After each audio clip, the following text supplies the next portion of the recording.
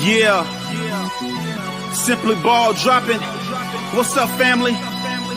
K-Sap, we up! Ain't no stopping. I'm simply ball dropping like it's New Year's Eve, making you haters believe I'm the MVP. Ask Mr. V and R&B, they do all sports, whether it's on the field or the court, from the arena to the ring. What? You wanna swing? I rope a dope like the one on this boxing thing. That's a punchline. I'm the greatest of all time. Got something on your mind? Hit us up on the line. For that round table talk, ask B Hunt and Sheena and K-Sap too. For their views on our dudes, Marriage Chronicles for you lovers. Oh, I'm married to the game. The championships, the only time I wanna ring. K-Sap, the man behind the mic, check 1, 2. It ain't a rap until I say it's a rap. Just fall through, pull up, the hottest pod smoking. Yeah, I got you open. This freestyle brought to you by James Ford. Pay promotion, yeah. Simply ball dropping. You know what time it is. Pull up, chop it up with your family, man. K-Sap, what up?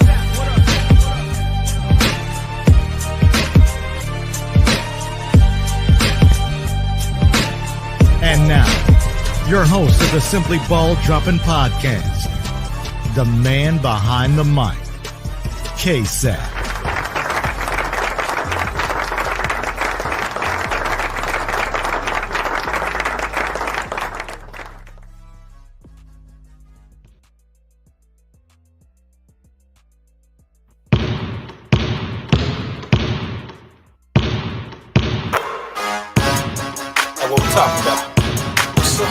What's up, K-Sap? Yeah. James Ford, that's me. Let me talk to him. Let's get it. I'm simply ball dropping. Simply ball dropping. Okay. Chopping up these topics, man. I'm simply ball dropping. Coast to coast, making moves, ain't stopping. Nah. Driving coast to coast, making moves, ain't stopping. Nah. Hey, let me put you on game. These other podcasts out here talking that shit, but ain't repping the same. From politics to topics, tune in, you gotta watch this. Exclusive material for your radio, stereo, bumping high definition. Stop what you doing and listen. We smashing all competition. It's crazy. Somebody pass me a mic, man. I got something to say. I'm simply ball dropping. Simply ball dropping. Okay. Chopping up these topics, man. I'm simply ball dropping. Driving coast to coast, making moves, ain't stopping. Nah, simply ball dropping. Simply ball dropping. Chopping up these topics, man. I'm simply ball dropping.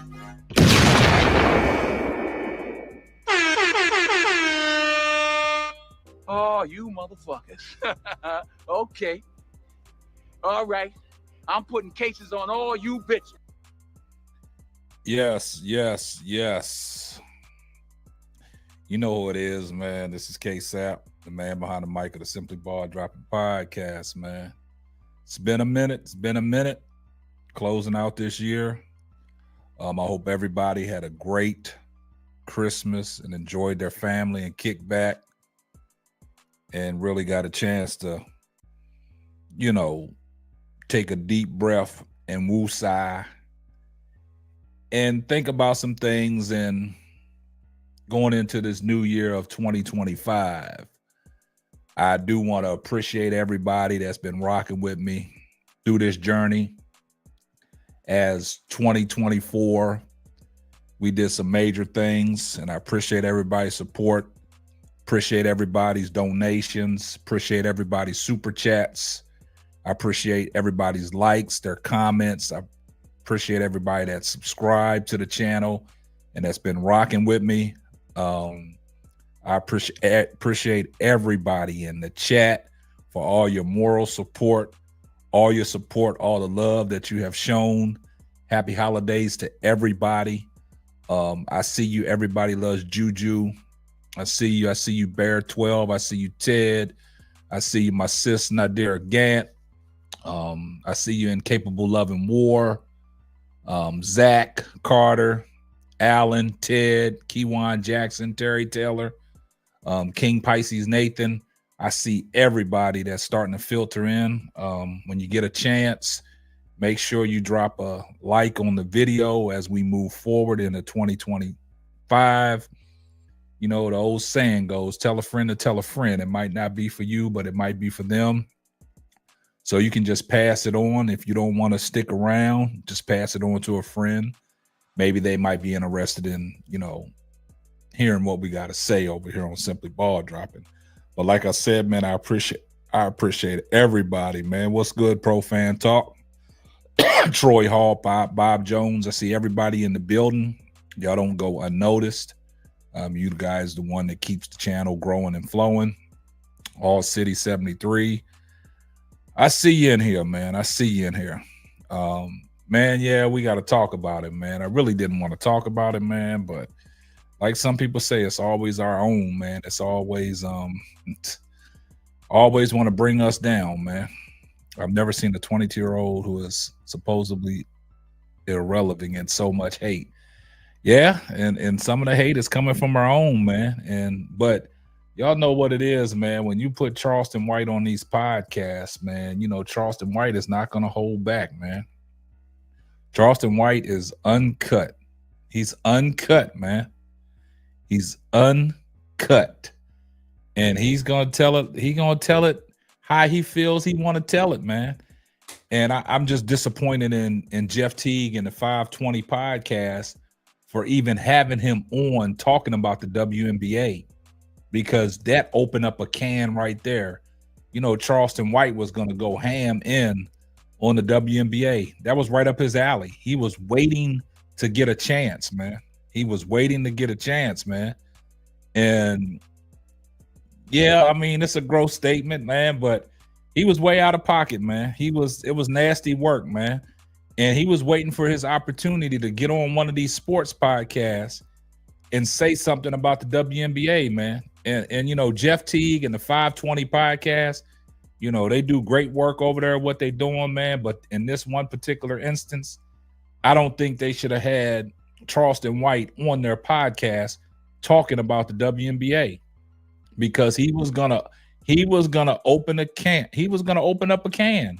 And that's what we seen, the remarks that Charleston White said last year about Deion Sanders, talking about, F Deion Sanders. He don't care, some of the, crazy things he said about Deion Sanders, some of the crazy things he's talking about, putting a bounty out on Shador and Shiloh.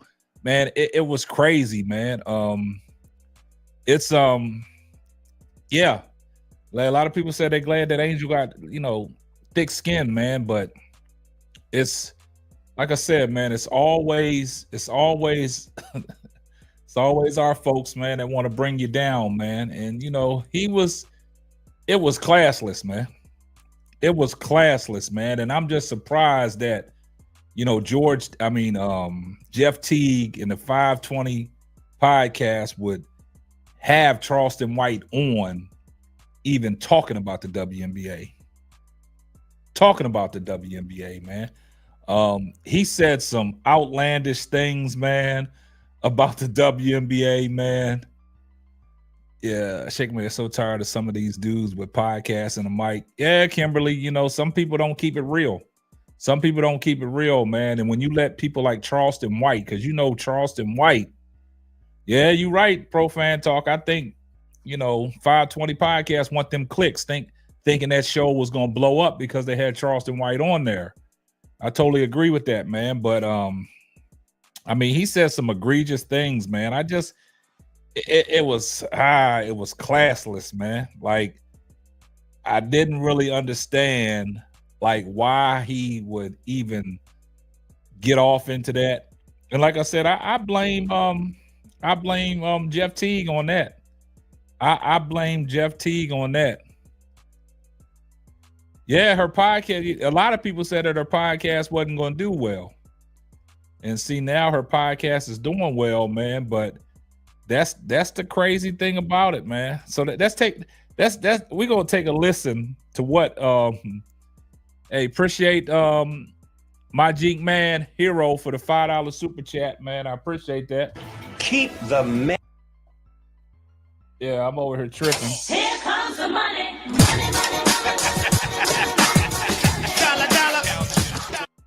He said, on the real, they're not our own. Remember this key. All skin folk ain't kinfolk. I totally agree with that. Man. Appreciate the $5 super chat. I really do. But let's take a listen to what Charleston White had to say. Get stupid I between think the better Angel player. Reese want to sell pussy. Yeah, I think Angel Reese really don't want to play basketball. I think she want to sell pussy. Nah, She trying to look, Chuck. She coming out too sexual. Dub, no, I ain't gonna let you do that one. You ready? She's trying to. I'm trying to have us at the WNBA All-Star. Okay, I'm sorry. No, that's your take. Now, BA don't never defend the WNBA, so for him to do this, I love this. I think she's just trying to make sure she don't look like a dude. Like she's trying to keep it like She's trying to brand outside of basketball. Yeah, like I'm a woman. I like men. She tapping into that whole side. It's terrible, She tapping into that whole side of it. No, she not. It's so many. It's a WNBA player that look like me and you. So she's trying to make it seem more like girly. Yeah, she's trying to make it more like you can still be attracted to. You ain't got to be left-handed to play the W. Basically, what you're saying. It's a Charleston White and the BHN on the FIFA right there. Woo, She's trying to switch the narrative, bro. And you see, the crazy thing about it is, man, them guys laughing, man. You know, that wasn't a laughing matter, man. Like having Charleston White on your sports podcast talking to WNBA, you know it was going to go left. Because some of the things he said in the past about Angel Reese and some of the girls, we knew it was going to go. We knew it was going to go left, man. We knew it was going to go left, man. Let's continue. I'll take that, D. And they dress like yes. this. I'll take that. But I still think she need to do OnlyFans, like Shaq said. She just dunking her panties. Shaq told her that. Shaq told her she needed to go dunking her panties. I'm with Shaq Shaq. didn't say that. He was out of Shaq pocket. is wild He for didn't saying say that. y'all stop. I'm with you, Shaq. I'm with you. Some lace panties. Not no boy shorts. I'm with you, Shaq. Charleston said, not the boy short? Nah, dunking some panties with no bra on. Watch what them numbers do. That's how you Terrible. sell tickets. Nah, we don't need that. That's why we got Caitlin. Caitlin keeping it cool. Yeah, Kayla keeping You it know cool. what I mean? Yeah. It's girls that look like Caitlin that are straight. She's trying to say, hey, I have a man.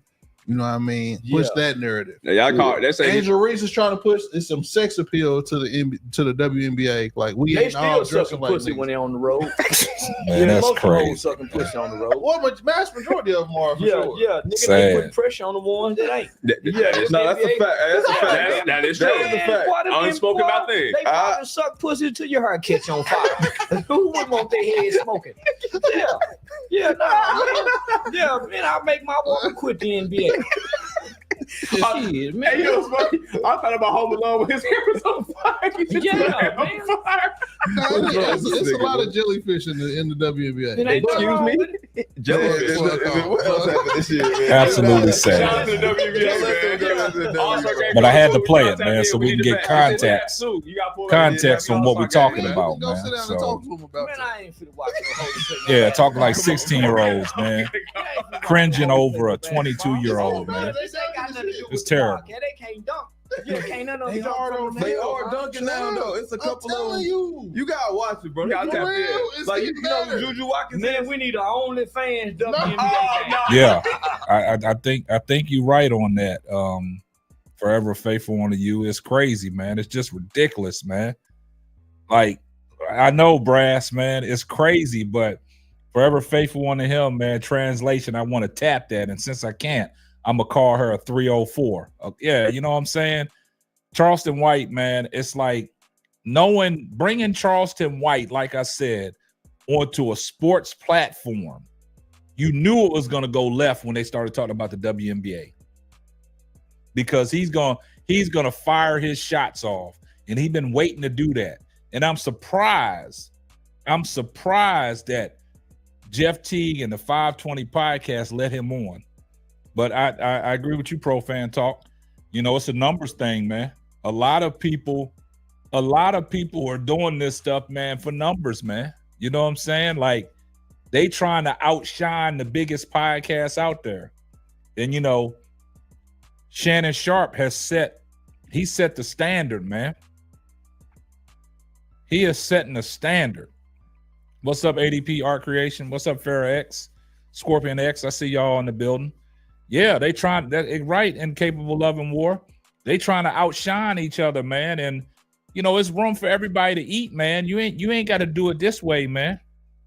You know, I know it's all about the clicks and stuff like that, and people want to get the clicks. That's why I don't entertain some of these channels that just constantly hate on LeBron James, man, to drive their revenue, man. I can't participate in that, man. What's up, Keystone Cowboy?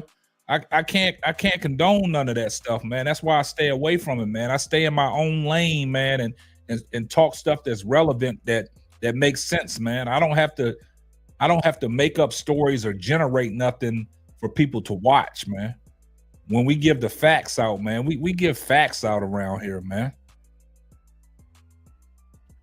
They counted on it going left. Jeff T will get a lot of heat. Yeah, I think he will, man. I think he will, man. And it's sad, man, because, you know, their podcast is pretty interesting, man. But this one right here, it's always that one, man, that'll get a lot of flack. And I think this is the one. Yeah, man. Like some of these YouTube content creators, man, they desperate, man. They desperate. And like I said, man, I ain't been on over the holidays, man. You know what I'm saying? This is stuff that I do, you know, for my fans, you know what I'm saying? For the people that support me, you know what I'm saying? I don't have to come on here every day and make up stuff, man, just for y'all to be here listening, man. You know, we talk about the facts, man. And it's sad that, you know, you got these people out here, man, glossing over a 22-year-old. Everything that she does.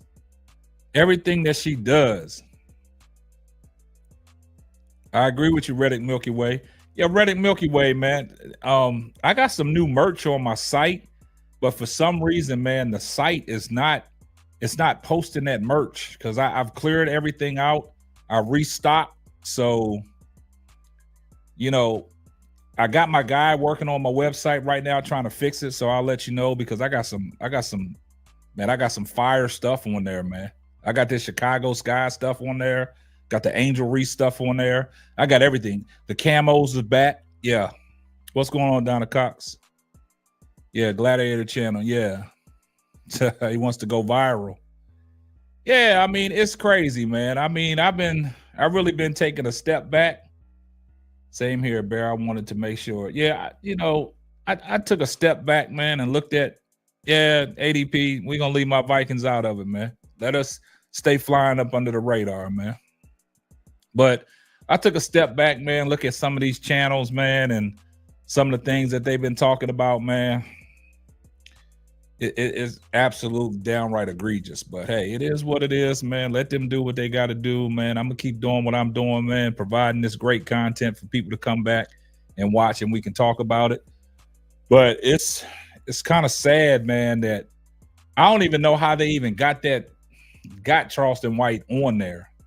Like like Charleston White, I know they had to pay him to get him up on that podcast. I know he just didn't come in there and, you know, get on that podcast for free and thinking that, you know, they was going to get something out of it, man, for it to go viral.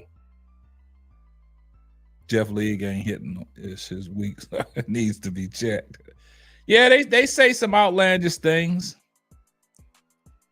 They say some outlandish things, but Reddit Milky Way, we're gonna have that fixed, man. By the first of the year, man, we're gonna have that fixed, man. I got some fire stuff up on there, man. I restocked. I got some fire things on there that you're gonna like. Yeah, what's up, Tony G? But it's crazy that you know, a lot of these people, like, because I think when Beyonce performed in Houston, it was $20 million for her to perform at the halftime show on Christmas. Yeah. Yeah, so like, yeah, man, I don't know what they be doing, man. They be crashing out, man. They be crashing out over man. Like, let Angel Reese live, man. You know, when she first started that podcast, a lot of people said, hey, you know, that podcast ain't gonna be successful. But now that she's hitting on all cylinders, she's firing on all cylinders, a lot of people are just trying to bring her down. But somebody said in the chat earlier, I'm just glad she got thick skin, man. Yeah, I'm just glad she got thick skin. I see you, Lakeisha. I see you, Sister Noble. Yeah. Charleston had honey on his chest for Caitlin. I'm confused on why we keep watching these men. I mean, I didn't watch it. I mean, I the clip was sent to me. My supporters and my subscribers, man, they send me information, man, and I'll take a look at it and see if I want to talk about it. But I had to address this, man, because Charleston White is not one of my favorites because of things that he has said in the past, even on Twitter. Even like I said, for people that are just coming in here now, the things that he said about Deion Sanders in the past, putting a bounty on his kids, man, like, yeah. Oh, I know Reddick. I know Reddick. I'm just saying, like, I didn't watch the podcast. It was sent to me, so I just wanted to talk about it. Yeah. So, yeah, man, and yeah, and Bay had 27 million. Yeah. So, man, it's crazy, man. But I'm gonna go ahead and open up the floor, man, for anybody that wants to come up on the panel, and we can talk about it. I'll go ahead and put the link in the chat, man. I just wanted to come back on, man, because like I said, this is all, yeah, it's all on Jeff Teague, man. It's all on Jeff Teague, man. I just wanted to come, before the year ends out, man, because 2025, man, I'm telling you, 2025, man, we taking it up a notch. We taking it up a notch in 2025. All right, I got Coach Marcus, man. Let me go and bring Coach Marcus on up in here, man. What's going on, man? What's up, man? How you feeling, man? It's all good, man. I hope you had a good holiday, bro. Man, just kicking it, man, with the family, man, and just hanging out, man. That's all, man. I took your advice. I took your advice. On what? Got me some new audio equipment. Got the Shure Wnba 7 Plus. I didn't go cheap. Now you sound good. Yeah, man. You sound good. Yeah, but I had to go watch that article, watch that podcast, and luckily I watched it on somebody else's, so I didn't give Jeff Teague no credit. Now somebody sent it to me. I saw the clip. I didn't see it. Yeah, but it was out of bounds, man, and they know what they're getting when they got Charleston White. To your point about them probably paying for him, but even if they didn't, they knew exactly what they was going to get. They know exactly what type of traffic they're going to get from this, and then and just the landscape that it exists now. Even when you get bad publicity, even when you catch heat, and they're gonna catch heat for this, it's still traffic to the site. Yeah. So it doesn't distinguish between good and bad. They gonna get all that traffic, and this will probably go viral. And you know what's crazy about that? I'm surprised that ain't they backed by the Volume podcast? I think so. Or ain't they on the Volume network, man? I'm surprised that the Volume would even let something like, you know what I'm saying, because of the, all the stuff that he was saying. I'm surprised they let that one go through. Yeah, because it was very much they hit all the isms. Yeah, that's what I'm saying. You know what I mean? All the isms, homophobic, all of that type of stuff, man. That's what I'm saying. He punched all the buttons. Nothing was bleeped out.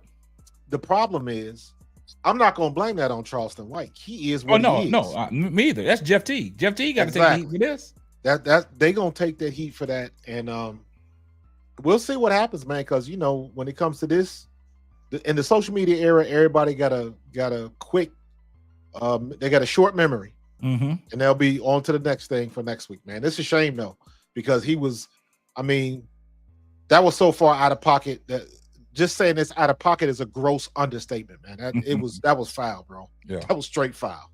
And you know how YouTube is, man. Like I don't know how they let that go through without bleeping that stuff up, because when you do your uploads like that, it always talk about the profanity and all that stuff like that. I don't understand how certain channels get away with certain things, man.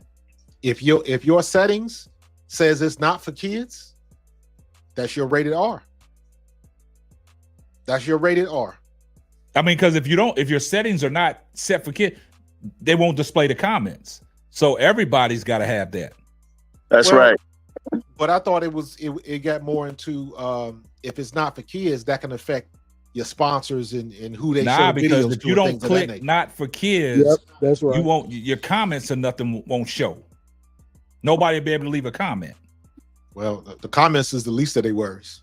Yeah, that's what I'm saying. But for that to go through the way it did without, hey, it is what that's that. Like I said, that's on Jeff Teague. Hey, Brass, man, I got you in here, man. What's going on, Brass?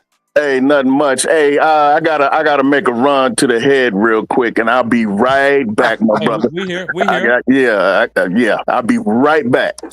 Yeah, we here. Hey, shout out to Aisha, man, for the 99-cent super sticker, man. I appreciate you. Here comes the money.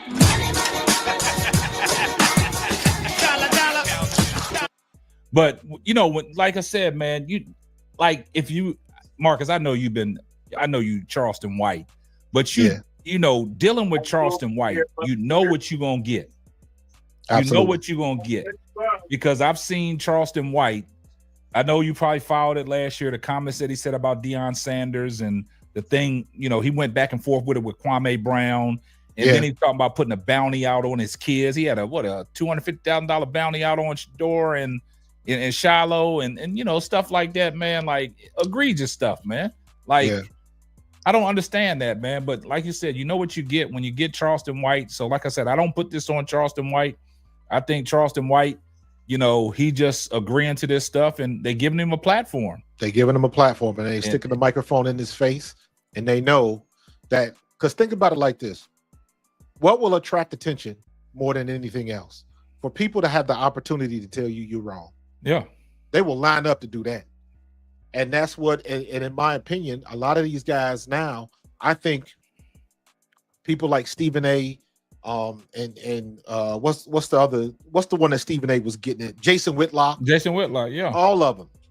I think they go the inflammatory route on purpose because they know the feedback it's going to get.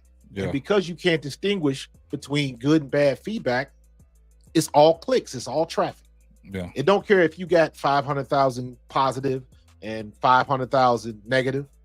You got 1 million views on your channel, and that's all that matters, because YouTube gonna still cut the check. Yep. So, and that's the sad part about it, man, because over this holiday, man, been chilling with the family, man, making sure mother-in-law was straight and everything like that. And just sitting back, reflecting, just looking at YouTube as a whole.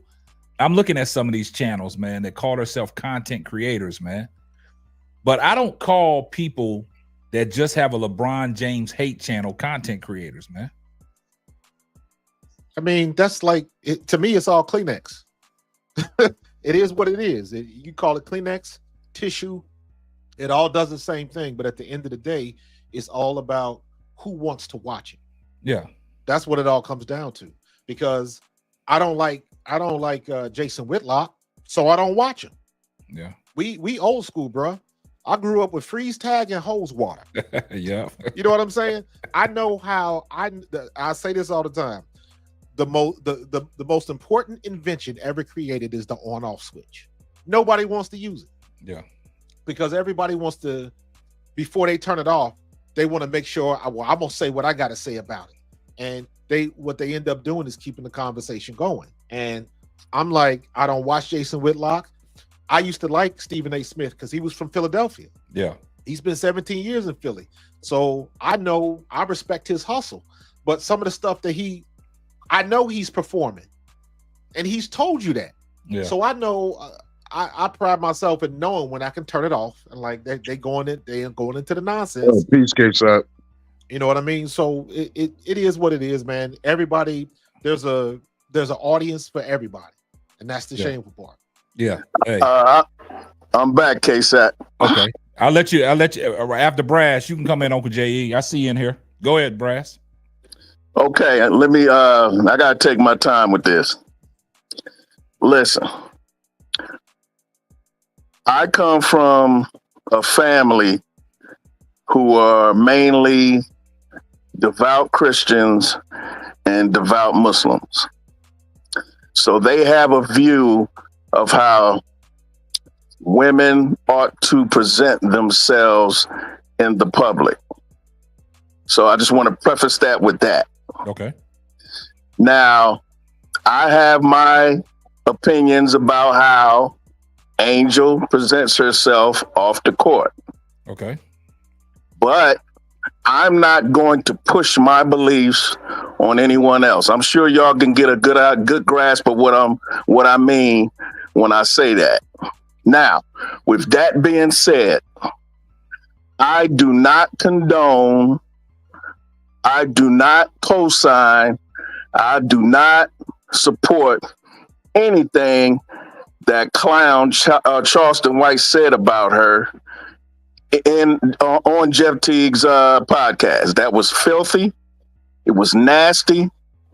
It was low rank, and beneath the dignity of any human being to even laugh at that ignorant crap that he was saying on Jeff Teague's show. And Jeff Teague, he's always been a clown. He's always been a clown N-word to me. Because I know him, because I'm a Laker fan. He was with my Lakers. I know how much of a clown he is. You got to be a clown to bring that dude onto your show to talk like that to our sister. I love Angel Reese, and you know I do, K-Sat. Yeah.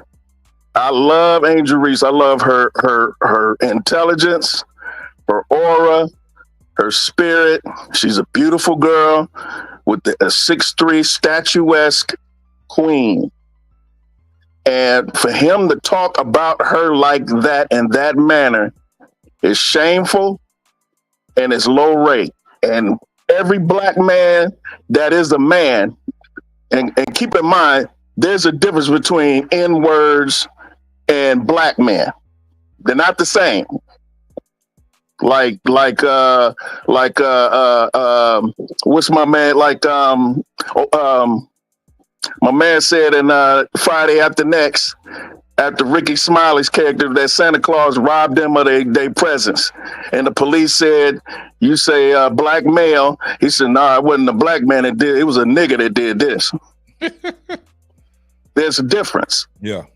And Charleston White is that N-word. And I don't condone anything he said. I have my issues, but with Angel, but I keep that to myself. I like the gods in the earth saying the 5%ers, we settle on the best part of the earth. I settle on the best part of Angel Reese. What's the best part of Angel Reese?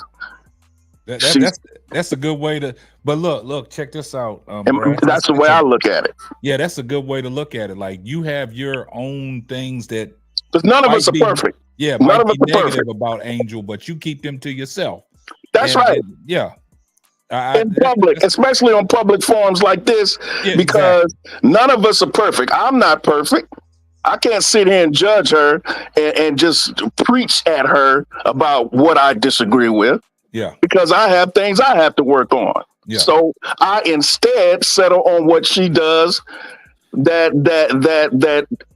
our little girls should look up to: her work ethic, her talent, her intelligence, the way she presents herself as a woman. Yeah. You know what I'm saying? Got you. Those are the things I'd rather settle and talk about than the other stuff. And this dude, he's not even really discussing what anything constructive about Angel, because it's all filth. Yeah. And indecency. Yep, got you, man. That's a good take, man. Let me get Uncle J.E. in here. Uncle J.E., I know you got some things to say. What's going on, Uncle J? I appreciate you having me on the panel, K-Sap. Hey, niece and nephews, how are you? Yo. What's going on, Jay?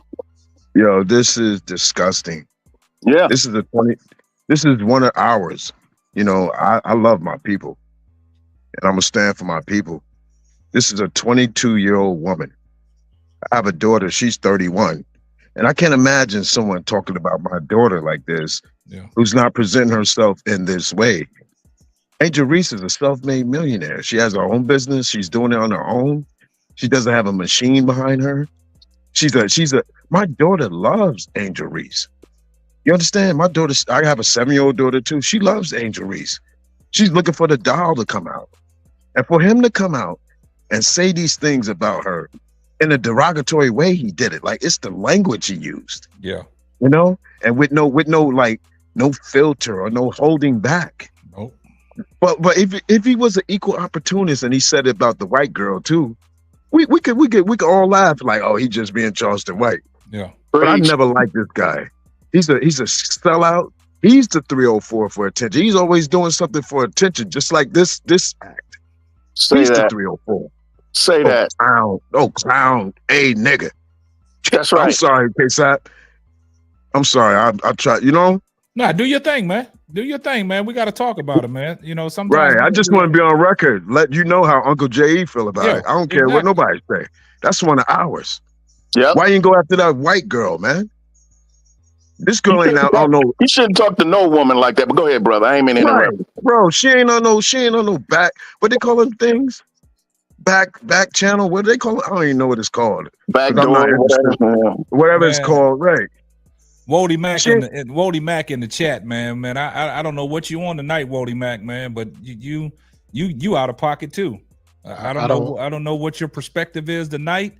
I don't know what you on. I don't know what you've been drinking, but I don't know if somebody hacked your account. But it sounds like you in here trolling, man. And I don't know if this is you.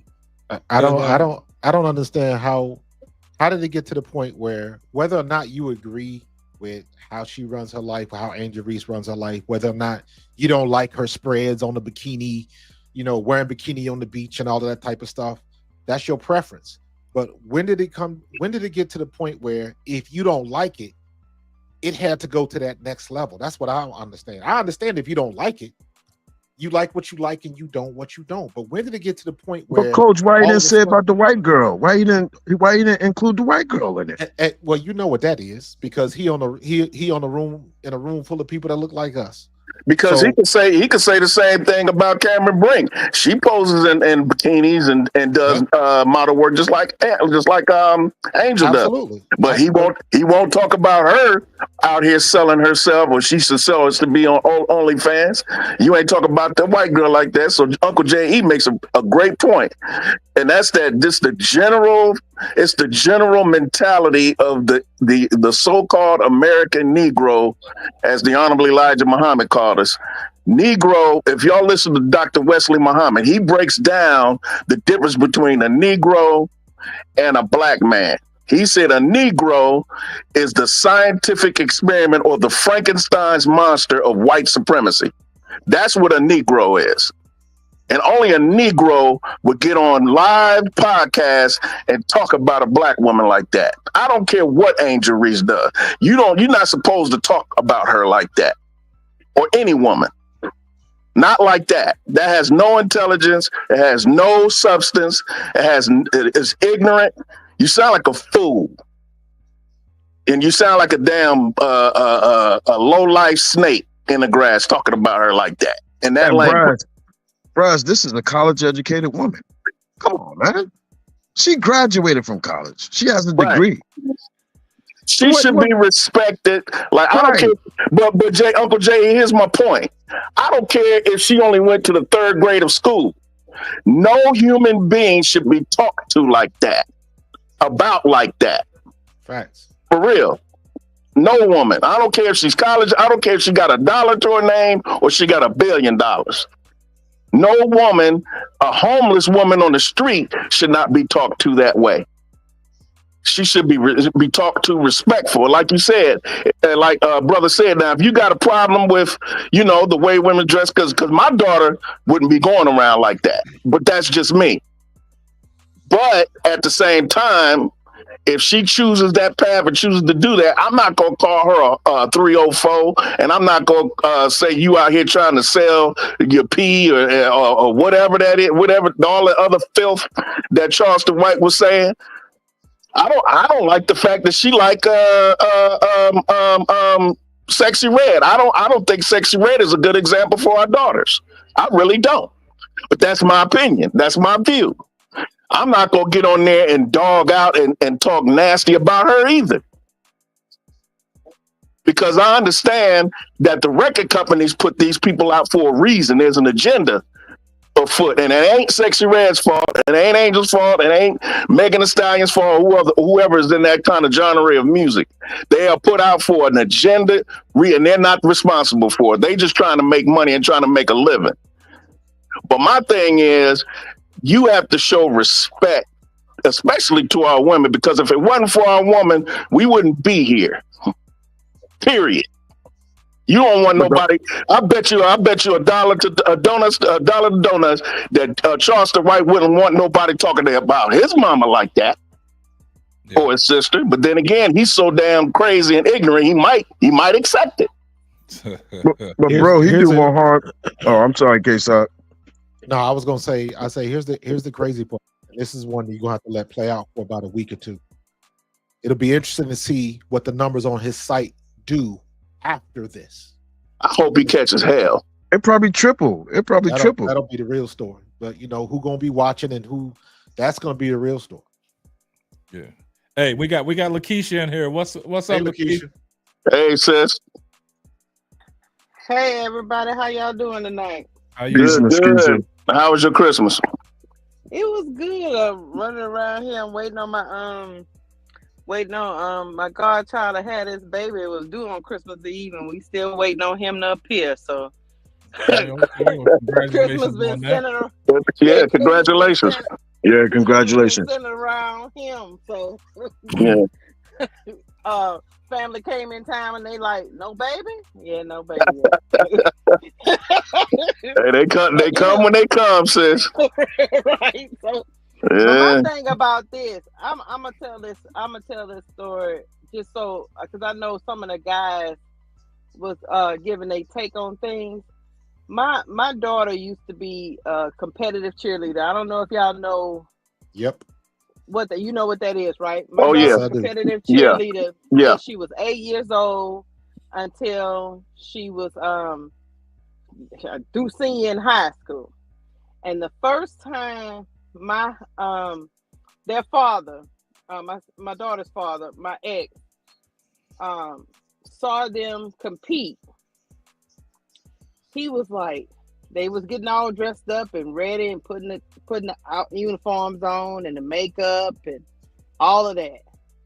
And he was like, why they gotta do all that? I said, babe, it's for stage presence. It's for what they do. It brings the illusion of everything. Nobody wants to see bare face girls running around, even though they are very athletic. They doing tricks that other people can't do. But for some reason, people want to see women and girls dressed up. They don't want to see them looking like boys. It's called stage presence. And he said, I still have a problem with my little girl with makeup on at 12. So I get where you're coming from.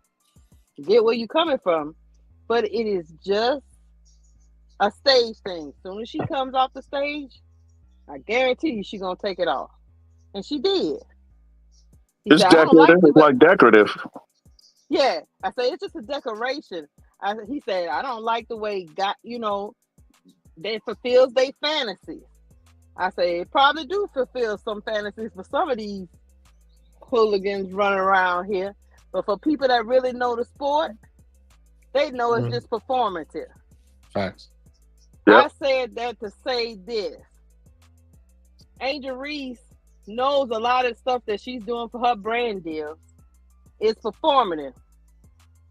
When she goes home at night, she's just Angel. Anybody in entertainment knows this.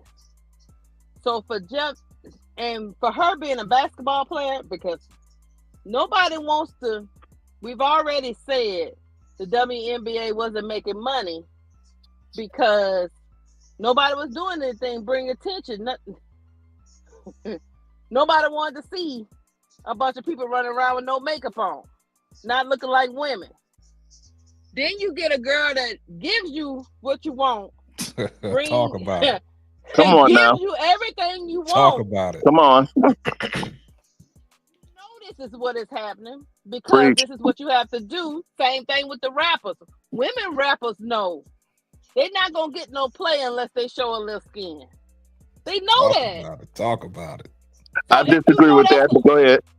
No, and to me, if you can rap, you can rap. I'm with you. Because Queen Latifah and Light and them didn't have to do that back then. But go ahead.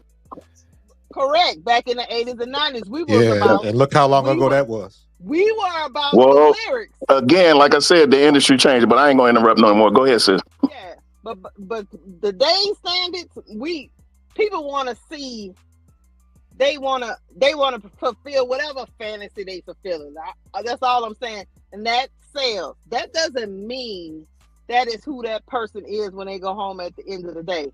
I said all that to say, if you have a person that is doing like my daughter, because my daughter took that and ended up with a scholarship that took her through her college years. Started a new sport, acrobatic and tumbling. That's what she did. Graduated college. Now she's going for a master's to be she's a social worker at the school. Excellent.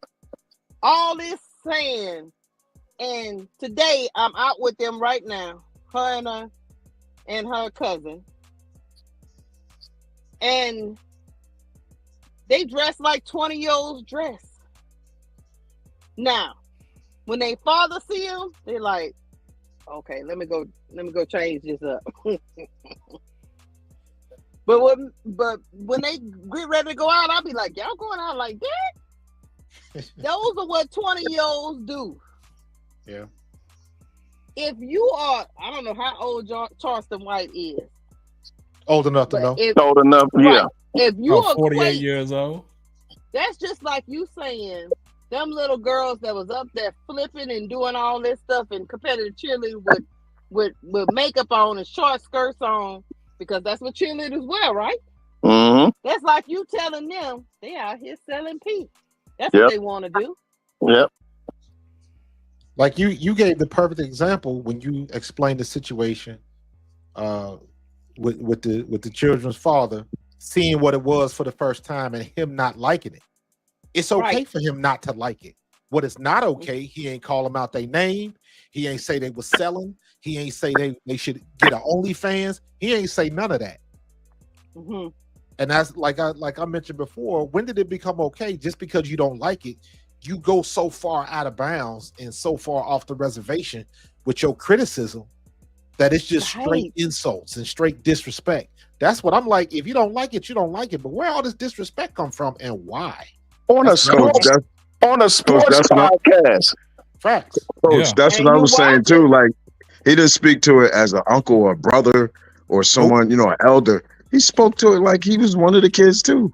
Yeah. Like, he didn't even use no discernment, no wisdom in the situation. He spoke straight foolishness. It was almost like, and I'm gonna tell you now, because sometimes I get conspiracy theories, but I reel myself back in. It was almost like he knew where he was gonna go with it. He wanted to make a viral clip so it can go viral. Oh, no question. And Jeff Teague knew that was going to happen. Now, he might have didn't know it was going to be as vulgar, because you can hear the other guy talking about, I can't let you do that. I can't let you do that. I don't know about that. They knew what they was getting into. People know Charleston White, because I'm sure there are producers on his podcast who do research, and they know all about Charleston White and what he does and what his niche is and what his routine, or whatever you want to call it, his steez. They know his steez. They know what he is. They know what he's about. They walk in with their eyes open. But guess what? She was on that list of most. What was that list? That list where the most marketable. Most marketable. No, talking about the list about the influential athlete-led podcast, the top ones of 2024. And guess what? Jeff Teague wasn't on there. So is it a little hate? Well, see, the thing about it is, I think he's trying to get views, like he's trying to do a Shannon Sharp. Yeah. When he blew, he went viral when he put Cat Williams on there. That blew him up. But Charleston White ain't Cat Williams. Yeah. The difference between Cub Shay Shay and him is Cat Williams was really talking about his own real experiences. Yeah. This was a straight go after one person to try to denigrate them things. It's almost like they were trying to bring her down because she has went past them. They are not as successful as her, is what I'm saying. Right. In this podcast space. And see, a lot of people didn't think that podcast was going to make it. Right. Whether you watch it or not, there are people watching it more than they watching Jeff Teague. I don't like Jeff Teague. I never did. Like I said, he's a clown. I never liked it. When he was with my Lakers, I never liked him because I thought he was a clown. When he was riding around with Iggy Azalea, you know, and trying to be the man or what have you, I was like, you a whole Nick Young, bro. That's Nick Young. That ain't Jeff Teague. That's Nick Young. Yeah, that was Nick Young. Yeah. Oh, not Nick Young. Yeah, my bad. My bad. I'm getting it too. He played for the Hawks. For the Hawks, right. There you go. I'm getting the two mixed up, but yeah. But Charles White is just mad about, because he know Angel Reese would never look at him twice. So he had a bone to pick too. He one of them people that he's already known to say outrageous stuff. So when he says it, nobody's gonna care. But you gotta want to use that momentum. Yeah, you leave. In my opinion, leave Charleston White on the side. Everybody know what he is. Yeah. I mean, when you have a sports podcast, why would you bring him on there talking about the WNBA? I would say this though, because we are saying sports. Just don't mind me too much that I'm interjecting, just thinking about how podcasts generally are today. Shannon Sharp is a ex-football player, but his podcast or his show, what's that, Club Shay Shay, really got nothing to do with sports, but he brings sports figures on there. I don't know really what Jeff Teague's podcast is about. It's about sports. It ain't nothing. It's all about sports. A group of guys that grew up together in Indiana. And there's a way to talk about sports in the pop culture. There's a way to talk about sports in the pop culture lens too. Because like you talk about like right now, I'm seeing people reporting on what Dejanay Carrington, that incident she had with an Uber driver, right? We're not talking again in the pop culture sense. We're not going to switch the subject. We're not going to switch the subject. And please, by all means, I don't want y'all to get too sidetracked. What I'm saying, I'm using it as a reference. Don't try to cut me off at the knees because you ain't feeling my point. Use the just like keeping it at Charleston. Yes, and we can do two things at once, and we keeping it on Charleston. But I felt kind of vindictive for you to try to cut me off at the knee because I'm bringing up a point, my brother, that was just an ancillary point. Sticking with Charleston again with what he said, I felt it was what you were saying, what I was saying to the chat. Yes, it was disrespectful. It was a slight, this, that, and the third. But when you saw I made that comment about we loved Eddie in the 80s, so on and so forth, it seems like a lot of comedians, and Charleston, not putting him in the comedian boat, but a lot of comedians, so on and so forth, we laugh at the joke when they be making jokes about whatever culture, race, creed, whatever this, that, and the third. A comedian thing. Okay. Yeah, even a comedian, and he was trying to be funny, and it was still disrespectful regardless. However he put it, it still was disrespectful. Yeah, that wasn't the first time. But I saw people putting it in the lens like about he hating that woman. That's what my thing. I was watching what Showtime reported. I watched what Showtime reported on his video, and he said like it's like some hate type stuff. And I'm like, I don't see that as hate. I see it like when I put that comment, I think a lot of people overlooked it. I see it in the same vein like a lot of people on a lot of these podcasts when they mention Angel, even like Brass Tacks did up here. You probably forget when he was like, she's a beautiful girl. She was talking about all her accolades, this and the third, self-made, this and the third. And he mentioned beautiful, no matter what. And that's what goes back to the point I'm making right here. Somehow, some way, her looks, which I feel like is inconsequential to her game, but somehow men, when it comes to her, they like her because of how she looked, and they somehow bring it up. And what Charleston did is, again, go in reference to her looks. We're disrespectful or not. Yes, in a very disrespectful manner. But just like most of these men, you listen to these men talk, you hear the word beautiful or something come out their mouth, referencing this young lady. And it just is what it is. He says she's selling pee. That's not. I'm not referencing what he said. I'm saying in my own point that I'm making. I say it again.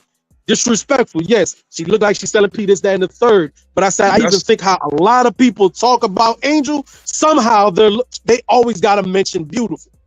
And whether the point is falling on some people on deaf ears when I said, I find it inconsequential how she looked to how she played ball. But even like I said again, I mentioned what Brass Tech said, and no shot to Brass Tech. I'm just saying, I was listening, I was like, even him in referencing all her accolades, her money she making, self-made businesswoman, he said, and a beautiful girl. Why? Yes, it's true, but it's y'all niggas, I'm sorry the N-word, y'all can't help it. Y'all gotta mention her looks. But it is what it is with men. Wody, y'all can't help it. I disagree with everything. Hold on, Keisha. Okay. I disagree with everything you said, Wody. And the reason why I disagree with that is because you made a reference to Charleston White being a comedian. He is not no damn comedian. Charleston White, when he speaks, Charleston White speaks how he feels. He don't speak it in the comedian way. He's not trying to make nobody laugh. Charleston White is being serious on what he said. For you to even correlate him to being a comedian, that's downright egregious itself right there. For you saying something like that, for you taking what Charleston White said and putting it in your own pot and try to cook it the way you want to cook it is downright awful, and it's a bad take. And sometimes your takes are bad. And right now, you have a bad take on this whole Charleston White, what he said about Angel Reese. We can agree to disagree. Your opinion is your opinion. Well, I did say if you did catch me. Hold on. I can't make you change your opinion, but me personally, I don't agree with nothing you said. And that's just a fact. It's still like nothing to do with I just wanted to be stated to be known again, even going back to this conversation. What the man said, what Charleston said, was completely out of line. Since you mentioned my name, let me respond before you go ahead. I'll let you go ahead. When I point out the beauty, of a particular woman, there's nothing wrong with that. That was actually complimentary. It's a compliment because if I talk about Hannah Hill Dalgo, I say the same thing. If I was talking about Asia Wilson, I'd say the same thing. If I was talking about Leah Boston, I would say the same thing. If I was talking about the sisters that run track, Sha'Carri, and all of them. Mm-hmm. Black women in general are the most beautiful women on the planet, period. Because light travels faster than sound. You're gonna see somebody way before you hear them. So how you appear will either, depending on what your mindset is or how you see things, you're gonna see what that person looks like. Then when they talk, you hear what they thinking. So just pointing out that Angel, and she's using her beauty to make money because she's a model. She walks the runway. Calling me beautiful and calling me a prostitute. Calling and saying I spell P are two different things. I said it in a respectful way. I didn't say she was a bad B. I didn't say she was a good-looking hoe. I didn't say that. I said she's a beautiful young woman who happens to be very talented at the game of basketball. Very talented. So, miss me with that. Everybody talks about looks.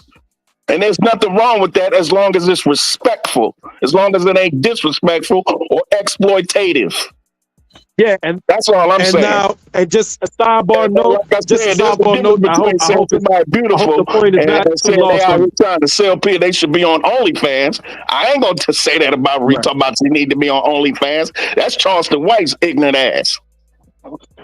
Yeah, it was an ignorant statement. It was distasteful, and not putting Charleston White in the comedian. I used references to comedians for the point that I'm making with I ain't never heard no comedian about people.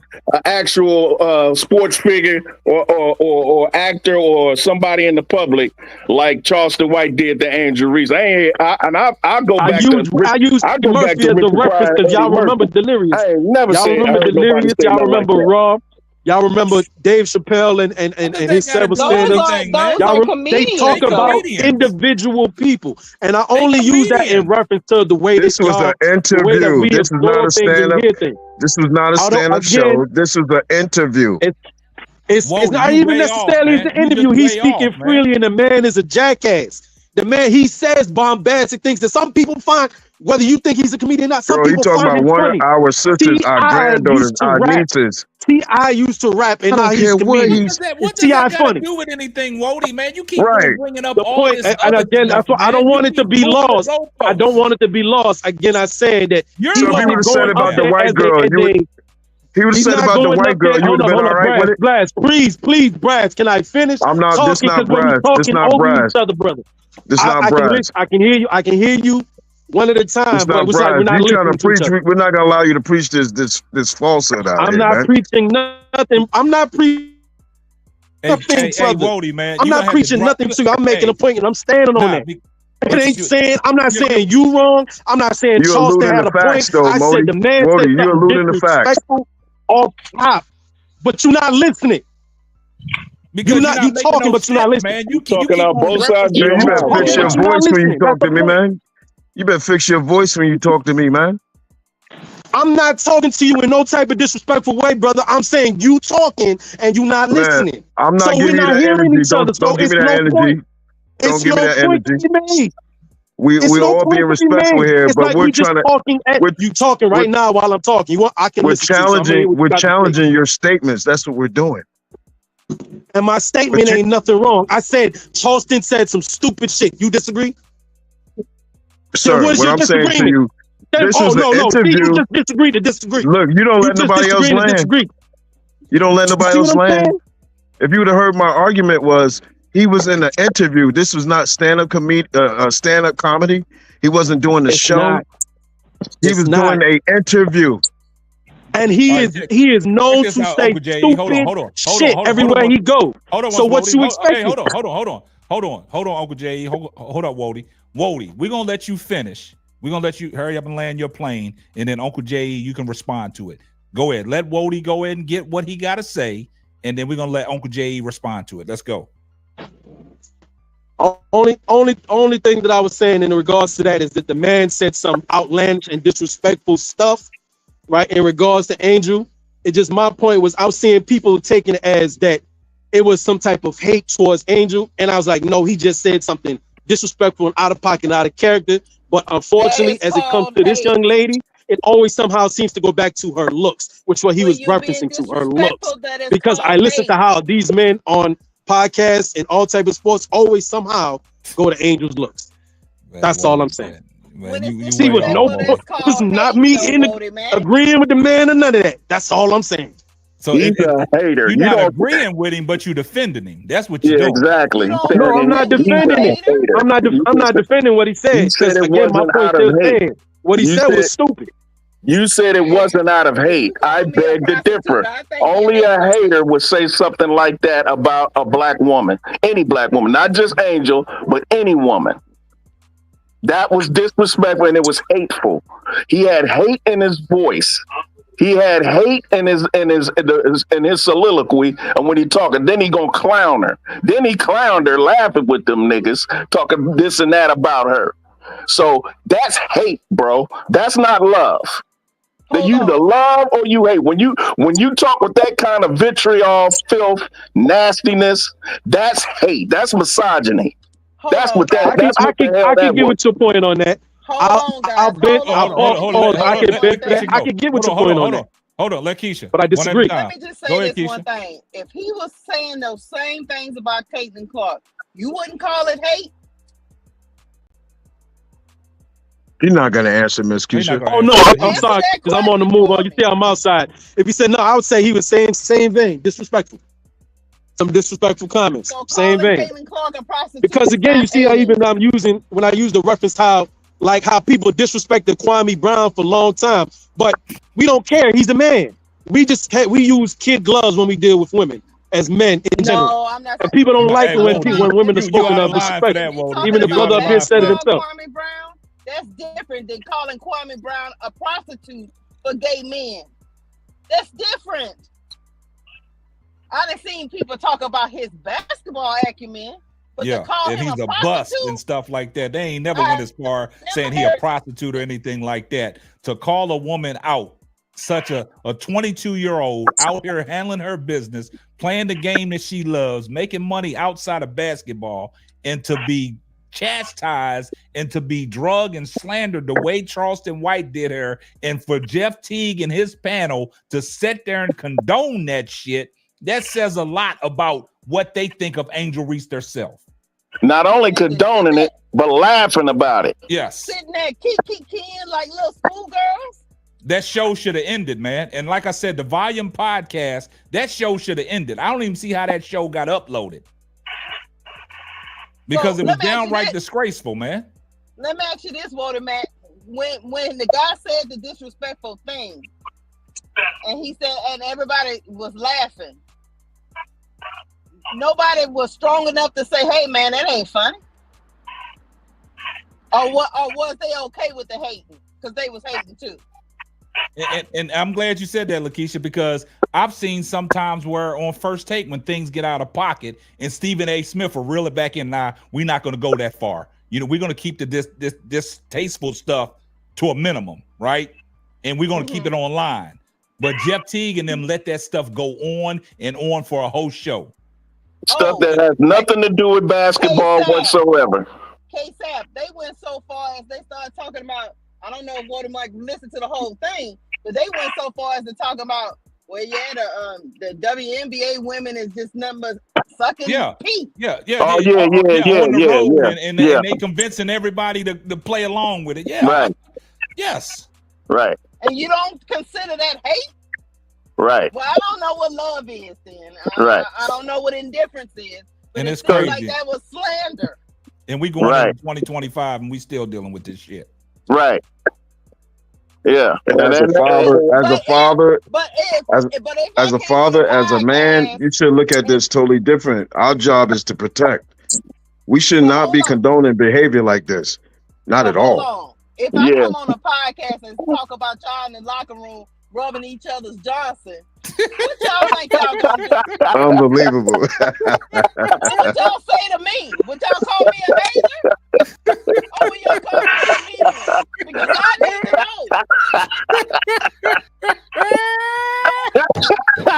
That's why I love it. That's why I love Lakeisha, boy. That's why I love Lakeisha. That's the way to get some funniness into it. That was pretty hilarious. That was funny. Right there. That was funny. I got to give you that. Funny. Yeah, and it's also true. Yeah. Because if you come out and tell my business like that, we got a problem. Yeah, now I would have laughed, Lakeisha. I'm gonna be real with you. If you got on there and start saying that, I would be in tears. Yeah, I'm sorry. I would. It's disrespectful, but it's funny as hell. AK Sap, hit that. Charleston White was not funny. That what now? Hit that confusion drop. Oh yeah, that's all they doing. Oh yeah, they only here to cause confusion. That was a lot of confusion. That's my point. Man. You would have known I was trying to be. You would have known I was trying to be funny. But y'all know what's funny though? White wasn't trying to be funny. You believe exactly what he said. Yeah, exactly. You know what's funny though? I'm gonna say this, man, because normally, when Wody Mac's up on the panel, we know what we're dealing with Wody Mac. He's a Caitlin Clark fan. He goes to defense of a lot of people, right?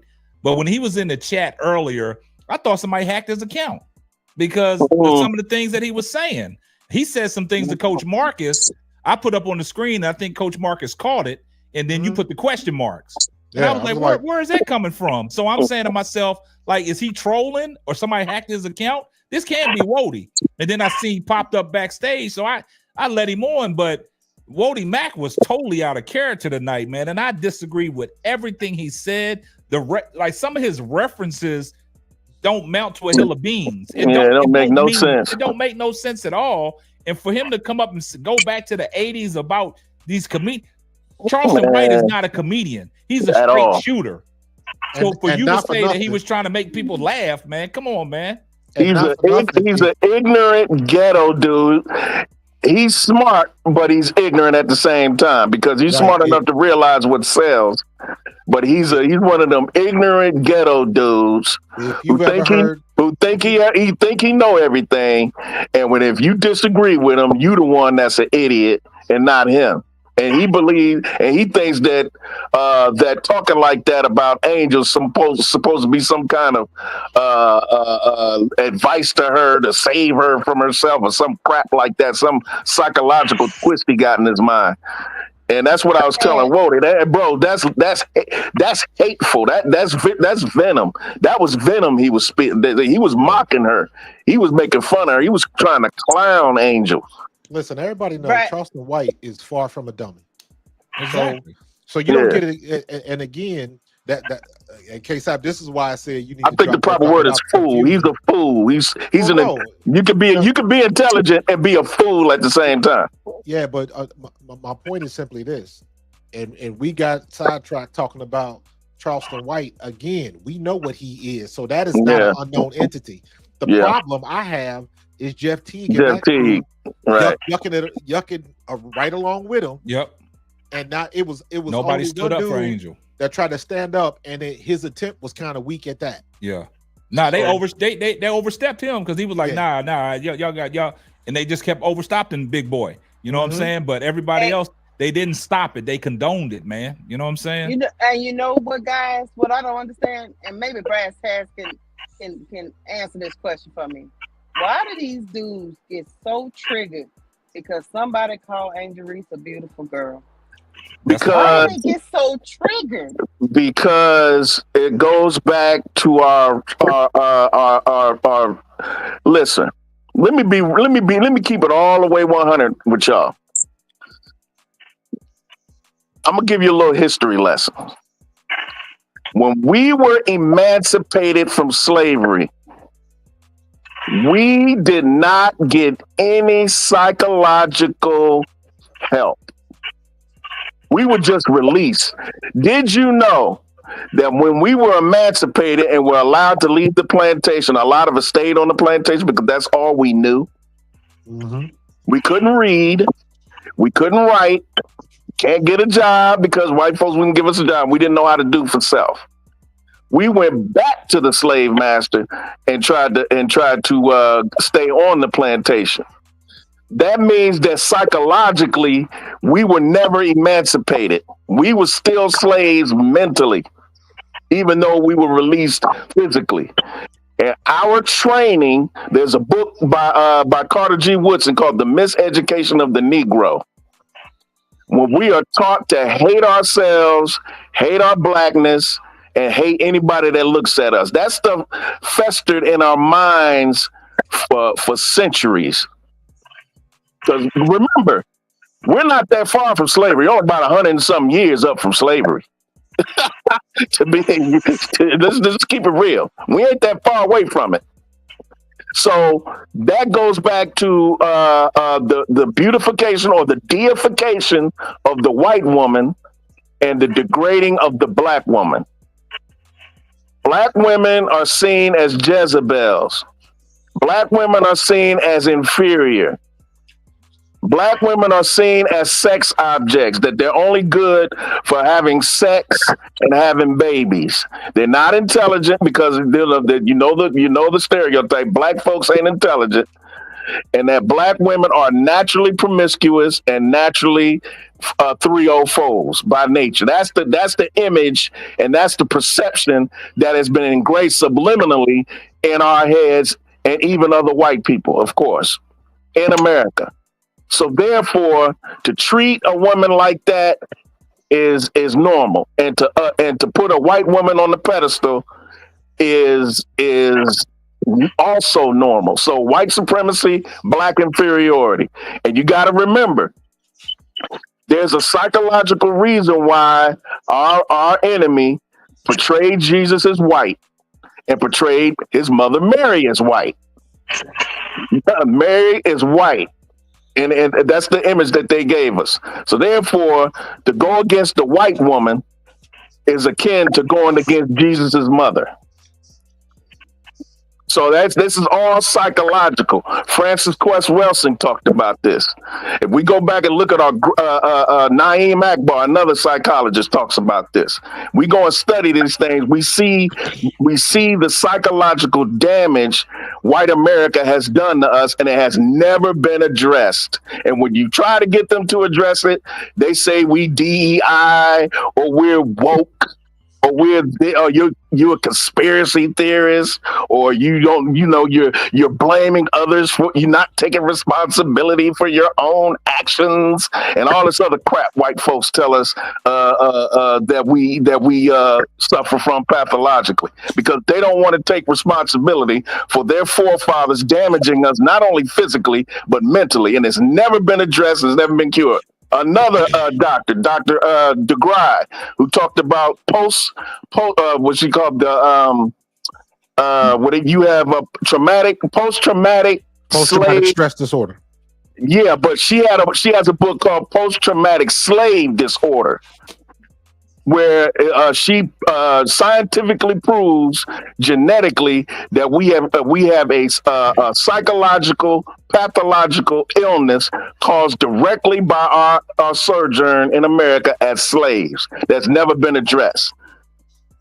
Her name is Dr. Joy DeGry, and she talks about that. So to answer your question, Keisha, that's the root of it. We got to get to the root of it. The root of it is of a black self-hatred and looking at white folks as God, because that's the bottom line of what this is. And it bleeds all out in these Negroes out here, like Charleston White and them. They don't see black women as queens who gave birth to god kings in Egypt, because ancient Egyptians are portrayed as white, which is a lie. All of our great black women in antiquity, a book called Black Women in Antiquity by Dr. Ivan Van Sertima, a former Rutgers professor, talked about the greatness of black women. They don't talk about that in school. You got to go and search that for yourself. So we don't see our sisters as great. We see them as lascivious, sex-crazed Jezebels. That's it. And unfortunately for us, and again, I'm not blaming these sisters, I blame the industry for portraying these and putting them out front. Our sisters like Sexy Red and all of them, they reinforce that stereotype, because that's what they want to portray to our girls, to be nothing but sex-crazed animals, just like they did the black man. Black men are looked at as black brutes who only care about sex. That's the way they portray us. And that psychological sickness, you can see it if you got an eye for it, you got an ear for it, you can hear it in the way some of these Negroes talk about people like Angel Reese and others. And the way some black women talk about black men in these podcasts, that we ain't no good. There's no good black men. All black men cheat. There ain't no good black man out here. All that stuff. That goes back. That's another manifestation of that psychological damage. So that's the root reason, sis, of why we are comfortable talking that kind of filth and trash about our woman, about Angel Reese and other women. Right. And I'm glad you broke that down, because as soon as I asked that question about Caitlin Clark, he got quiet. Like, if I because she's looked at as God. Yes. She's God. If anybody had said that about her, I mean, oh my God. Pat McAfee made a mistake and called her a B, not even in a mean way. Yeah. And he was about to get canceled. He was about to get canceled, yes. Yep. They said that he couldn't talk about Caitlin Clark no more on his channel. Exactly. What he said. He was about to get canceled. And he said, God said, I cannot speak about her no more. Exactly. And all he was really saying is that she's bad on the court. She a bad bitch on the court. That's what he was trying to say. He wasn't really trying to be mean. But even in a situation like that, to me, that's a situation where people get too comfortable. Mm-hmm. And you get, when you get comfortable, you get a tendency to say, think you can say anything you want. So yeah, you get to talking like you. You get to talking like you in the barbershop or in the locker room. Yeah, I agree. Exactly. I was just talking about his intent. I don't think he Coach, I get you. Yeah, Coach, look who came to her defense too. Her own people. They didn't allow it. They didn't allow him. He was one of their own. They didn't allow him to talk. Right, and we're not going to allow it. No, we're going to protect ours too. Come on, man. I don't understand that, man. We just it was so swift. Pat McAfee didn't know what to do with himself. He stopped talking about a period. It was so swift. Yeah, but even in that, sometimes I question that a little bit, because what do you think the next day after that event happened? Because I saw it when it happened. I watched the show. I saw it when it happened. What do you think happened the next day? Everybody was watching to see what he was going to say about it. Everybody was watching. His numbers went through the roof. I gotta apologize. I'm sorry if I'm jumping on somebody's toes. As you can see, I'm getting cut off. I'm outside. I'm out working. I'm out and about, and this part of Brooklyn is bad internet. I told you about that, Wody. Your connection bad when you're out and about, man. And if you're gonna speak, people want to hear you, but you keep going. You're going in and out, so your point is getting cut off. Where you at? That might have been why y'all didn't understand me, because my connection bad. Maybe that's why my point wasn't being made, and I was getting so frustrated because I feel like I'm talking as slowly and as clearly as I possibly can. But you don't hear it on our end. When you hear the playback, you'll see what I'm talking about. You going in and out. Okay. You ain't at Sheep's Head Bay. You ain't at Sheep's Head Bay or I'm on Flatbush. I'm on Flatbush. Oh, I'm on Flatbush by damn near by Hawthorne and Winthrop and Flatbush. See, that's what I'm saying. I don't know. You got them wireless earbuds on too, and I think that connection is kind of making your connection bad. I don't even have them with me right now. I wasn't planning on you because I'm raining right now and shit. You in and out real quick, and so I can dip and go on my merry way again. I put it in the chat, but what I was addressing when you said Coach Marcus, I wasn't talking about Coach Marcus in no type of way. No issue with what Coach Marcus was saying.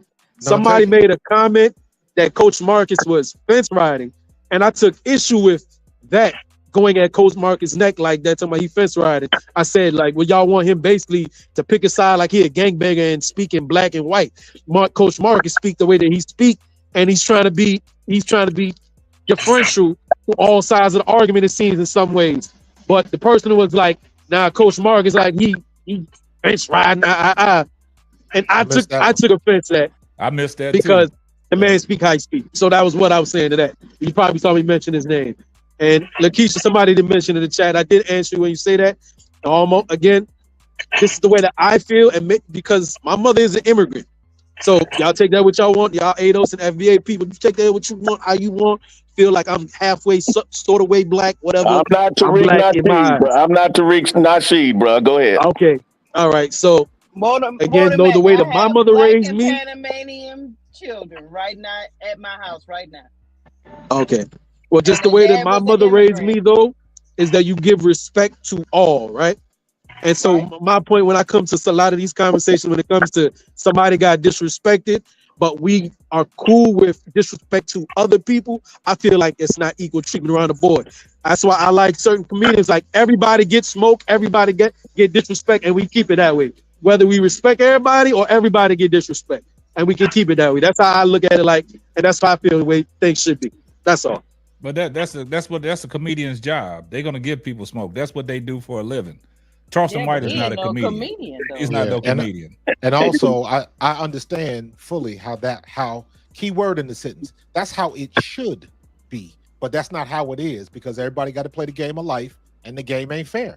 Yeah, it ain't. So it comes down to like that. And in this particular situation, again, you can disagree and you can not like what you don't like, and you can think Angel Reese dresses some kind of way.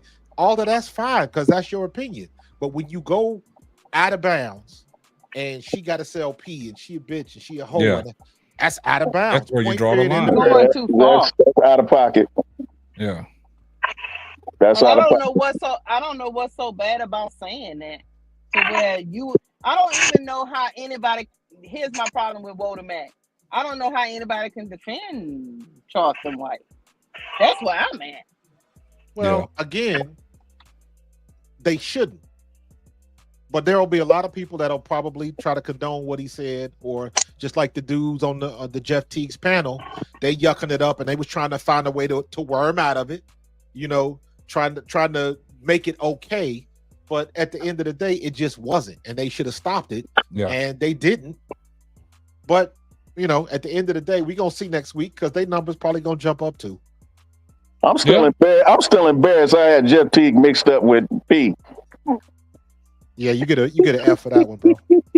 I'll take an L for that. I was gonna let you hang yourself. I'll take a big L for that. Now I know who Jeff Teague. Now I know who you're talking about. Jeff Teague is a quiet dude. I'm kind of surprised about that. I mean, I'm not surprised. He's from Indiana. All of them from Indiana. They grew up in Indiana. You know what I'm saying? And a bunch of brothers came buy together. your way. They buy your way, Bryce. Because that's about a 3-hour drive from me. Yeah, Jeff Teague funded that podcast for all his brothers. He's the money behind it. He's the guy that backed it. You know what I'm saying? He doesn't seem like the kind of dude with the character that would go for that stuff, though. I'm kind of surprised at that. I know when you on with the Volume podcast, man, and you're making some coins, right?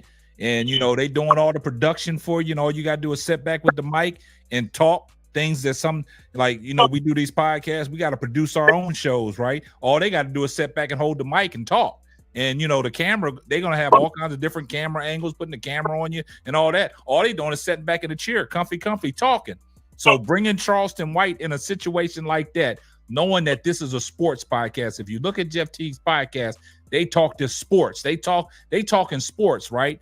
To bring Charleston White on there to talk about the WNBA, they knew what they was gonna get.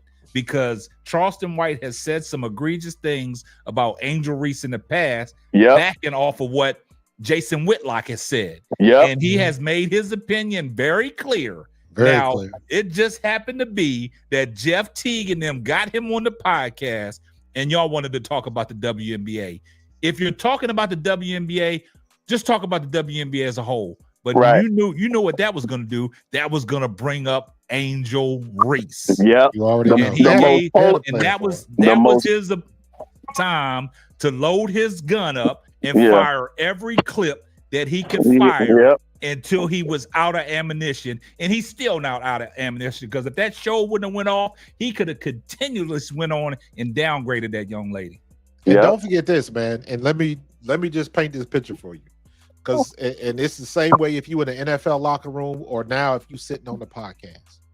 All you talking about is just an evolved level of peer pressure. That's it.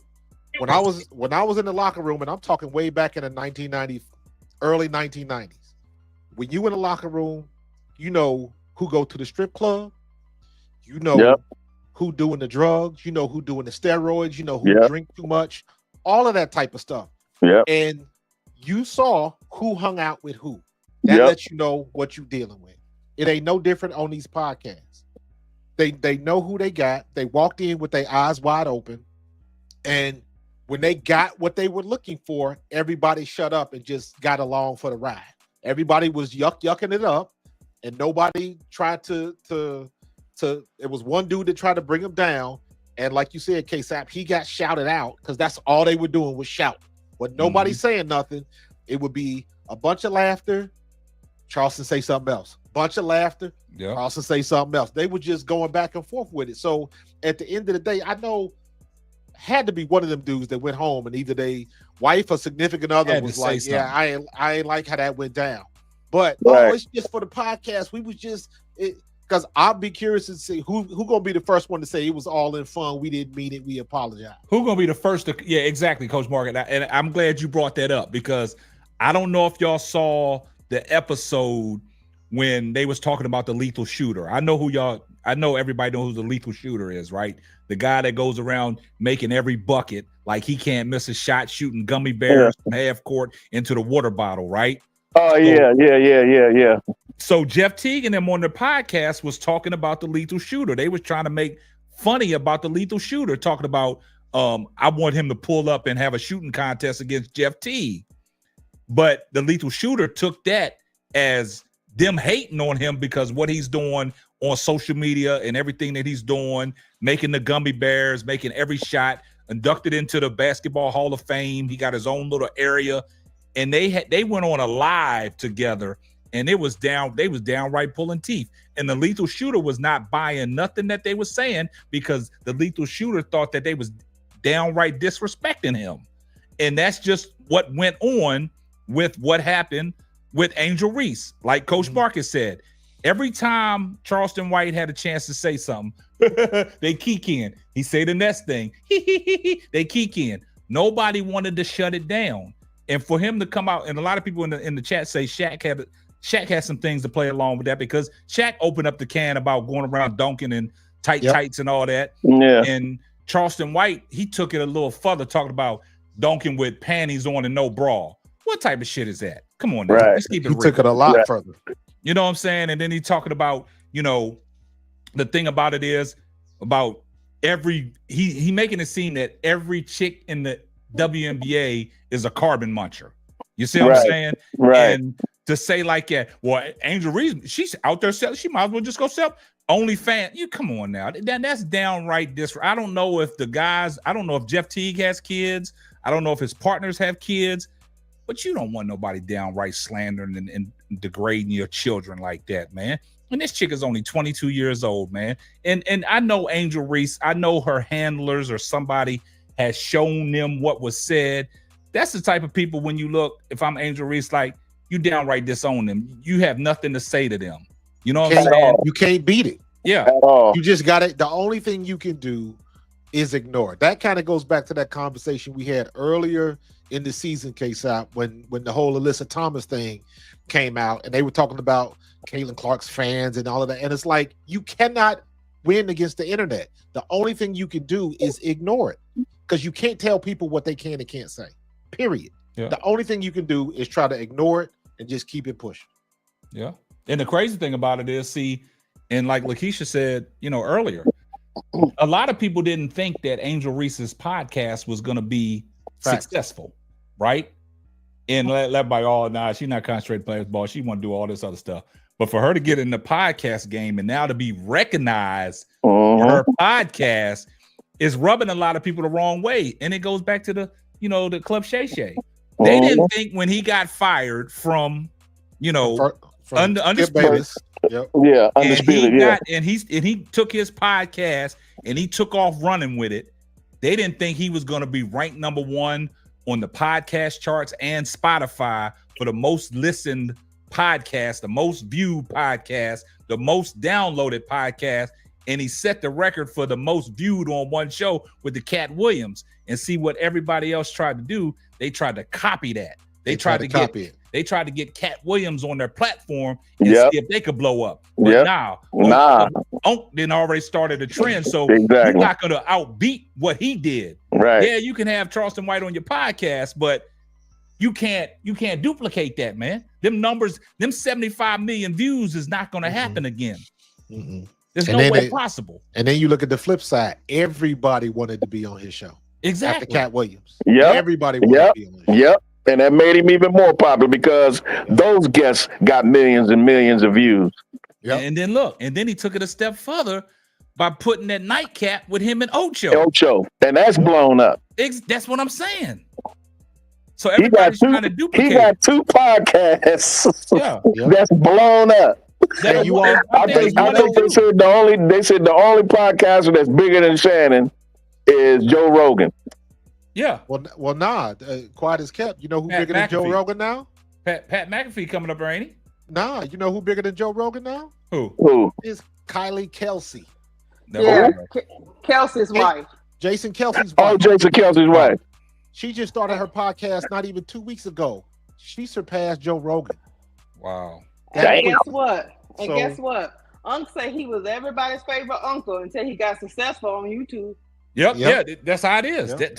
Keisha, hey, look, you ain't. Man, look. He said, "Where all this hate coming from? I was everybody's uncle at first." Yeah. And the one thing that people don't want to give him credit for, and I'm not talking about him like Shannon. You know who put Shannon on and gave him the blueprint?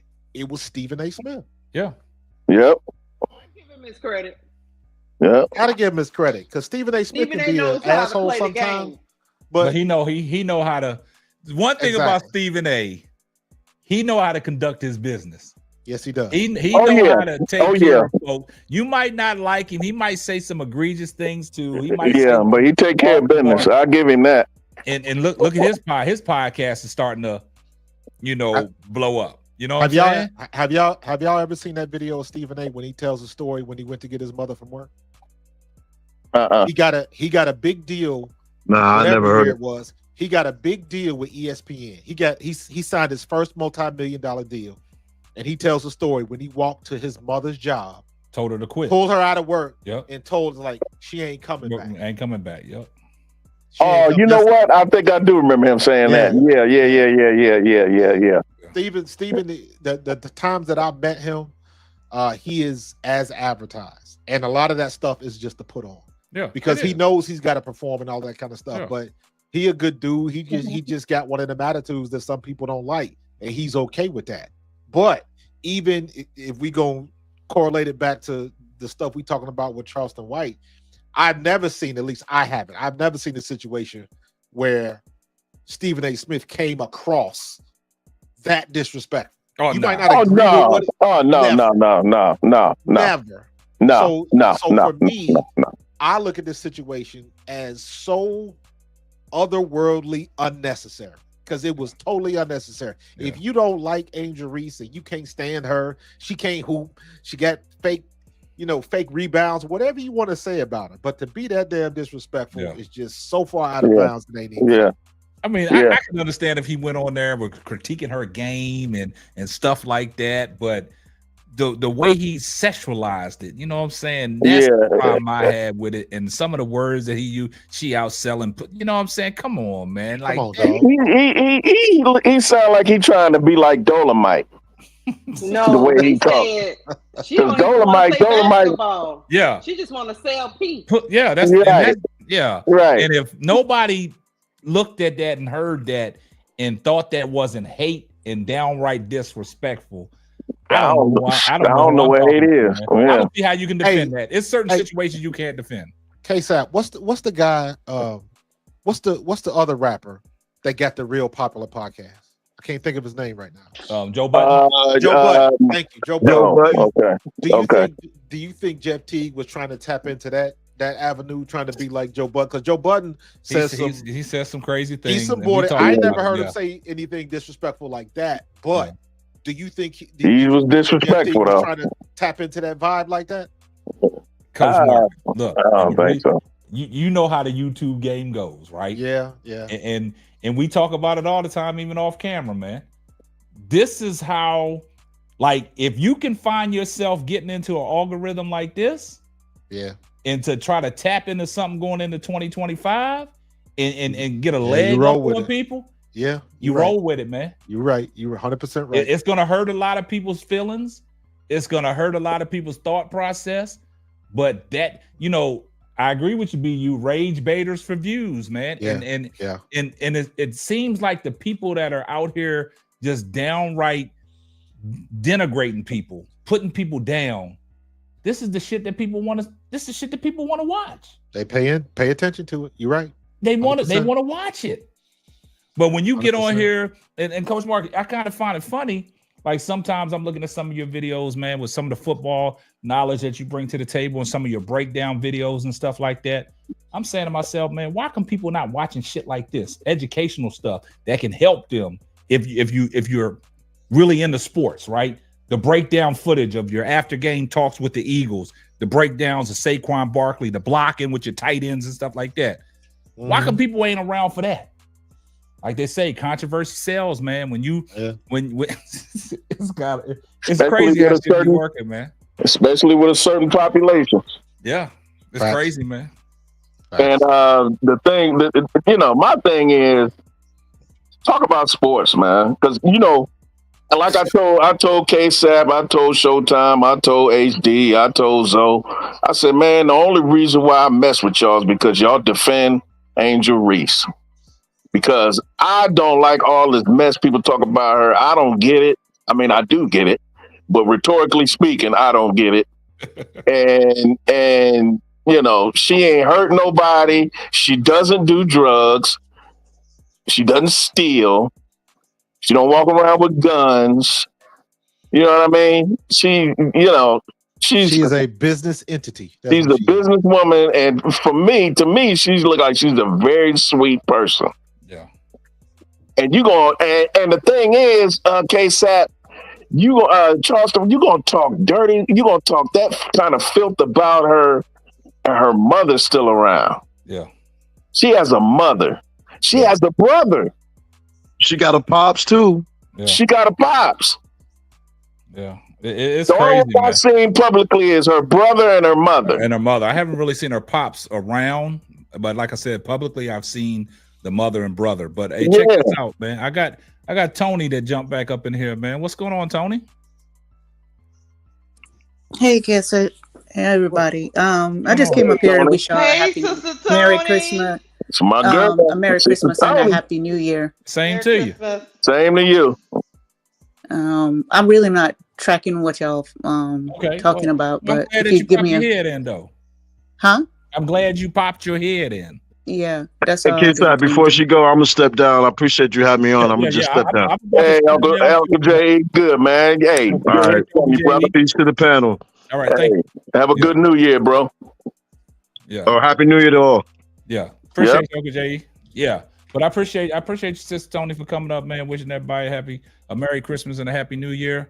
But man, this was an eventful ride tonight, man. It was like Brass took us a history lesson, man. I appreciate the knowledge on that, and I think your history lessons, man, might be overshadowing Bro Claude, man. I mean, I got it. You might be the history lesson now, man. You know what I'm saying?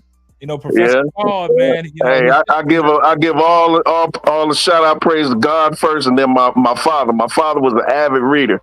And he always told me to read about myself and read my history. Also, I'm an admirer of Minister Farrakhan. He's one of he saved my life because I was doing drugs. I wasn't doing drugs. I was selling drugs, running the streets, running with gangs, carrying sticks, whatever. And when I heard that man, it changed my whole view. Well, first I read the autobiography of Malcolm X, and then I heard him. And then I heard, but what set it off really was Public Enemy. And that's the reason why I say hip hop is so important when it comes to representation of our people, because Public Enemy saved a whole lot of lives. Yeah. KRS-One saved a whole lot of lives. Moni Love and Queen Latifah and Lauren, they saved a whole lot of sisters' lives.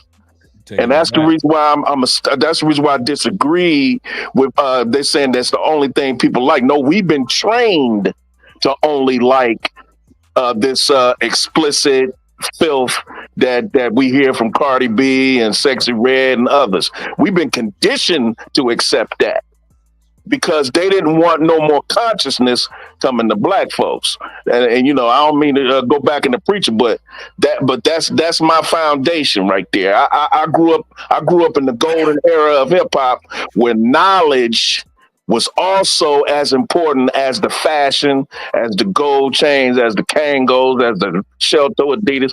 Also what was up in your head, because if you weren't clever and you weren't smart when you battling somebody on the street rhyming, you wouldn't get any respect. You had to have knowledge.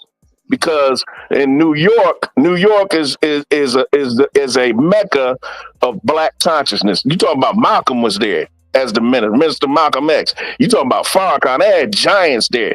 You talk about college. You talk about the Red, Black, and Green, Black Watch.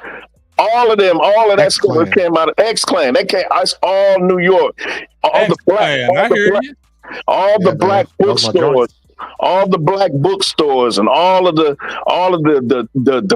black professor that preaching black history at New York University, and New York was thick like that. Man, New York has fallen off when it came to that because our enemy cleverly took our minds off of that. Because you had the Nation of Gods on the earth, you had the Nation of Islam, you had RBG, the Black Panthers, you name it, was in New York, and so there was an overall consciousness. I remember when I used to go to Queens and go to this place called the Coliseum. It's closed down now, and I was going there to see the Shirt Kings. They used to do graffiti art on your shirts.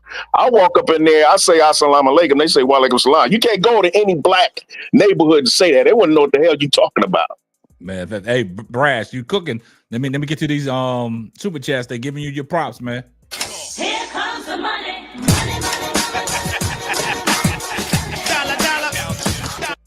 Hey, shout out to Reddick Milky Way, $2 super chat. Facts, Brass Tax. Let me give them shout out to Cassie for the $2 super chat. Here comes the money.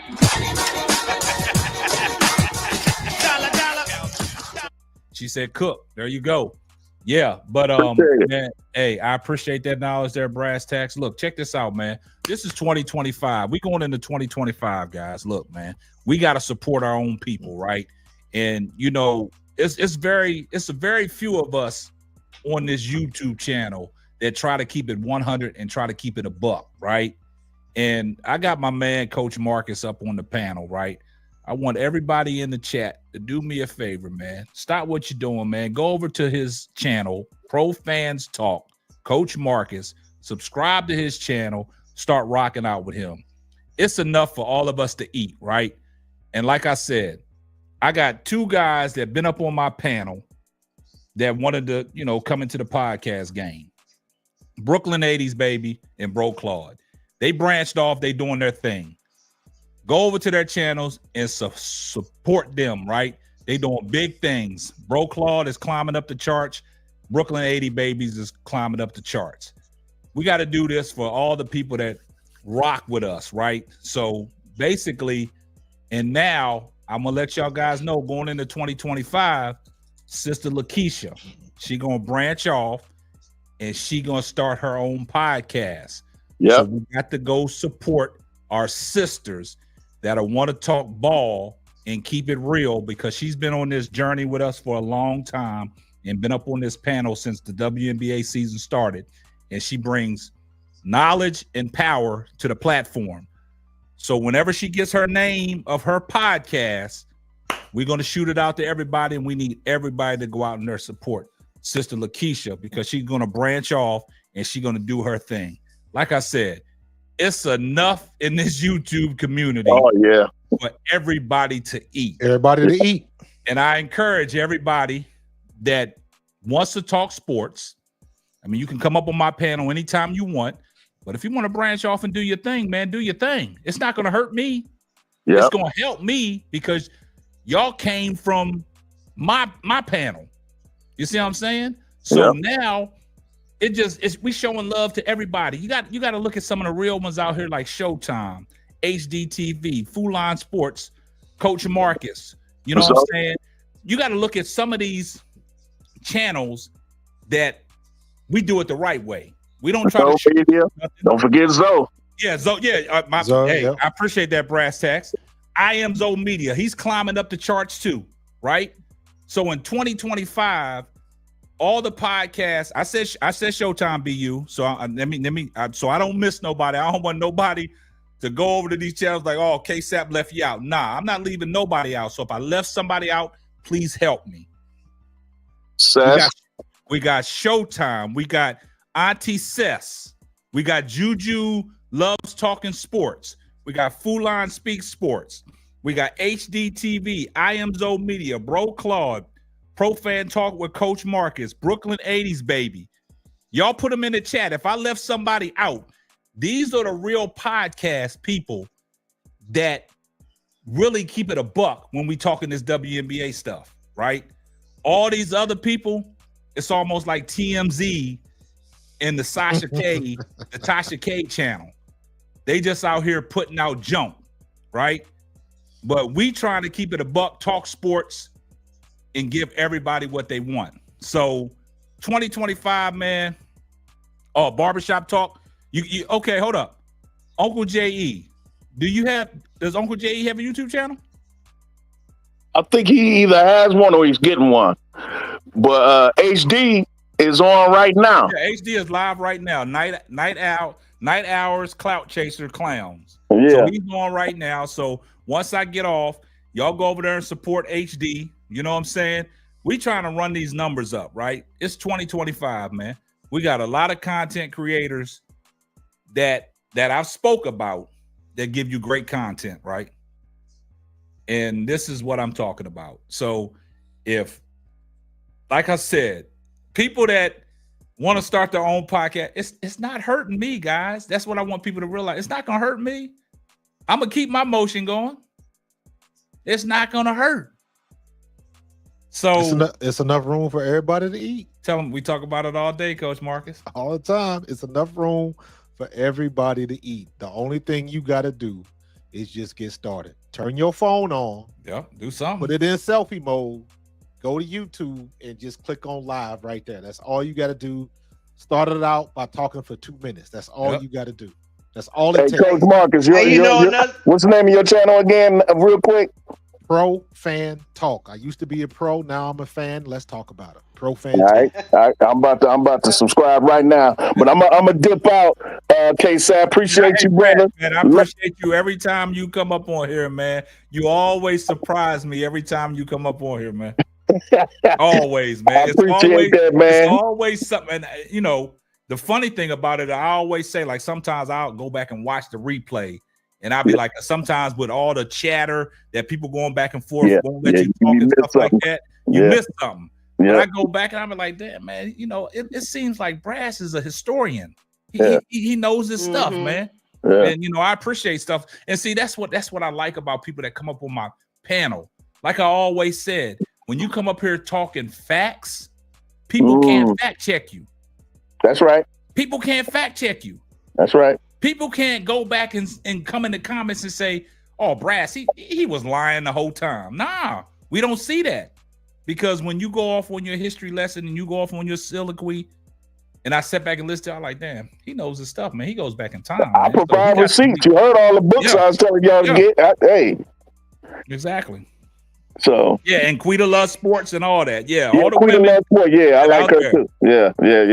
And we gotta push back on these narratives. There's not enough of us out here. That's what we try to do. Talking real stuff. Some of these people just talking stuff to get people engaged in a negative way because they figured if they get them engaged in a negative way, they'll blow up that way. But they don't realize there's a lot of people out here believing in stuff they saying.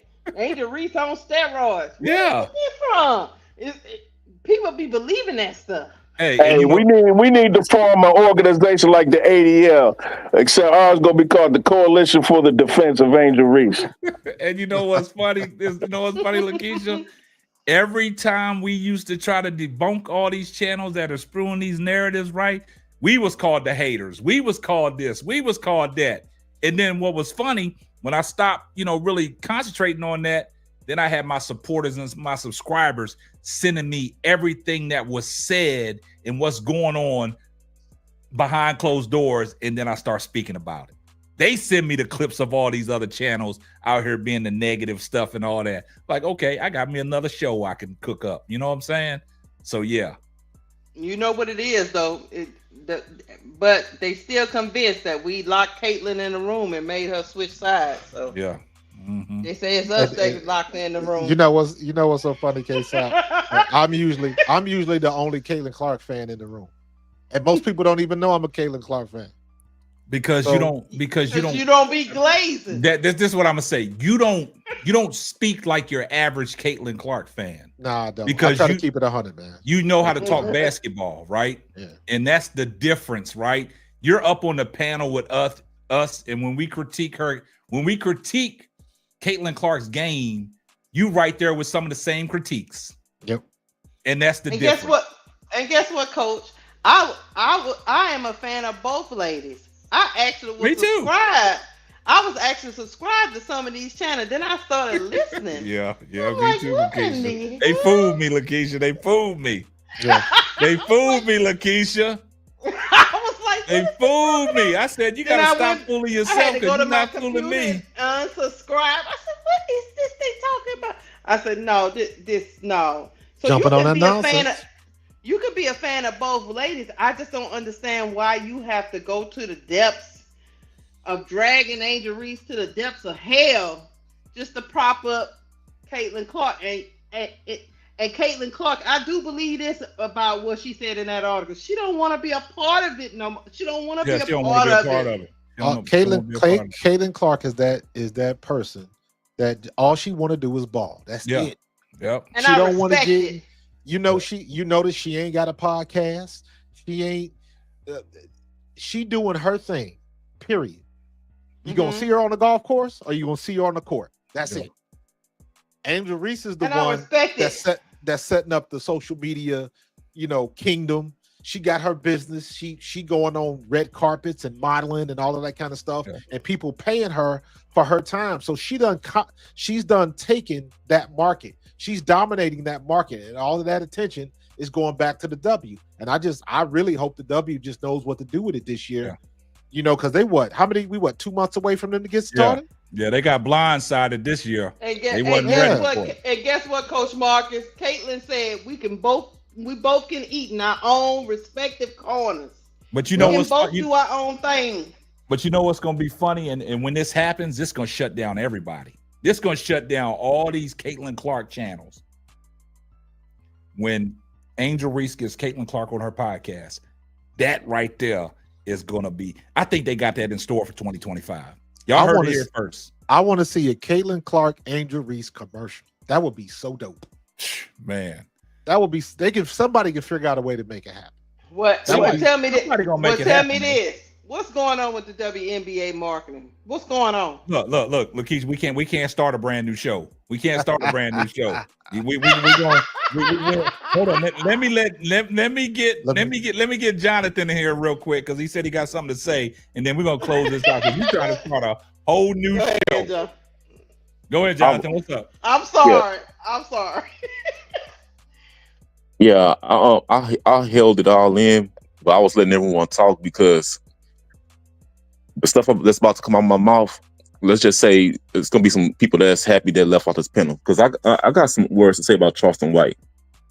Because that's sorry good for nothing of a mother, has a daughter who just recently graduated. How would he feel if someone would have what he said about Angel Reese about selling her keyword and everything? How would he feel if someone said about his daughter? Hell, how would he feel if someone came up to his daughter and did something strange to her? And because if that was the situation, I would go to Charleston White on the panel and I'd be like, that's what you get for what you said about Angel Reese.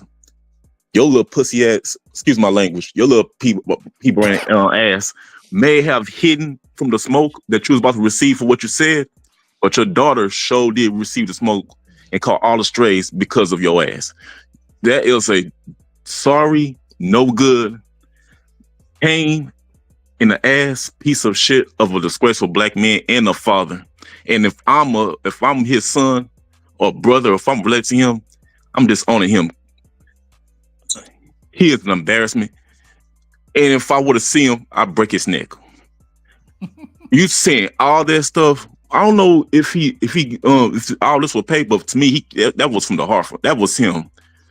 And one of these days, he gonna say a mouth, one thing too many, and we're not gonna hear from him again. I'm gonna tell you that right now. He does talk real reckless.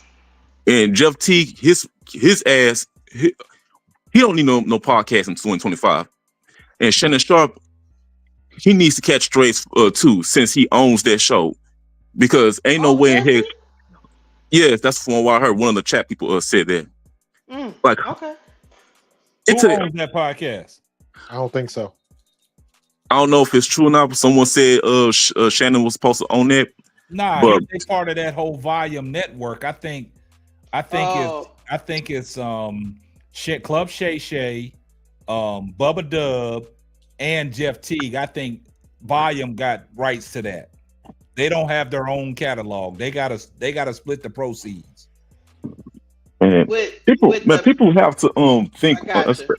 People have to start thinking before they say something. Like, come on, man, you damn near 50 years old. What? We live in a time that now grown men are going after young black women young black girls, I'm gonna say, imagine saying that to a kid that's young enough to be your daughter. So in that case, if it was up to me, it'd be okay for me to slap one of his daughters. And that if that's the case, these fools don't be thinking you're gonna really do all this for clout, knowing that it could put your life in jeopardy and someone else's family in jeopardy.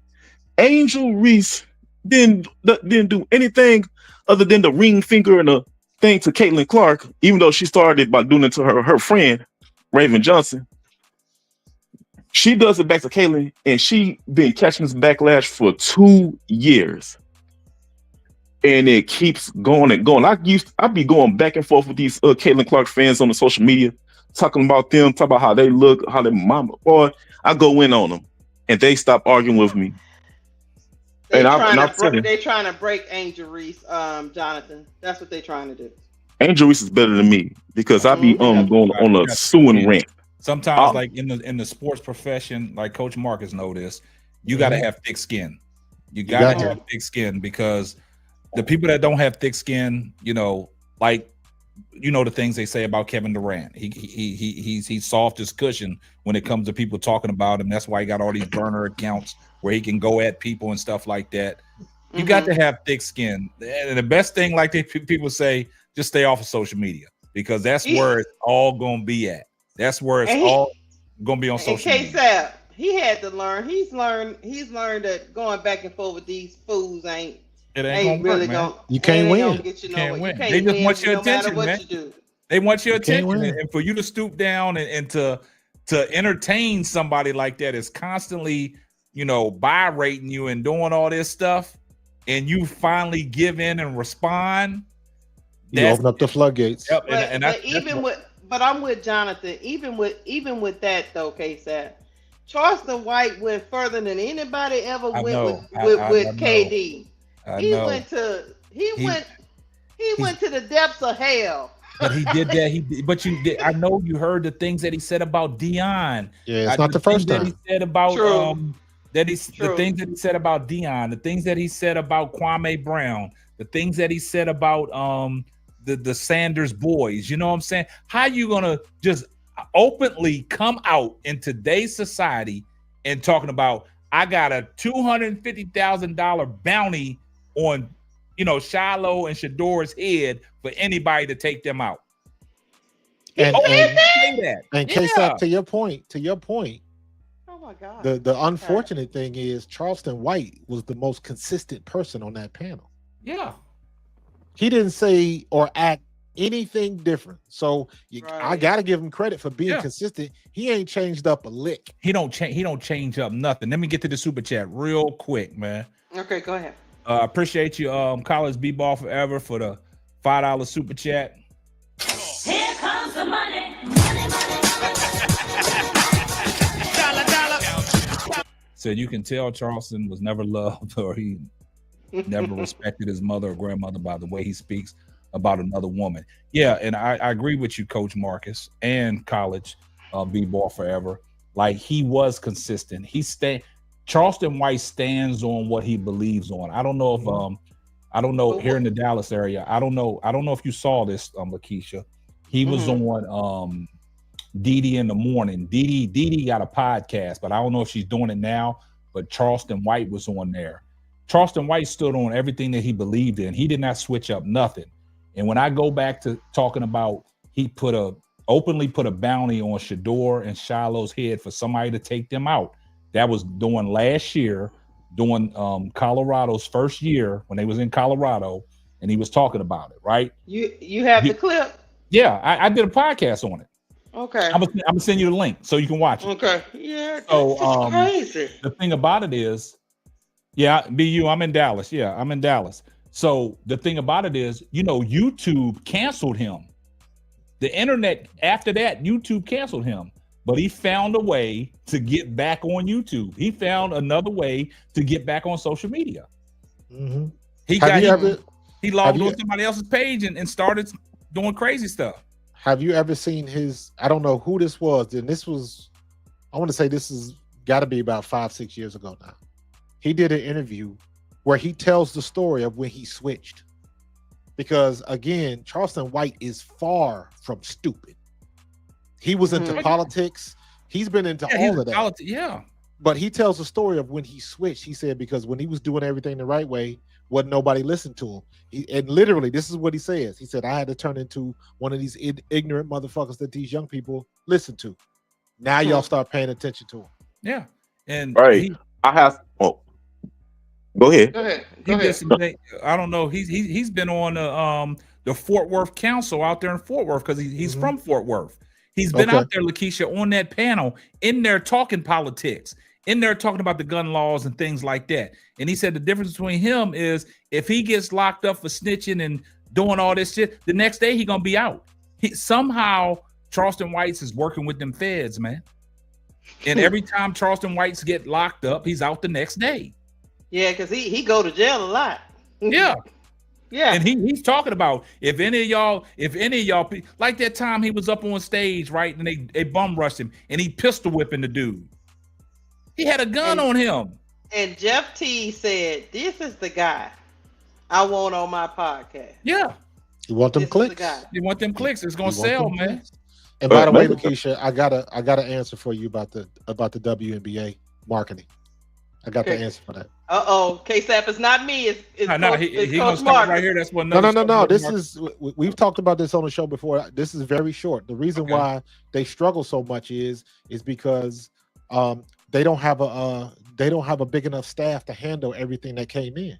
Nobody expected Caitlin Clark to do what she did, and then after Caitlin Clark, nobody expected Angel Reese to do what she did. So they just weren't prepared and didn't have. I just think they didn't have enough staff to do things the right way, because we can't assume that the WNBA has resources like the NBA because that's what everybody's expecting, and they ain't got it like that.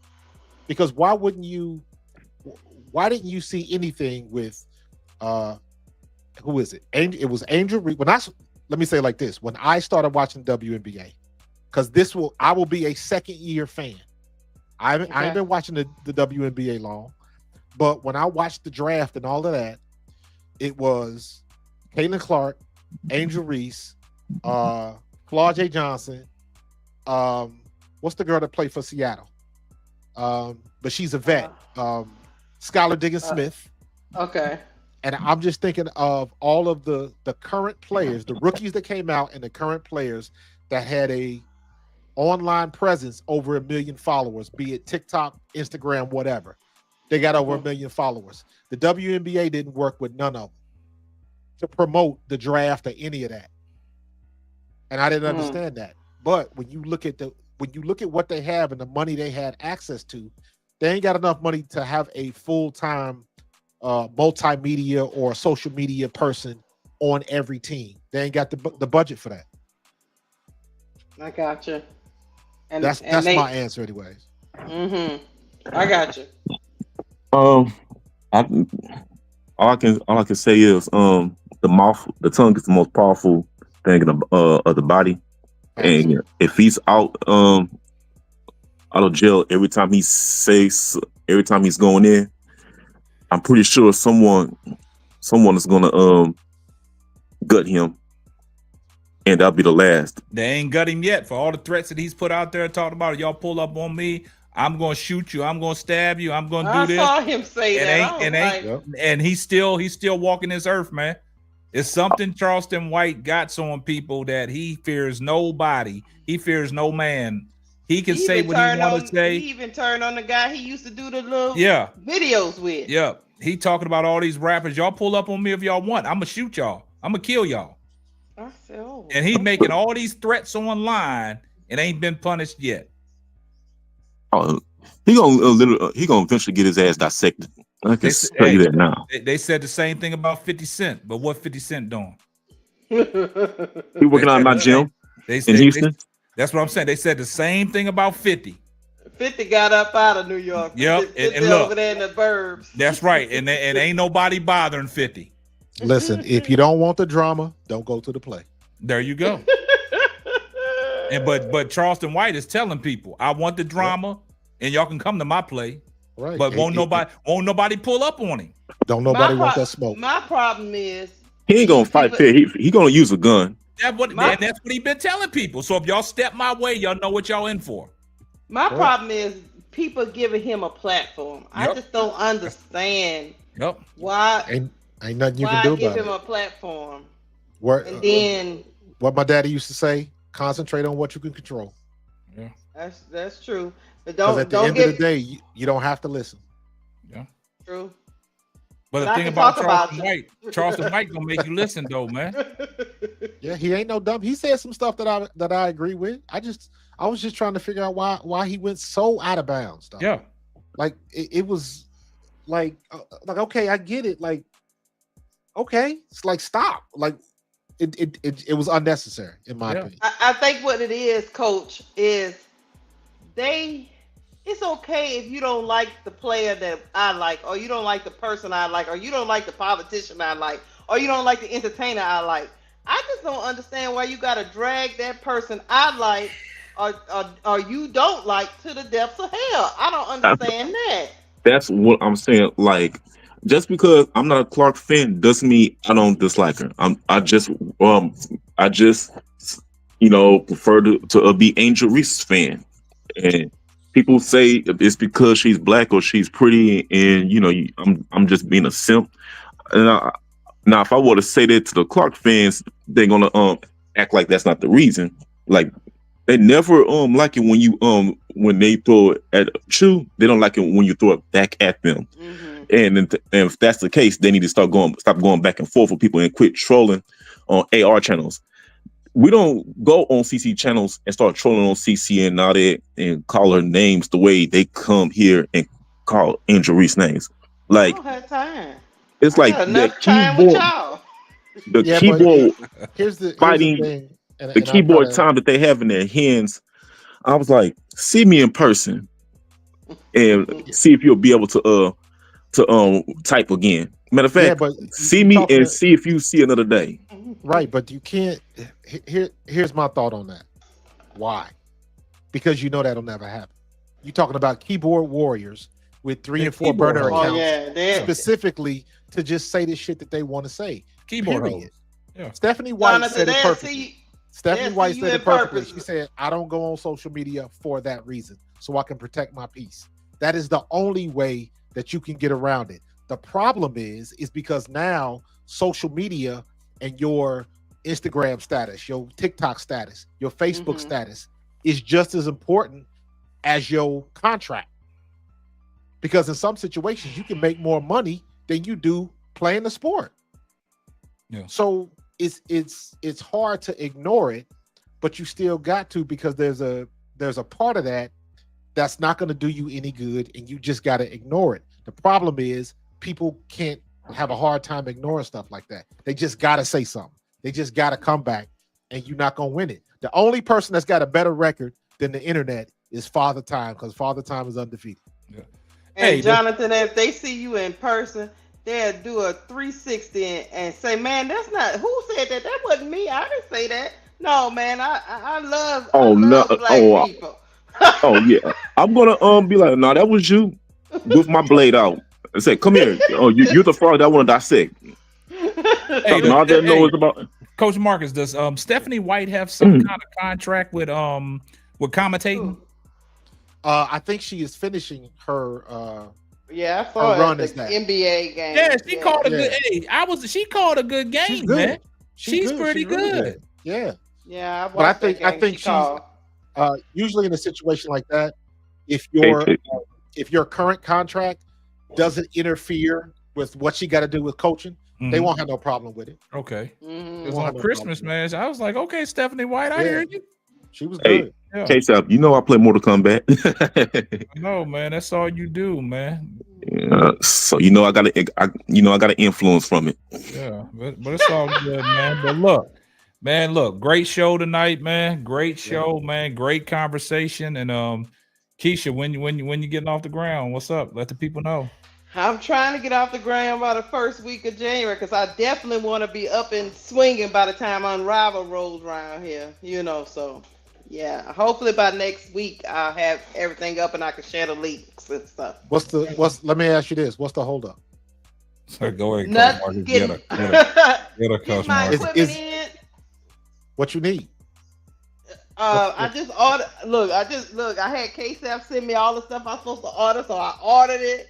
And even if some of that stuff don't be in, my start date is still gonna be the first week. I'm just gonna use my phone until all my stuff come in.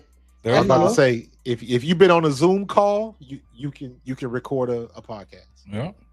That's what my daughter's. We're gonna do our test run probably tomorrow, just so I can learn how to use StreamYard and make sure What I try to tell people is don't just do it. Yeah. You'll get good later. Gotcha. Hey, feel the fear and do it anyway. You'll get good later. You can't help but get better. Yeah. Yeah. And you can't be like Coach Marcus and you use OBS with all the graphics and all the stuff.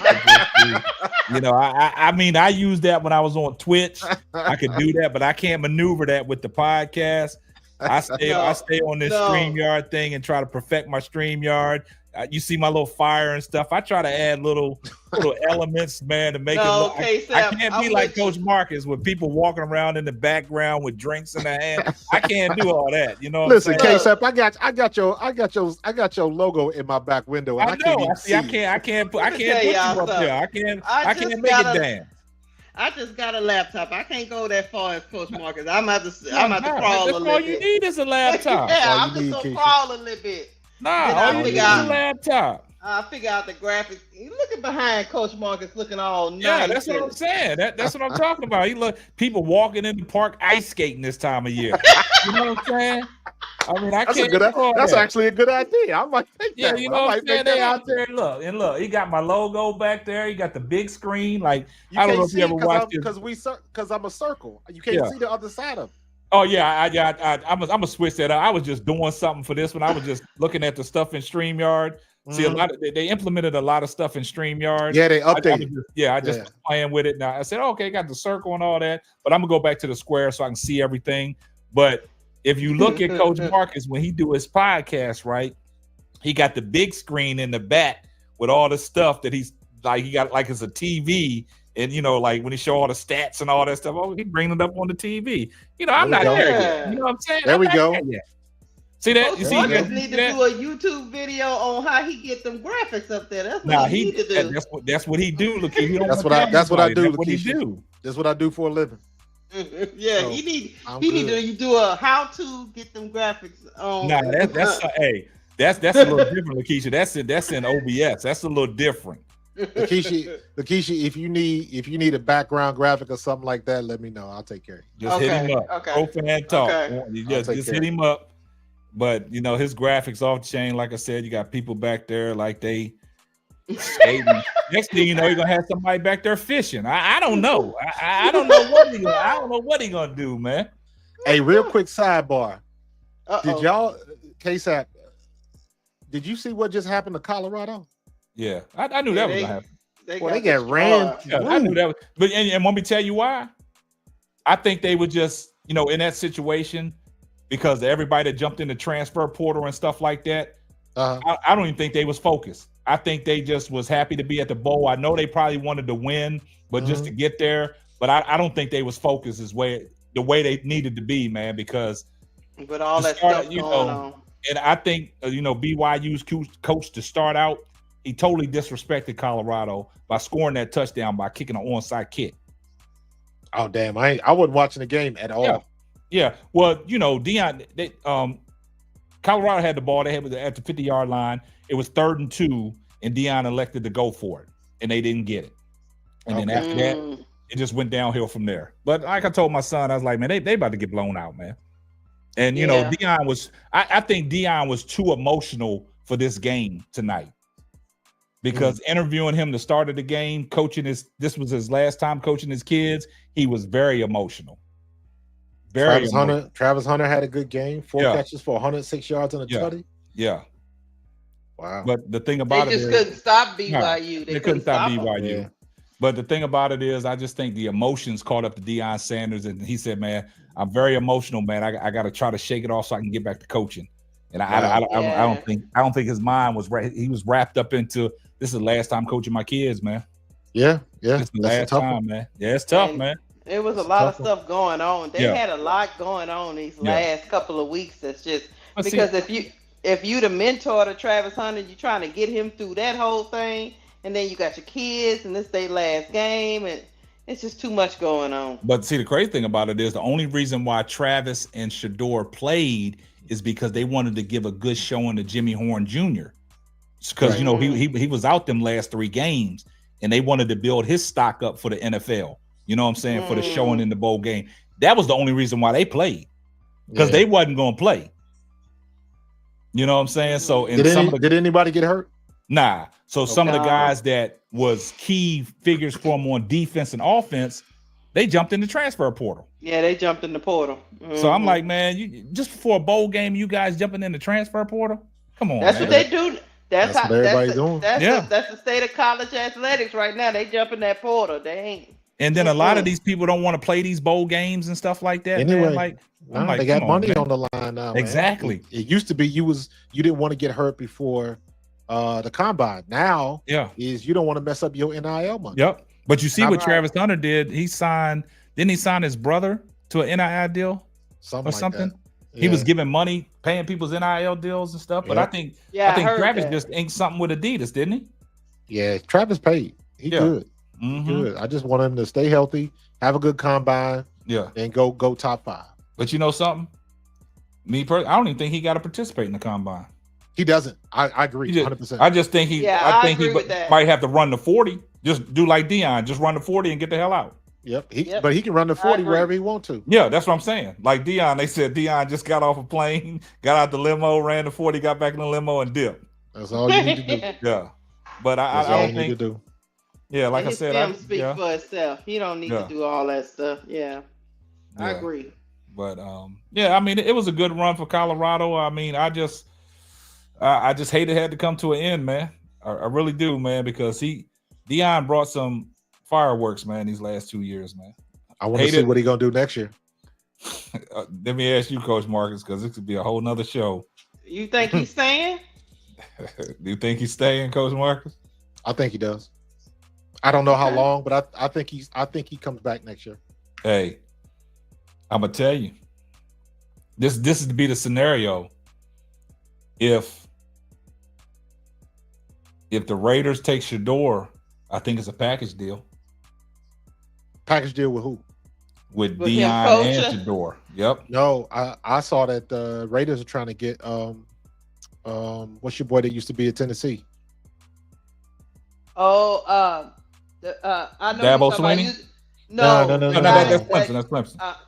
No, the guy that used to play defense. The guy used to the be a linebacker guy. Yeah. No. Hold on. Yeah, the guy that used to be at Tennessee. The guy that got. I know who you're talking about. Brian. Hey, what's up, L? I ain't even see you come in the chat. I see you, L. What's going on? Mike Vrabel. Yeah. That could be out there, but I'm saying if the Raiders take Shador, I think it's it could be a package deal. And when I say package deal, it could be Shador, Shiloh, and Deion back together again. I don't know. I don't know if I see Deion as a good pro coach. I honestly see Deion as a better position coach than I do as a head coach. Hey, we'll never know though. Yeah, I mean that's a. But how bad can you be with the Raiders though? I mean, if you can't, you see what I'm saying? That's true. You ain't right. And well, because I'm looking at it from both sides of it, because I don't want to see Deion get up there and get embarrassed. However, how many times have we saw these other coaches that shouldn't have got jobs and they got jobs? I know, that's what I'm saying. So we never thought Dan Campbell was going to get the job with the Lions, man. Shit, we never thought that Mike Grable, Nick Sirianni, yeah. You know what I mean? So it can happen. What's the dude from the Patriots? McDaniels? Nah, dude. No, Mayo. Gerard Mayo. No. I know Gerard Mayo, but I'm looking specifically at McDaniels. Oh, okay. Josh You're McDaniels. talking about Josh McDaniels. Okay. Josh McDaniels got a job reneged and got another job. Yeah. How does that happen? And he ain't never had a winning season as a head coach. Because he keep getting opportunities. He's part of that Belichick tree, and they wanted him. He part of that good old boy network. Yeah, he part of that network. So yeah, when good old boys say you good, you good. You good. So you know, so and you know, I bet you if not next year, the year after, probably either 26 or 27, Gruden gonna be back in the league. John Gruden. Oh yeah. Gruden should have never left, man. I like Gruden. Yeah, they railroaded him. I like Gruden. They But railroaded him. that goes to show, man. Hey, appreciate you, L. Hey, I'm doing good. Everything good, man. We shaking and baking. I don't know if you guys saw. I had a write up in the shout out DFW magazine. I think I sent you the link, Lakeisha. you did. Yeah, shout out DFW, man. I had a feature in there on the Simply Ball Dropping podcast, man. So I had an interview with them. I'll see if I can find a link and I'll drop it in the chat for the people that ain't seen it. But yeah, man, it was kind of crazy, man. That's why I said, man, it's a lot of things. It's a lot of things, man, that you know, be in the works, you know what I'm saying? But it takes time, you know what I'm saying? You can't rush wine, you know what I'm saying? So it's a lot of things that you know what I'm saying? There's a lot of things that been going on, you know, behind closed doors, man, with the Simply Ball Dropping podcast, man, that, you know, I'm just grateful, you know, but it takes time. Like I said, you can't rush wine, you know what I'm saying? So it's a marathon, not a sprint. There you go. You know what I'm saying? So that's the thing about it is because, you know, this been in the works, man. I sat down and talked to them. I talked to them probably about, this was back in July, and the article is just now coming out. Yeah. You see what I'm saying? Yeah, that's the way it got pushed back and pushed back. Yeah, you know, it was a constant going back and forth, changing some things up and getting back on the phone with them and talking to them and talking with the head producer of the article and stuff like that, and just going back and forth, tinkering some things, man. But like I said, I did that whole interview back in July. And what month is this? Yeah. And it just published last week. And we about to be in 2025. 2025. So that's what I'm saying. A lot of things, man, that I've been doing, they in motion. What they say? Ain't no what is it? No motion, slow mo. What is it? What they say? I don't know this one. No, you went back. No motion is slow motion is no motion or no motion. I forgot how to say it. I'm gonna have to get my mama out here with you. She can know all I'm saying. Yeah, I just posted the link in the chat, man. If y'all want to take a look at that. You got things popping off, man. I got some things popping off. And like I said, a lot of people have been asking me about my website. It's crazy, man. I got new merch, right? I got new merch that's on my website, but you can't see it. So I got with my website developer trying to figure out why you can't see it. And everything that I took out of stock and redid my store. Oh, I got some fire Chicago Sky stuff on there. I got some fire Chicago Sky stuff on that site, man. And let me hold up before I let you know about it. Hold on, Kay said, while you doing that, I want to ask a question. So you guys believe that Jeff Teague paid Charleston White to come up there and act? He gotta have some kind of. I mean, Charleston White ain't going. I don't think Charleston White is appearing on nobody's platform without some kind of residual. For free. Usually, when you got a name that big, they getting some type of compensation. Because he don't have a YouTube channel, dude. No, he just be on here talking crazy. Yeah, he's a draw everywhere he goes. So that's what I'm saying. So how is he making his money? I'm talking about Charleston White. He features, man. Like he did a video talking about, y'all think I'm broke, but he had bands and bands. Like wherever Charleston White be on a lot of people's platforms, man. And I think he's getting paid to come on these shows. They offered him because I don't think Charleston White he's an easy get, man. It's got to be something that's going to benefit Charleston White. No. So and he had a career before he had a career before he was doing all of this. Yeah. So you saying if we reach out to Charleston White, it's going to be some money. It's going to be some money to get him up here so we can cook him. Nah, he's not going to come unless we give him some money. Yeah, it's got to be something out of him for a feature. And y'all got to look at to get him up here and cook him. That's what I'm saying. Like a lot of people, they go on features. You know what I'm saying? So it's like. That little halftime performance that Beyonce did, they said she made $20 million off of that, man. 20 mil. She had, but she think about She had more viewers than the game. And then the game, yeah. But that's chunk change for that game. I understand that, but this is what I'm in sense. What I'm trying to say is dealing with somebody like Charleston White. It's got to be some kind of residuals for him to get. To come up, you know what I'm saying? He not coming up on nobody's show for free because Charleston White think he's a draw. And he is. Like I said, prices just went up. Yesterday's prices, not today's prices. You know what I'm saying?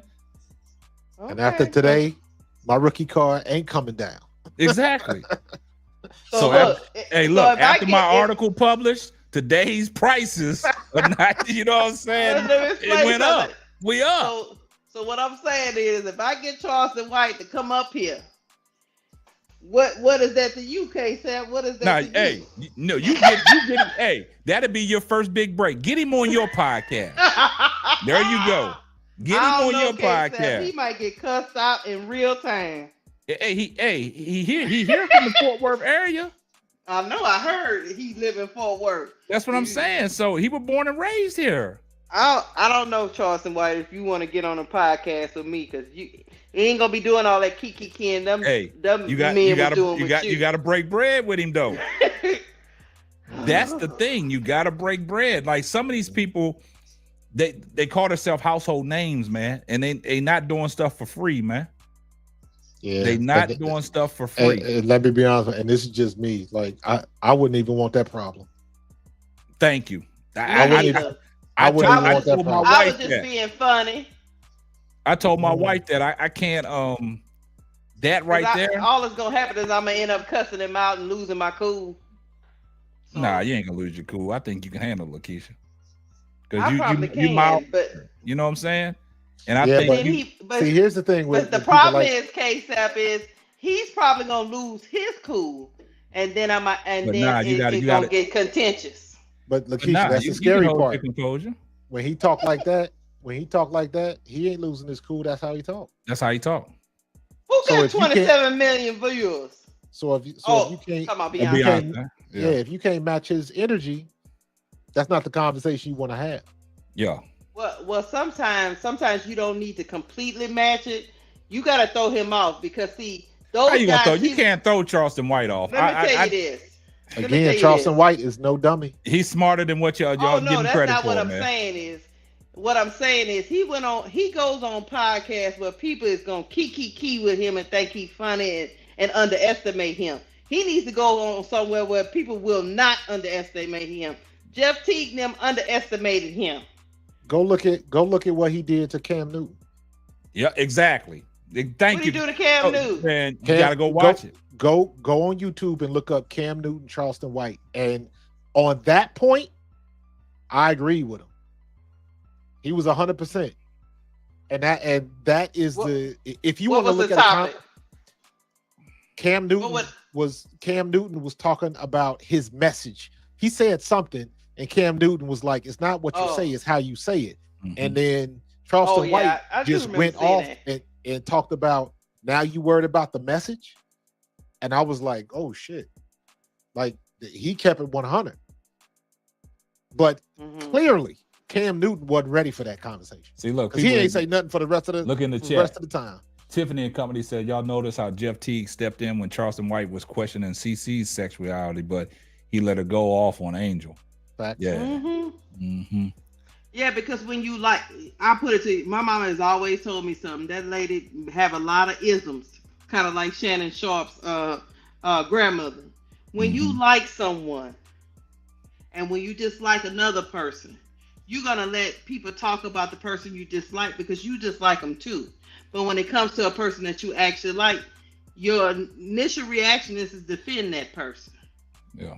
And you know what's crazy? With Shannon Sharp about his grandmother, he had a saying. His grandmother must have gave him a saying every 6 hours of the day. Yes, sir. He always say, my granny always told me if the grass was green and I didn't cut it, it might turn brown.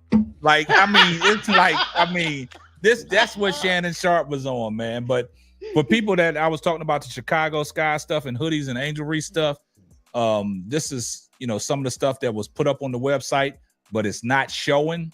So, okay. Yeah. But I got the Chicago Skies SBD hoodies. I got the Angel. You see the Angel Reese hoodies. You know what I'm saying? Oh, somebody said Charleston White got roasted by a woman on a dating show. I did see that. Oh yeah, he be on Pop That Balloon stuff too and all that. Yeah, that girl told him about himself, and he was sitting there speechless. Like I say, you got to be ready to not back down. You can't be like them guys on that Kiki Ken. No. Yeah. No, you got to stand on business. ADP, they up on the website, man. But as soon as my man, get my website fixed up, man, they'll. I got more stuff. I even did something for the Caitlin Clark fans, man. You know what I'm saying? We twerk for. Yeah, we twerking for everybody, man. We twerk for everybody over. Yeah. If they can play, we twerk. Yeah, you know what I'm saying? I got the hoodies, you know what I'm saying? Them custom, custom Simply Ball Dropping logo hoodies, you know what I'm saying? So, that's how we gonna do. You know what I'm saying? I got the Twerking for Angel shirts on there. I mean, it is what it is, man. You know what I'm saying? I like them both too, ADP. I don't know why people got started this whole putting people down stuff, but yeah. So we keep it 100 over here, man. We just trying to grow and flow. We got these shirts on the website too. Twerking for Angel. You see the honey on the chest. You see it.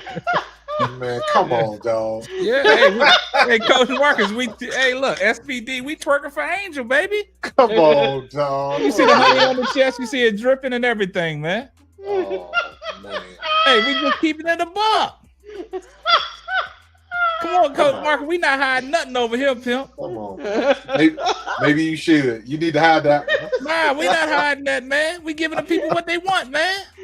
Oh, damn.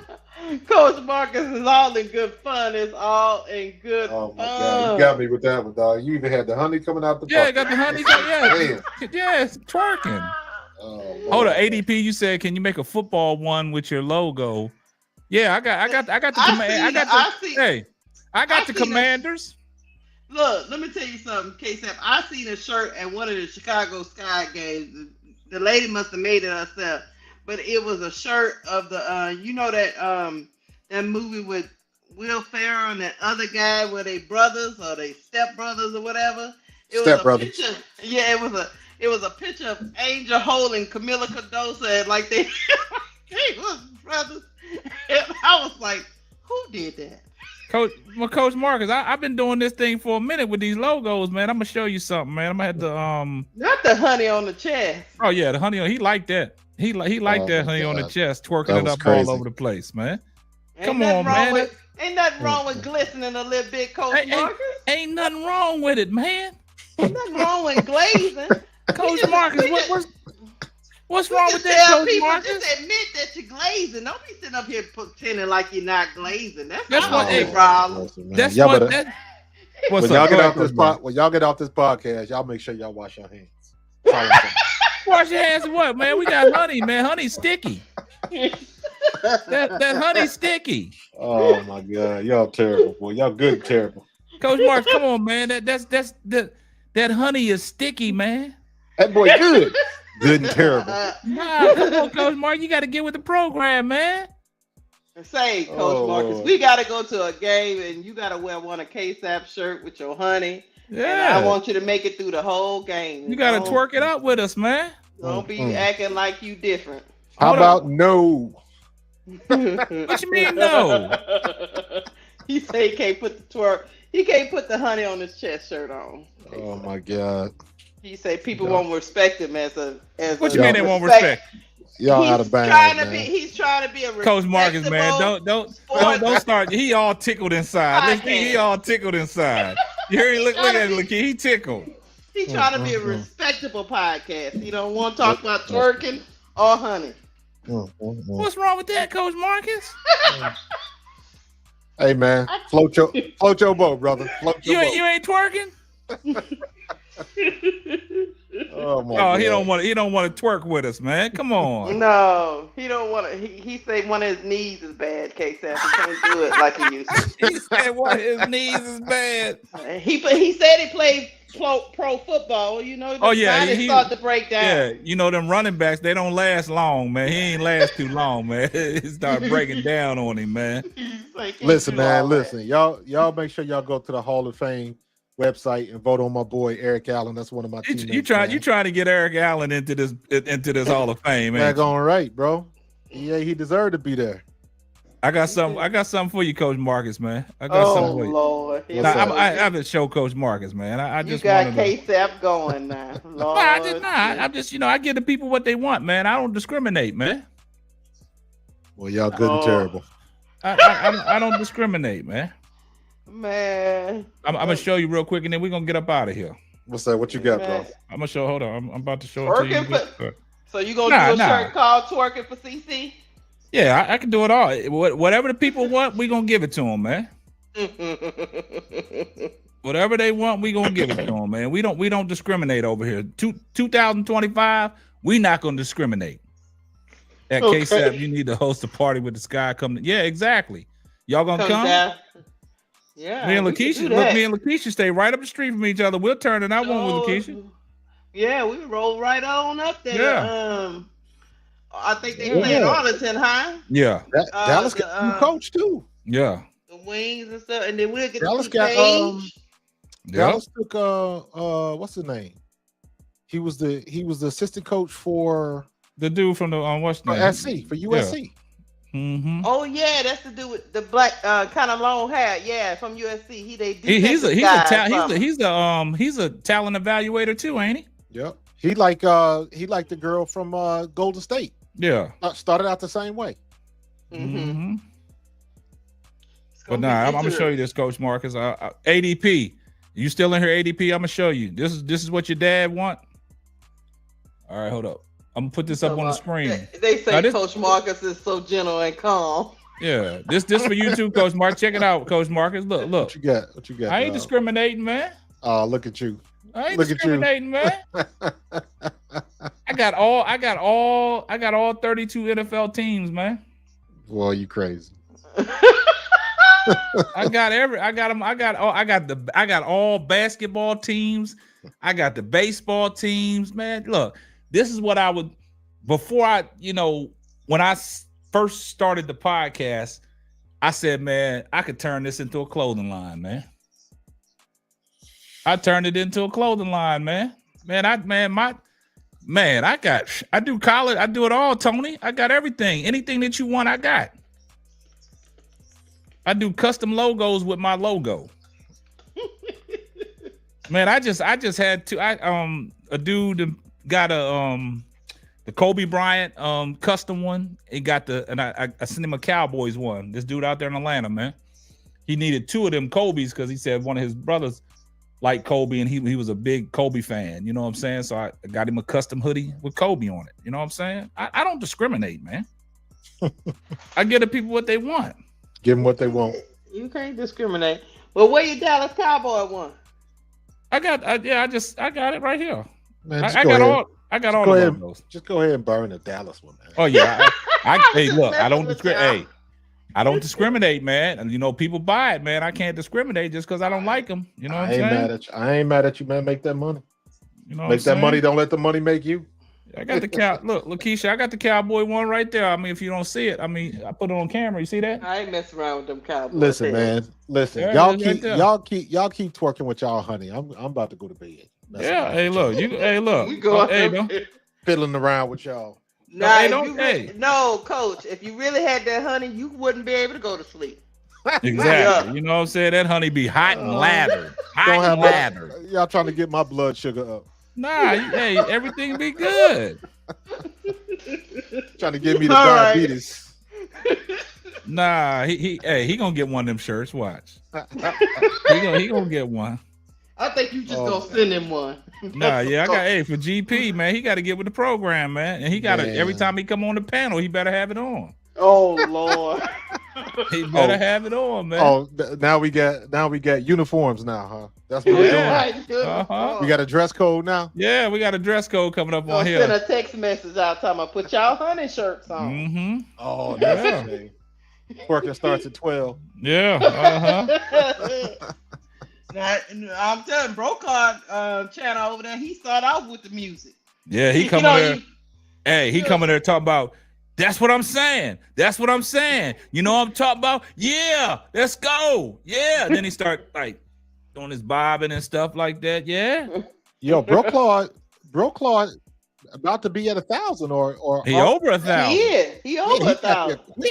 Yeah. Yeah. It took me almost a year to get 1,000. I'll tell you, it took me a while. I'm telling you, Brocard coming with that intro, he dropped that new music. And he let that go for about 5 or 6 minutes. Mm-hmm. And then he go into his topic. I say, I ain't never heard this before. Brocard, where he getting these people, these artists from? Listen, he dropping new music, man. He dropping fire. Listen, everybody got to do it how they do it. I did. Right. I got a looping animation that says stream will start in 5 minutes. I got something like that. And I had a dude send me a message. He was like, intro too long. I'm out. Man, Coach Marcus, I get pissed off when somebody comes in my comments and talking about telling people the podcast won't start until 4 minutes in because I'm running my intro and all. Man, don't worry. Do you sit there and call Undisputed when Lil Wayne was rapping and tell them to cut their shit? Do you call them and tell them why they going to commercial break? They wait you know what I'm patiently. saying? They wait patiently. They be pissing me off when they say that. Let me run my show, man. And that Lil Wayne intro was really good. So I don't know. It was tight. I didn't like the show, but the intro was tight. So let me get my intro. They say, look, it's taking too long for you to get to your intro. Nah, man, I gotta run it, man. Hey, lucky I don't run all my sponsors in there. I know, yeah. You know what I'm saying? Because some podcasts do that. They do all that before they even start talking. So you got to pay the bills. But let me ask y'all this: how long do y'all run y'all intro? Is it a certain certain time frame you don't want to go over? Mine's only 31 seconds. The way I start mine out, I talk and then I say, before we get off into today's podcast, tell a friend to tell a friend. Then I run my 31-second intro and then I come on and start talking about it. Keep it under 60 seconds. Yeah. Mine is 30 seconds as well. Keep it up. Just think of any just like if you watching YouTube and you get the ad and you get that 30-second ad, you hate if it's one of them ads where you can't click out of. You got to watch the whole thing. Yeah. And just imagine if you that impatient, it's the same way. You don't need a 2-minute song to introduce the podcast. Nah, but you know what's funny? 15 to 30 seconds max. You good. But you know what's funny? Like when I watch Marcus's podcast and when I watch HD and Showtime and all that, every time ad come on, I let that whole ad play. I don't interrupt that ad. I let it play all the way through until he starts talking. Another ad come on, I just let it run. And this is how I used to try to help channels out. When I was trying to help one of my other guys out, when I was trying to help out my man, God damn, I forgot his damn name. Well, I was trying to help one of my boys out, trying to get him monetized and get him to watch hours. I used to get my iPad and pull up his channel and just press play and just let it run. Let all his podcast run his playlist and let it run. Yeah. I did that one night and forgot it was running. I woke up the next morning and goddamn iPad was dead. Ran the whole battery running videos. Yeah, I jump on. I've been trying to help people out. I'll put this stream on my other computer and then let it go so it can play the ads. Yeah, play the ads. Yep. And then what I've done before on my channel, I will go through my playlist. I'll log into another account, put a video up, and then I'll duplicate the tab in the web browser. Oh, okay. And just let it run. So I done had about 15 to 20 going, and then but what you got to do is you got to go in and you got to adjust the playlist. You got to change the order. Yeah. Because YouTube will know if you're playing the same thing over and over and over. Yeah. And see, that's the only thing with Keisha. When you get started, that's the difficult part is getting them 4,000 watch hours, man. Yeah. Right. Them watch hours took me a minute. Because it was funny because we talked about this case because you said your experience was different. My subscribers grew when I started creating shorts. And then when I got to 1,000 subscribers, then I only had like 2,600 watch hours. Mm-hmm. And then when I finally got to my 1,000 subscribers, that's when I started going live. That's when I started doing live. Live will help you get your watch hours a little bit quicker. Yeah, somebody told me that. Yeah. Well, see, the thing about it is, like I'm to a point where because I'm already monetized, I don't need the watch hours or anything like that. Right. But that's why I started cutting my lives. I don't go into that 4-hour mark no more. You know what I'm saying? 2 hours to 3 hours. But even now, you still got 105 live. You said what? You still got 105 watching right now.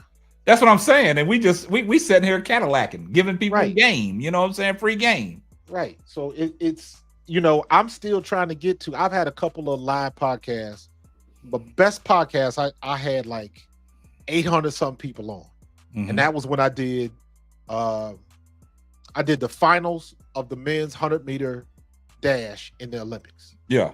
And that was impromptu. I was like, I just want to watch this live, and all of a sudden it just blew up. Hey, I don't know if I told y'all the one I did that kind of got me in trouble with YouTube.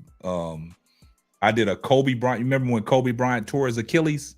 Yeah. And he walked over, and he walked, and then he walked back and shot the free throws, then walked off court. Yeah. I put together a video with some clips, right, of people that tore their Achilles where they had to get wheelchaired out, carried off, and stuff like that. And I put it together, and I put it on my TikTok, right? Right. And I uploaded it to YouTube as a reel, but I kept the TikTok stuff on there. Okay. And I uploaded as a reel. That thing had me over 2 million views, right? And YouTube kind of strike. Nah, they told me it was reused content, man. Oh, yeah. They put me on a 3-month suspension. Wow. They demonetized me. Wow. In 3 months, man. I got a strike the other day. For what? I had I was doing an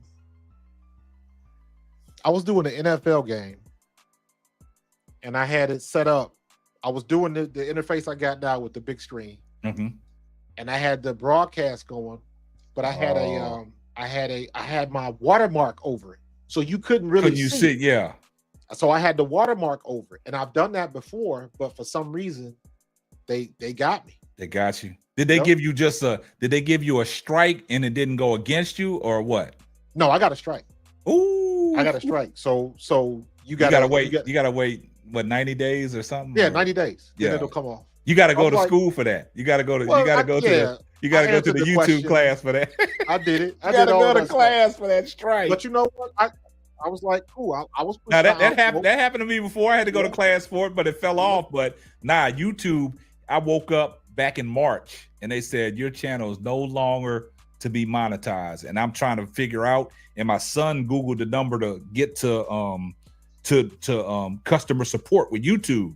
Right. And I spoke to the guy, and he said the only information that I can give you is the video of your Kobe Bryant on your reel. They consider that as reused content because you didn't make it yourself.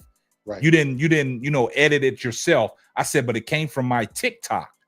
But they don't like when you do that. That has to be off of there. They call that reused content. Reused content. And they just demonetized me. Just like, and boy, that was a Keisha and Marcus. That was a gut punch. Hurt your feelings, especially when you got that many views. Yes. I had 2 million views. Man, that thing, but look, Coach Marcus, that particular video on a reel, because a reel don't pay like, what's the name, but off of that particular 2 million view, off of that particular, man, that reel was paying me $1,000. Yeah. And look, Coach Marcus, I didn't get none of that money in April. Man. They took all my money away from me, man. Yeah. Oh, I was sick. Yeah. I was sick. So like I tell people, like, there's certain things you got to watch out on YouTube, man. You got to master the craft. That's why if you see Coach Marcus, the way he got his background set up, you got to personalize everything. You know what I'm saying? And that's why I do the things the way I do it. You got to personalize it. You know what I'm saying? And you got to use. They got it built in now. So when you upload a video, it'll tell you if you got anything that's copyright. Yeah, because I've done it. Yeah. Here's how I figured it out. I can put something because when I had that big screen in my background, I can that big screen is my second monitor over here. Yeah. So if I'm playing a video or something like that, because like I did a video the other day about Joy Taylor on Speak, and I played her sound clip, right? But I think I left the video playing in the background and didn't realize it. And when I uploaded the video, it said you got copyright material on it. Okay. So here's what I did. I went back in my DaVinci, in my editing program, and what you do is you unlock the video. That means you can move the video and the audio separately. Yeah. So what I did was I took the video portion of it, made that slow motion, but I left the audio the same. So the video and the audio don't sync up. They don't sync up. Yeah. Yeah. And then I'll splice it up, and then some of it I'll play it in reverse. Yeah. And all of that. You just got to do something so it don't look the same. Yep. And I ain't had no problems with it since. But when I got that strike, that was my fault. That was me. That was because I see them people and I see them people from damn overseas, and they do the same thing with the NFL games. And they'll have like a big blue box. And they got that black box over it. And a lot of things, I'd be like, how are these people getting away with this stuff? You know what? They get away with it because they over there. Yeah. And you know, and the crazy thing that you said that as soon as Travis Hunter won the Heisman, as soon as the Heisman was on, right? Yeah. As soon as the Heisman went off, I did a thing on Travis won the Heisman. But what I did is that I don't know, I was so in rush to get it up because it was fresh, right? Yeah. And I took that whole clip from ESPN. I did nothing to it. And I uploaded it. And then when I did my video on it, it said, you got copyright information. This video can't be monetized. Yep. So I did that whole video. I thought it was nice. And then I had to hit the thing. And what I did is it said I can do something, edit this, but I hit something. I think it removed the whole damn video out of there, but it was able to be monetized. Yeah. But when I went back and watched, I was like, damn, they saw none of the Heisman moment, right? So it's certain things on YouTube, man, you got to be careful with. I've been using in DaVinci, I got audio filters. Yeah. So I can go in and make it sound like an AM radio, all of that type of stuff. Yeah. So another thing I started doing when I'm playing a video clip, I'll splice up. If it's a 30-second video clip, I'll splice it up 5 times. Yeah. I'll put transitions in it. I'll put like a static effect or whatever. But on that audio, I'll put a distortion filter on it, so the audio is changed up a little bit. Sound like it's coming from an AM radio or something like that. But you can still hear it clearly. But just go in and change something. Got to change something. Yeah, you got to change. You got to make it your own, man. Yeah, you can't leave it as it is. So. Yeah, you got to make it your own. What the hell? You saw how I rolled the critics on that, huh? Well, you scared me with that one. Why I scare you with that, Coach Marcus? I didn't know what that was. I'm trying to learn from you. This is my little transition. You know what I'm saying? Look, woo. I like that smoke though. Yeah, that pop smoke. I like that. Yeah, you know what I've been doing for transitions, man? I will take 20 minutes and I will go either on YouTube or I'll be watching on television and I'll just watch ESPN highlights. Man, hey, and Mark, when I see their transitions, I'm like, that's what I want to do, man. That's what I want to do. Hey, that's what I want to do, bro. My whole concept came off of with Michael Wilbon and Kornheiser, PTI. PTI, yeah. That's how my whole concept started. Back when that show was still good. Yeah, like the rundown with all you got the rundown and the switch to the next one. Yeah, you know what I'm saying? So that's where I got all my stuff from, man. Wait till you see this next. Where you see my studio's next evolution. I'm going next level, bro. Going next level. I know. I mean, you got it, man. You got it, man. It's gonna take some time. It's gonna take some work. But you saw what I posted on Twitter the other day. Yeah, I saw your whole graphics. I commented on it. I'm getting there. It's gonna take some time, but I'm getting if there. I knew how to, I do know how to use OBS only for Twitch. If I knew how to incorporate that with my podcast, man, I could do some things because OBS, man, it's a lot of things you can do in OBS, man. A lot of things. It's man. a lot of stuff, man. Yo. I just ain't mastered it, man. I got it. I mastered it for my Twitch when I was doing my Twitch DJing, but I just can't do it with the podcast, man. I had a couple of specific things that I was looking to do, and I just concentrated on finding out how to do those things. And once I figured them out, all the other stuff, you know, I don't want to go down that rabbit hole because I got squirrel disease, bro. If I see something new, I'm like squirrel. Like I'll stop and I lose focus. So I can't. So for me, I'm looking for a specific thing, and I will focus on that thing. Because sometimes I can't talk and chew gum at the same time. So I got to focus on one thing or I'll constantly distract myself. Yeah. So once I figured out how to do what I wanted to do, you just move on to the next thing. And you know, it's crazy that y'all say that, man, because I use StreamYard. Everybody knows I use StreamYard, but a lot of people say, you're not using StreamYard. Yes, I am using StreamYard. Well, how do you get your stuff to look like that? I'm using StreamYard. You're using StreamYard. I'm using StreamYard. It's what I'm putting in the StreamYard. That's what y'all don't understand. Right. You got an animated background. Exactly. A lot of people want that instant gratification, man. You got to go do the research, man. You know what I'm saying? These overlays and stuff like that, I create these overlays, man. And spend an hour on YouTube watching a tutorial. It'll tell you everything you need. It ain't hard. Exactly. And a lot of people say, there's no way that you're using. Yes, I am using StreamYard. Yes, I am. This show is powered by StreamYard. Yep. You know what I'm saying? Is the easiest to use. Yeah. And that's the crazy thing about it is like, it's funny that, you know, I have to tell people, no, I'm using StreamYard, and I'll show y'all. Watch this logo pop up. You see that right there by my face? It's powered by StreamYard. Powered by StreamYard. You know what I'm saying? I put my logo up there. It's powered by StreamYard. I use StreamYard. You know what I'm saying? So, I jumped on right before Christmas. Me and my boy was doing our Eagles pregame show, except I hosted it because he was out of town. So I just hosted it on my end, and I went in, and all of my graphics were gone. I was like, "What the hell is going on, yo? Why my subscription lapse?" Oh, see, hey, StreamYard automatically gonna take that money. StreamYard gonna take that money. They ain't gonna let your subscription lapse. They gonna take that money. So my subscription lapsed, so I just had to re-up with it, and everything was fine. But I just thought that was funny because I wasn't even thinking about it. And then all of a sudden, you don't pay that subscription, everything that you created is gone. You butt naked. Thank you for your time. Yeah, but everything that you put in there, all the hard work, is gone. Yep.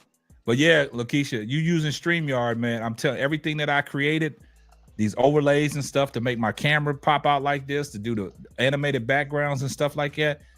I just take a little bit from everybody and put it into my own. You know what I'm saying? To try to make it stand out, to make it look like I'm really doing something over here. You know what I'm saying? So that's the crazy thing about it. But he right. YouTube, that's the problem. That's the thing, that they got so many videos on how to do so many things. You just gotta find one person you trust and just go through you can learn how to do a lot of stuff on there just going through YouTube. You'll be up all night looking at all them different videos. I learned all my stuff from this dude named Kurt Nugent, man.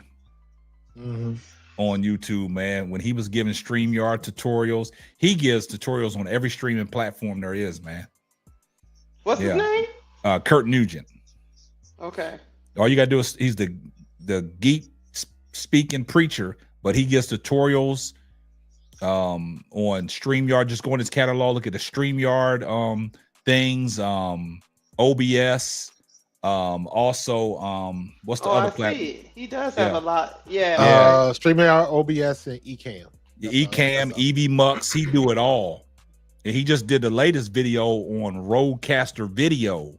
That's the next investment I'm gonna get. That thing over $1,000, man. You know what? I almost bought a Rode microphone. I almost did. But no, you got the I got the Shure. You got the Shure. What you got, the one like mine? M7B. MV7 Plus. There you go, man. So it's the XLR and USB-C. And see, you've been crystal clear all podcasts, man. Ain't none of that. Ain't none of that. Nah. Yeah. So I don't know what that was, bro. You're stepping the game up, bro. Yeah, you got to look professional when you're doing it, man. And look, presentation half the battle, man. These mics go a long way, man. Yeah, they do. Hey, Lakeisha, whatever you do, get good audio. Yeah, hey. Audio first. Yes. Audio first. Okay. Nothing ruins a podcast faster than bad audio. And people think I be too hard on them sometimes. Like when they come up on the show, like I'm not trying to be rude, man, but like I be telling Jonathan, like sometimes Jonathan, you outside, you playing Mortal Kombat. We hearing everything but you. We hearing Mortal Kombat, man. And like when Wody Mac be walking the streets, man. We get every police car, ambulance, and everything. Yep. You're like, that's what I'm saying. saying. Where you at? Yeah. That's what I was saying. You must not have saw it in the private chat. I was like, it's time to hit that mute button. Yeah. I saw that. I saw that in the thing. You know, it's like one thing about me when I first started, if my audio was trash, I had a bad night, man. I'd be like, damn, what if I can't get this audio? I'm listening to other people. Why is their audio so clear? What am I doing so different? What am I doing wrong? And it's been plenty of nights. When you told me the other day, a couple of weeks ago, you was like, get a new microphone, Coach Martha. Stop being cheap. Stop being cheap. The funny thing was, I tell my grandson that all the time. All the time. He just, because he's into photography. He doing wedding photography, stuff like that. Mm-hmm. And he bought this nice 31-inch monitor, and he was talking about color correction. I said, man, go ahead and buy the Apple displays. They expensive, but for what you are doing, it warrants it. And that's what he did. He sent the other ones back, and because he got the Apple card, he went on ahead and spent the money and he called me the other day. He was like, yeah, you was right. This was the best idea. Man, and that's what I'm saying. Like, go ahead and spend the money. Yeah, exactly. Coach Mark, I know me and you personally, we've been doing this for a minute, right? Yeah. And it's no way in hell we should have some trash shit. Right. You know what I'm saying? Like, there's no way in hell that we should be coming up here with $10 microphones. Right. Because it gets distorted. And I go back and my wife always tell me when I first started, and I never really thought about this. She used to always tell me, go back and look at that scene in Hustle and Flow when you was producing a great hit, but the microphone, it was distorted when it was coming through. Right. Just like you just said. Ain't nothing worse than having great content, but your microphone and your sound is trash. That is key. Spend the money on the mic. There you go, man. If you ain't got to do nothing, get sound clarity is key, because you can come up here and have the best content ever, but if can't nobody hear you, it ain't working. It ain't work. And look, me and my wife always joke. There's this one particular podcast when I first started in the game, when I was on Instagram, we connected, and they would do their shows on YouTube, man. And it's one thing that me and my wife just killed us, man. Everything that we used to talk about in their podcast, we could not. It was like 5 of them. They was down in like a basement, and they be talking. And you could not hear nothing they was saying because their audio was trash. Yeah. And look, you got the echo in the basement, the reverb. Yes. And I had to do this because I didn't want to say it coming out of my platform. I got on one of my phones. I made me a burner account, right? And I went in the comments talking about, man, y'all's audio is trash. You can't hear nothing that you guys are saying. We probably missing out on good content, and this is respectively speaking. And they commented on it, right? So I watched the next video. The dude gets on the mic and talk about the mics is hot. The mics is hot. And you still couldn't hear him. This shit was still trash. And I'm like, man, what?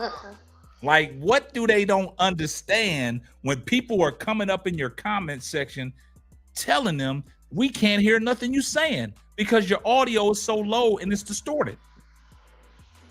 Yep. Man, you gotta. And Lakeisha, what's your plan? All right. Get you a plan on like your goals. Because I look at me, obviously me being a football player, I look at my views like a game of football. I want to know how many yards I'm getting every game. I'm one of them type of people. I want 100 yards every game. I got like you, Coach Marcus. And I say to myself, if I get less than 500 views, man, that's terrible. Yeah. That's terrible because hey, I appreciate you, BU.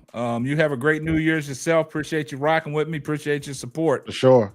Much love. You trying to get at least have some good content. Yeah. To where at least 500 people view it. Something. Yeah. I'm with you. And then another thing, Keisha, like, do you have a name? What your podcast gonna be? Yeah, I got a name. You sound too confident in that. She sounded devious. I'm not ready to sell it yet. Give me a couple of days. Because me and my poor daughter, I've been running her ragged. But I'm going to let you know in a couple of days because I was like, we done went through like 10 versions. And then I just settled on it. You know how you settle on a name? You like, I got to settle with it for a couple of days. And then, yes, that's it. Let me offer you some advice on that. Pick your top 3 and ask somebody else. Okay. Do a poll on it. Ask somebody else. And the reason why I say that is because I look at it like when I used to design T-shirts.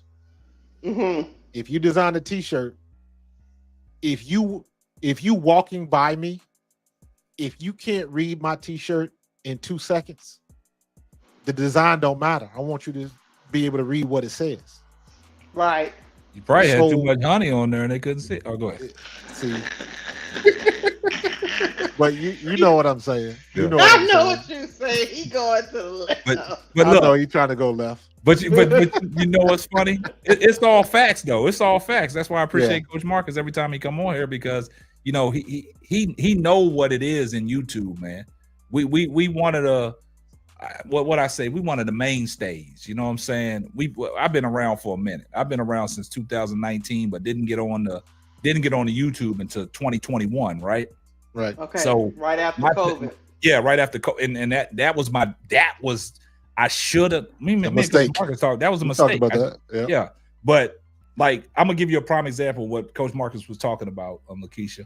Like the other day when I was watching First Take, and I really didn't pay attention to it because you know my son, he's a big Baltimore Ravens fan, and we had this heated debate on Christmas. My son and his uncle actually got into it. I mean, my son's 16 years old, and my son knows his stuff, right? And he was getting into it with his brother-in-law about Lamar Jackson. And this was a statement I made about Lamar Jackson. What's the knock on Lamar Jackson? He ain't won a Super Bowl. What else hasn't Lamar Jackson done? Lamar Jackson has done everything. He just passed Michael Vick in rushing and things like that, right? You just need that chip. Just need that chip. And I said, if Lamar Jackson wins the Super Bowl at the age 27 before he's 30, and he wins the Super Bowl, that's the only knock on him. I will put him in the top 5 greatest quarterbacks of all time. Yes. Because in my opinion, he'll be on the same level as Aaron Rodgers. Thank you. And we know at the age of 27, we know Lamar probably got about 5 or 6 good more years in him. And them stats are going to keep on writing history for him, right? And I said, when it's all said and done with the painted picture, his stats can be up there with the greats that we're talking about right now.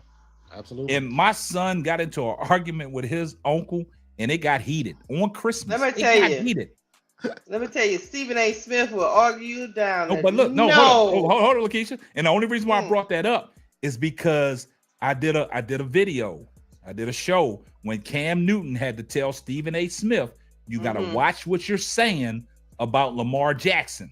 Yeah. And you know, when sometimes when I do the football content and stuff like that, you know, I'll get some views and stuff. But that particular video I did, man, I got over 8,000 views on that thing, man. Let me tell you something.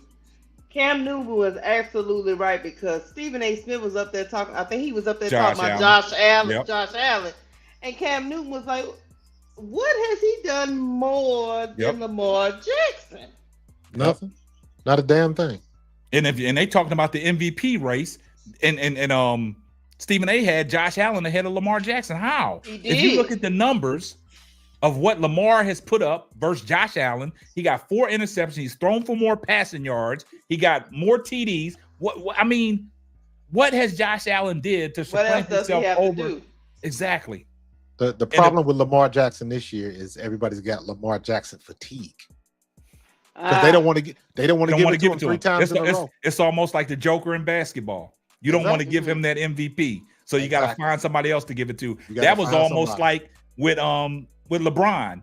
Yep. You didn't want to give LeBron the MVP no more, so you had to go out and give somebody else the MVP. That was the same way with Mike. You know what I'm saying? So the thing about it is with Lamar Jackson, I tell people Lamar Jackson is 27 years old, guys. He's 27 years old. He's on pace to win his 3rd NFL MVP. Correct. What else does Lamar Jackson have to do to let people know that he is a real quarterback?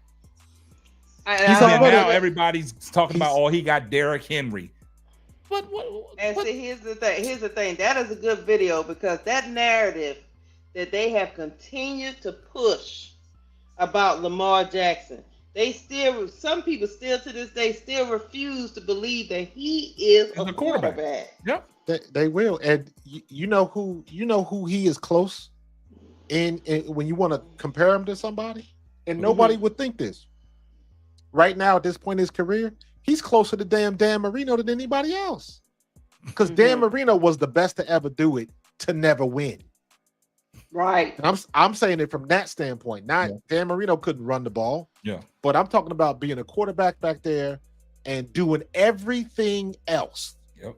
But win the chip. He got there his rookie year, and he never went back. But he still ended up being one of the greatest of all time. And he got about a 2 year window, 2 or 3 year window, and you running out of time. Yeah, I agree. And here's the other thing: if he wins that first chip, okay, he in that conversation.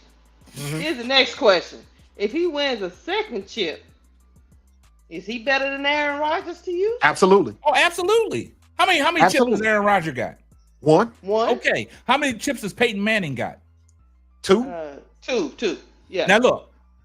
Now when you talk about Aaron Rodgers, right? That's why my argument was he get a chip. I can put him in the top 5. I can put him in the top 5 because 27 years old. That's telling me if he wins one chip, it might spiral down to another chip. Right? And then you look at it, and then you be like, okay, his story's not over yet. His numbers are going to keep on elevating. So when it's all said and done, and you look at the total body of work in the numbers, now let's talk about something. Where are we putting Lamar Jackson, man? The only person that you can't, it'll be Tom Brady, your boy Patrick Mahomes, but Patrick Mahomes is not having a Patrick Mahomes season this year, right? Not this year, no. You looking at it like this: Patrick Mahomes got 3 chips, right? 2. I'm sorry, you got 2 chips, right? Oh, he got 2. Okay, yeah. So He's trying to get the 3rd. If Lamar gets 1 and he gets 2 to go up there with Patrick Mahomes, man, we got a whole new debate. Oh yeah. Yeah, because Lamar Jackson was good out the gate, K-Sap. But they never thought. That's why them old videos keep on coming up. Lamar Jackson talking about, I'm a quarterback. Bro, I remember that game. He's been good out the gate. Because don't forget, I went to, I'm Eastern Kentucky. We was right up the road from Louisville. I used to go down to the frat parties at Louisville. My girlfriend at the time in college was at Louisville. I used to go down there all the time. So when I was watching Lamar Jackson, I will never forget that game when Lamar Jackson went off. But the commentary was, is he gonna be willing to be a running back in the NFL? They was trying to. He's not going to be able to do the next game. he threw for almost 400 with five touchdown passes. Yep. They tried to treat him like Terrell Pryor because Exactly. out of Ohio State, they Terrell Pryor, they bigged him up. Talk about he couldn't be an NFL quarterback. He got to change his position. He got to be special teams. Got to be a running back, receiver. Lamar Jackson said, all of I'm a that. quarterback. When he had that interview with Deion, when Ozzie Newsome moved up to get him, and he told Deion, I'm a quarterback, and I'm gonna make everybody a believer, and I'm gonna win the Super Bowl. I'm gonna get the Ravens the Super Bowl. Sitting and there, close, man. Sitting there, last one in the ready room in the first round. Yep. And he stood on business, man. And to see Lamar Jackson's elevation over the years, man, like you telling me somebody that y'all said that couldn't be a quarterback putting up numbers like this? And if he'd have listened to him, he'd have tanked his career. Because he wasn't supposed to be no other position. He was supposed to be quarterback. And guess what? The reason why he lost the game last year is because he didn't run the ball enough. Yep. And his receivers failed him. Yep. Mm-hmm. That's why we Flowers catch, man. That extra trying to get them extra yards, holding that ball out like that. 100%. That cost that was the game right there. 100%. Hey, ADP Jalen Hurts. He playing, ain't he? No, he's concussion protocol. He's not playing. Man, look, I'm skeptical about that. I'm skeptical about that concussion, Coach Marcus. Why's that? You think so? I'm gonna go back. Look when Josh Allen went down, right? The way Josh Allen went down, it looked worse than what Jalen Hurts did. Jalen Hurts bounced back up and gave the official the thumbs up. No. Hold on. I know he did, but I'm gonna speak from experience. Okay, I understand what you're saying, but I'm just saying.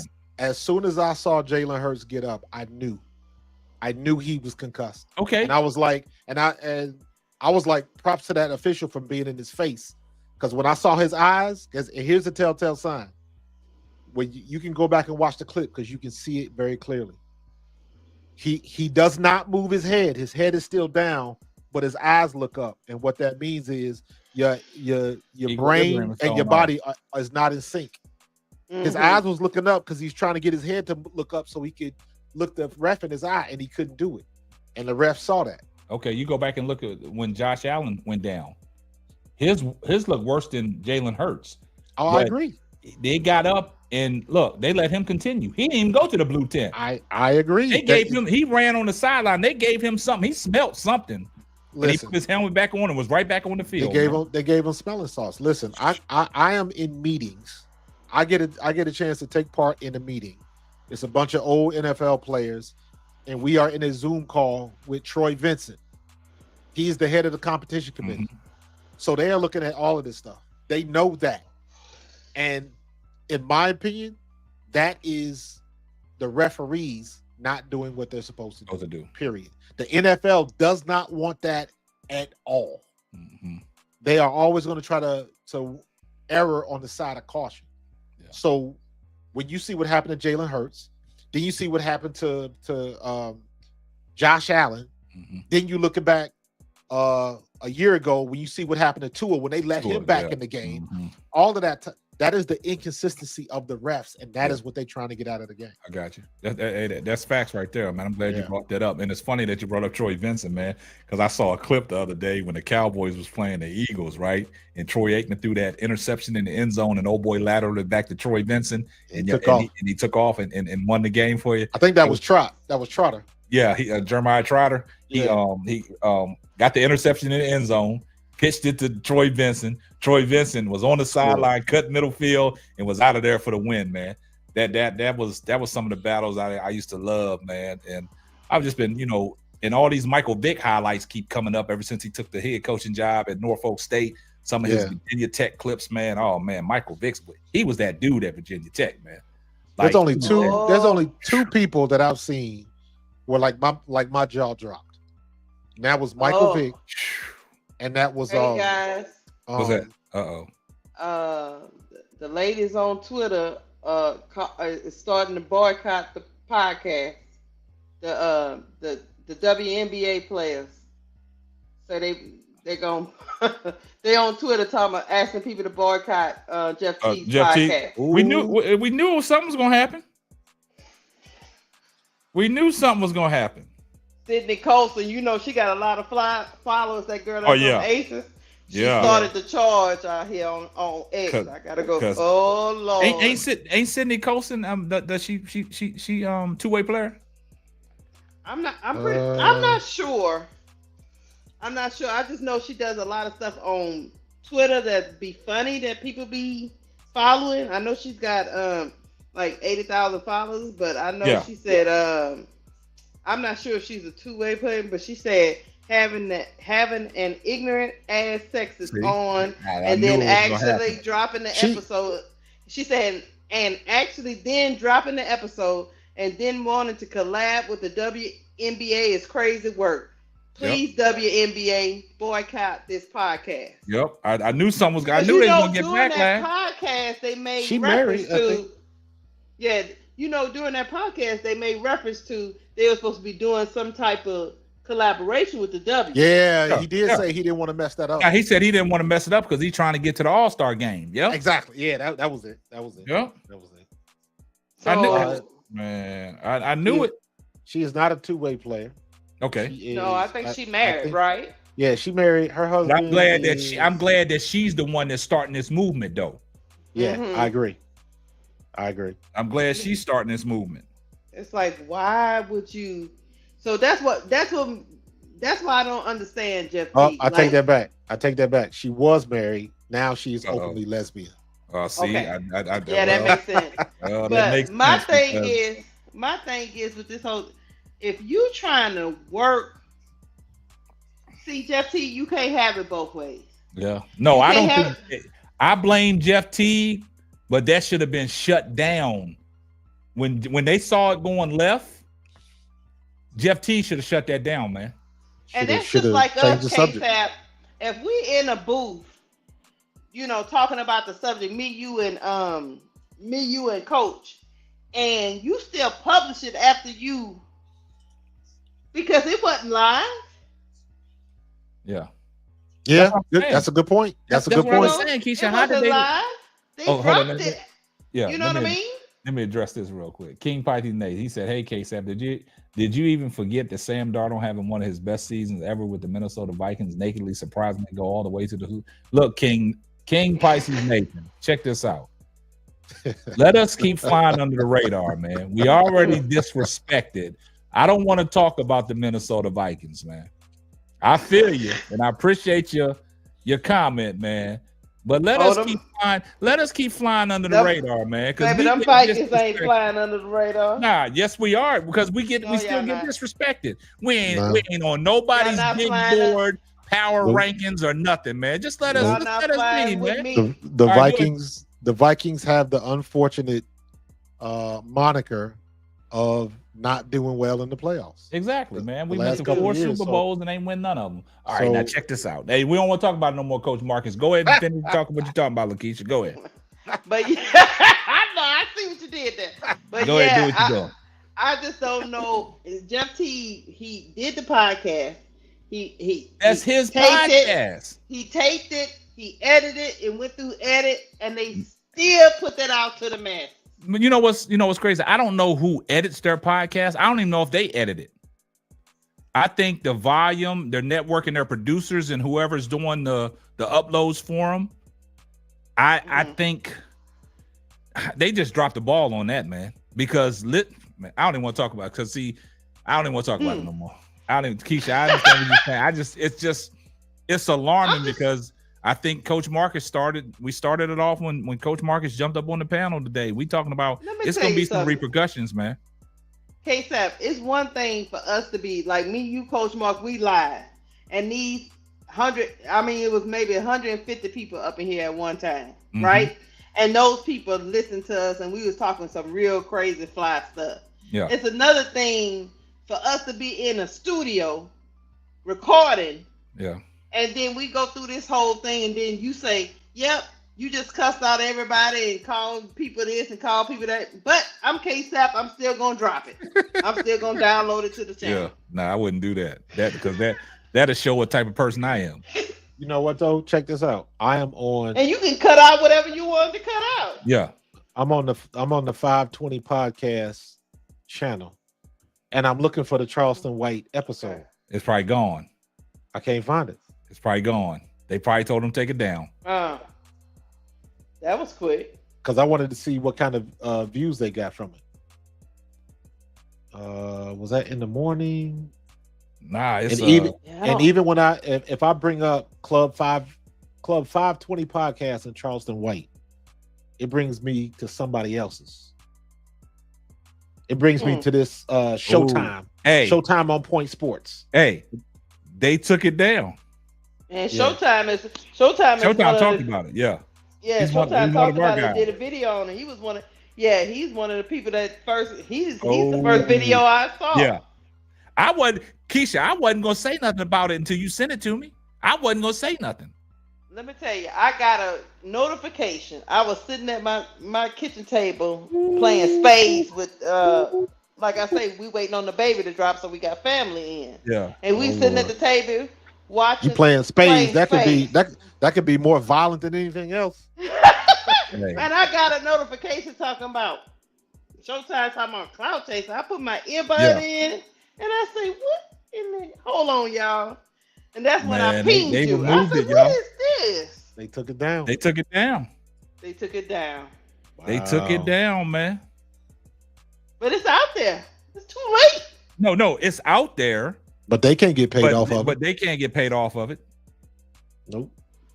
They took it down. So again, K-Sap, why?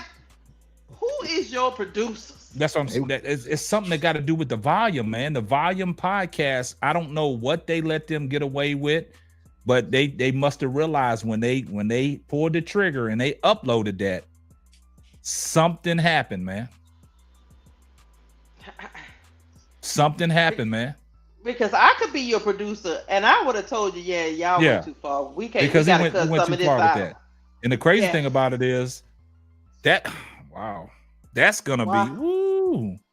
Wow. Coach Moore, I'm searching all for it. It ain't no more. I see Tony Benzino talking about lawsuit coming after those podcasts. These players are taking control because that is slander. Yeah. Yeah. Because it was we talking about how far. Like we was trying to they tell got questions. Walter Mack. We was trying to tell Walter Mack, hey man, I get where you coming from. I just don't like the comedian. I don't like the comedian reference that Wody Mack used, man. That's the issue I had, man. He's not no comedian. Charleston White gonna give it to you raw and uncut, man. He meant what he said. No, and that wasn't even the point. Because to me, it sounded like he was trying to condone it, and I was like, the issue is, why did he think it was okay to go so far past the line when it wasn't warranted? You can't. You don't like her. You don't like how she handled her business. Okay, why can't you just leave it there? But he went. Remember when I said a little earlier? Even I'm not calling Walter Mack out. Don't take that this way. Hey, but when he gotta hear it. I can't. Let me tell you something, Walter Mack. When you don't like a person, you don't care what happens to them, or what people say about them. It's easy for you to overlook what somebody say about one person that you don't like. But if that's why I brought that up during the time when we was all on the phone. If he had called Caitlin Clark a prostitute, would you be okay with it in saying that he was a comedian? Damn. You gotta check your own self, man. And you know what's funny? I might not like a certain person, but I don't want him to be called no prostitute. Yeah, but you know what's funny though, Coach Marshall? I didn't look all through the catalog. It's gone. Wow. It's gone.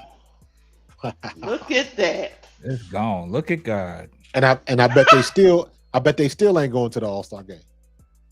And that might have some backlash. They getting Coach Marcus. As soon as you came up on the panel, what did me and you say? It's gonna be some repercussions, man. Absolutely, man. Because them receipts ain't going nowhere. Nowhere. And this is how you get your whole podcast canceled, man. Yep. This is how you get stuff like that, man. You got to be careful of who you bring on your podcast, man. Because some people don't have no filter. It's like, what in there? And look, K-Sap, that's the other thing.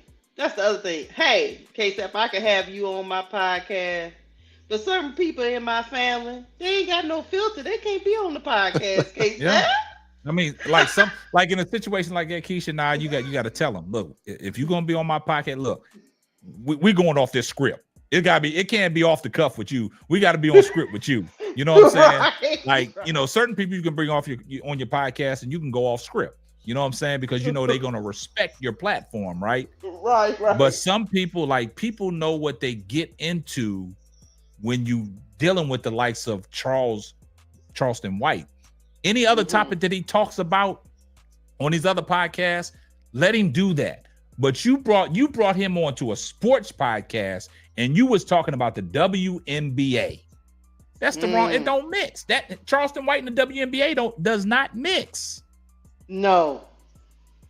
And you knew when you brought him up there, you was not trying to have a serious conversation about the WNBA. Even if you said something great about Caitlin Clark, because you like Caitlin Clark, you tainted it by what you did with Angel Reese. Yeah. Do you think Caitlin Clark want to be a part of you saying something nice about her and then completely sexualizing her people that she played with in the league? That's Make right. it make sense. But the thing about it, he bottled all that up in one whole soliloquy by talking about everybody in the WNBA is a carbon muncher and they trying to get everybody on board. That's basically what he was saying. And Jeff Teague sat there and said he was co-signing. I believe that. That's the problem that we over have. there, they doing it. They over there sucking pee. I said, Yeah. what the hell is going on here? And that's what's going to get him. That's what's going to get him end up getting him canceled, because that was so far out of bounds. It's like, dude, you got to know better than that. You a grown ass man. So guess what? You're gonna have consequences and repercussions. But hold on, but watch this. Charleston White ain't gonna lose nothing from it. Not a thing. That's the crazy thing. You bring in Charleston White on your podcast. Now you got to suffer the consequences. It's not gonna affect Charleston White. Charleston White gonna keep it moving. Listen, he gonna be on somebody else's platform talking about something else. Listen, if somebody throws a grenade from on the outside of your house, it's gonna do some damage. But you put that grenade on the inside, it destroys everything. Yeah. And another thing, Angel Reese, I know what you said, Coach, when you say sometimes you can't. Well, a lot of times you can't control what these people say online about you. There's nothing you can do about it. But certain things, hey man, that is slander, man. You done went too far. Well, yeah, but here's the difference. When you're dealing with people and trolls on the internet, there's no face to it. They got a face to it. Yeah. This a is professional the podcast. A professional player face. I am printing you a receipt. There you go. Yeah. And they got caught up in the hype. And like I said, it was you talking about one big episode of peer pressure. Nobody, and you know what? No, it ain't about nobody. If Jeff Teague is named, if he on the marquee and this is his podcast, it's his responsibility to take care of all of that. And he didn't. And guess what? He gonna end up catching the wrath. Yeah, and I know they probably talking about it as brothers right now. They probably talking about it. They were like, man, dog, Charleston White then got us, you know what I'm saying, in a little hot water. And you know Charleston what I'm saying? White ain't gonna miss a beat. Yeah, and Charleston White gonna keep it moving, man. He gonna be on somebody else's podcast talking about rappers. Y'all pull up if y'all want. I got this 9mm, and he would show it on social media. Mm-hmm. And it was only that one guy. He was like, hold on, I'm not gonna let you do that. Yeah, the big brother. Him. Yeah. But the host of the show, the guy that sits in the middle, the light-skinned dude, he didn't say nothing. He ain't say nothing, man. He kept on laughing and kikiing and building it back up, man. Shout out to Victoria Teller for the $2 super sticker. Here comes the money.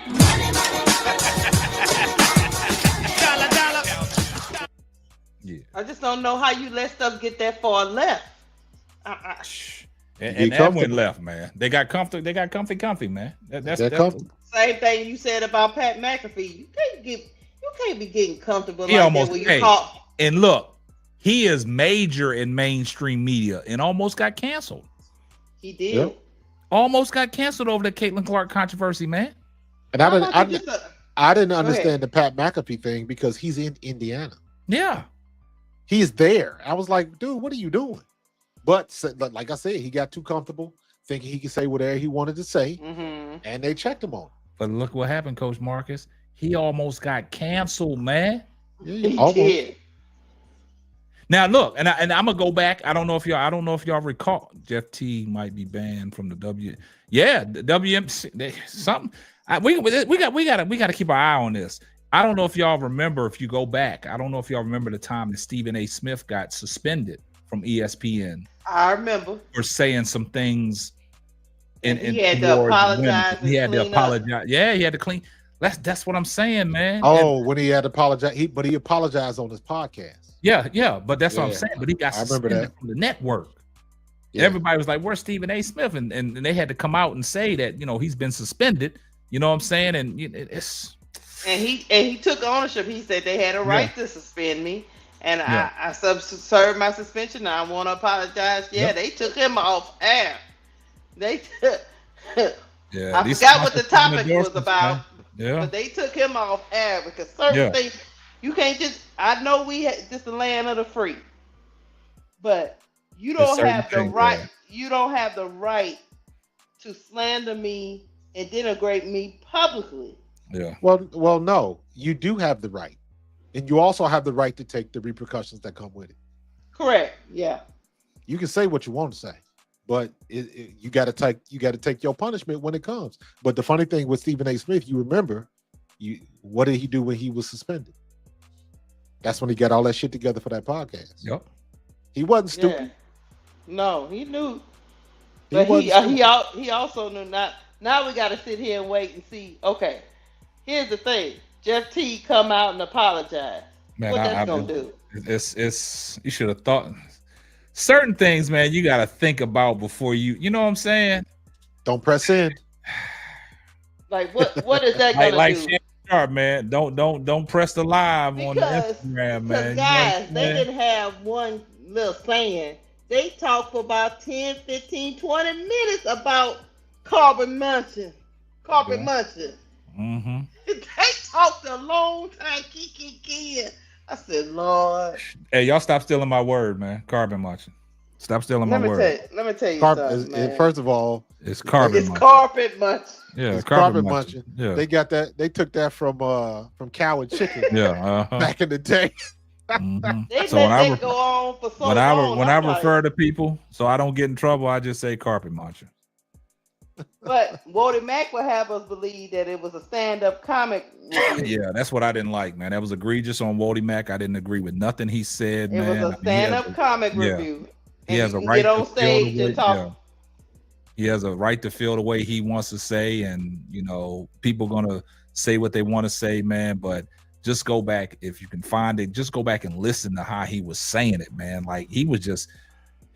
We'll leave it alone, man. We gonna move on, man. And I'm glad that we still got 76 people watching, man. But we're gonna end the show, Coach Marcus. We got to end this show, man. I'm pretty sure we'll be talking about. Look, I'm pretty sure we'll be talking about this again because man, Coach Marcus, you ain't going nowhere but dropping another video, and I'm gonna get the notification that you didn't profane talked and did all this and did all that, man. So yeah. Listen, let me tell you what happened tonight. I recorded a video about Cincinnati. Okay. Because Cincinnati had come back, Joe Burrow had brought it back. And then the damn Cincinnati defense lets Bo Nix go right down the field, tie the game up. That was a good catch, though. Yeah, it was a phenomenal catch. That was a catch, man. I had recorded a video, and I had to stop the video. When they went into overtime, I just said, screw it, I'm going live. So I live streamed the whole overtime. Okay. And I was like, if they lose this game, field goal, man. Man, what is it with kickers today? I don't know. What is it with kickers this year? What's in the Kool-Aid, bro? I don't know. Hey, but I think Justin Tucker got his shit back together though. Yeah, I think it was a mental thing for Justin Tucker, man. Probably same thing with Elliott, with Philly's kicker, man. But how old buddy just missed? How he just doink it? Doinked it, dude. A chip shot. And a chip shot. That was not even a chip shot. But hey, you got to shout out to T. Higgins, man. Yeah, T. Higgins balled out, man. I really hope. I know they ain't gonna keep both of them, but got to keep one of them. Get another young fella in there. You got to move Jamar Chase, man. And for God's sakes, man, get you some defense. Yeah, who moving Jamar Chase? Jamar Chase is getting tired of taking these L's, man. I mean, even though they won tonight, but For him to put up I godly numbers that he does, man, I know him and Joe Burrow's got a great connection coming from, LSU and things like that. But at the same time, it's like, I think that's why Jamar Chase conducts himself the way he does in these interviews, man. He's getting tired of losing, man.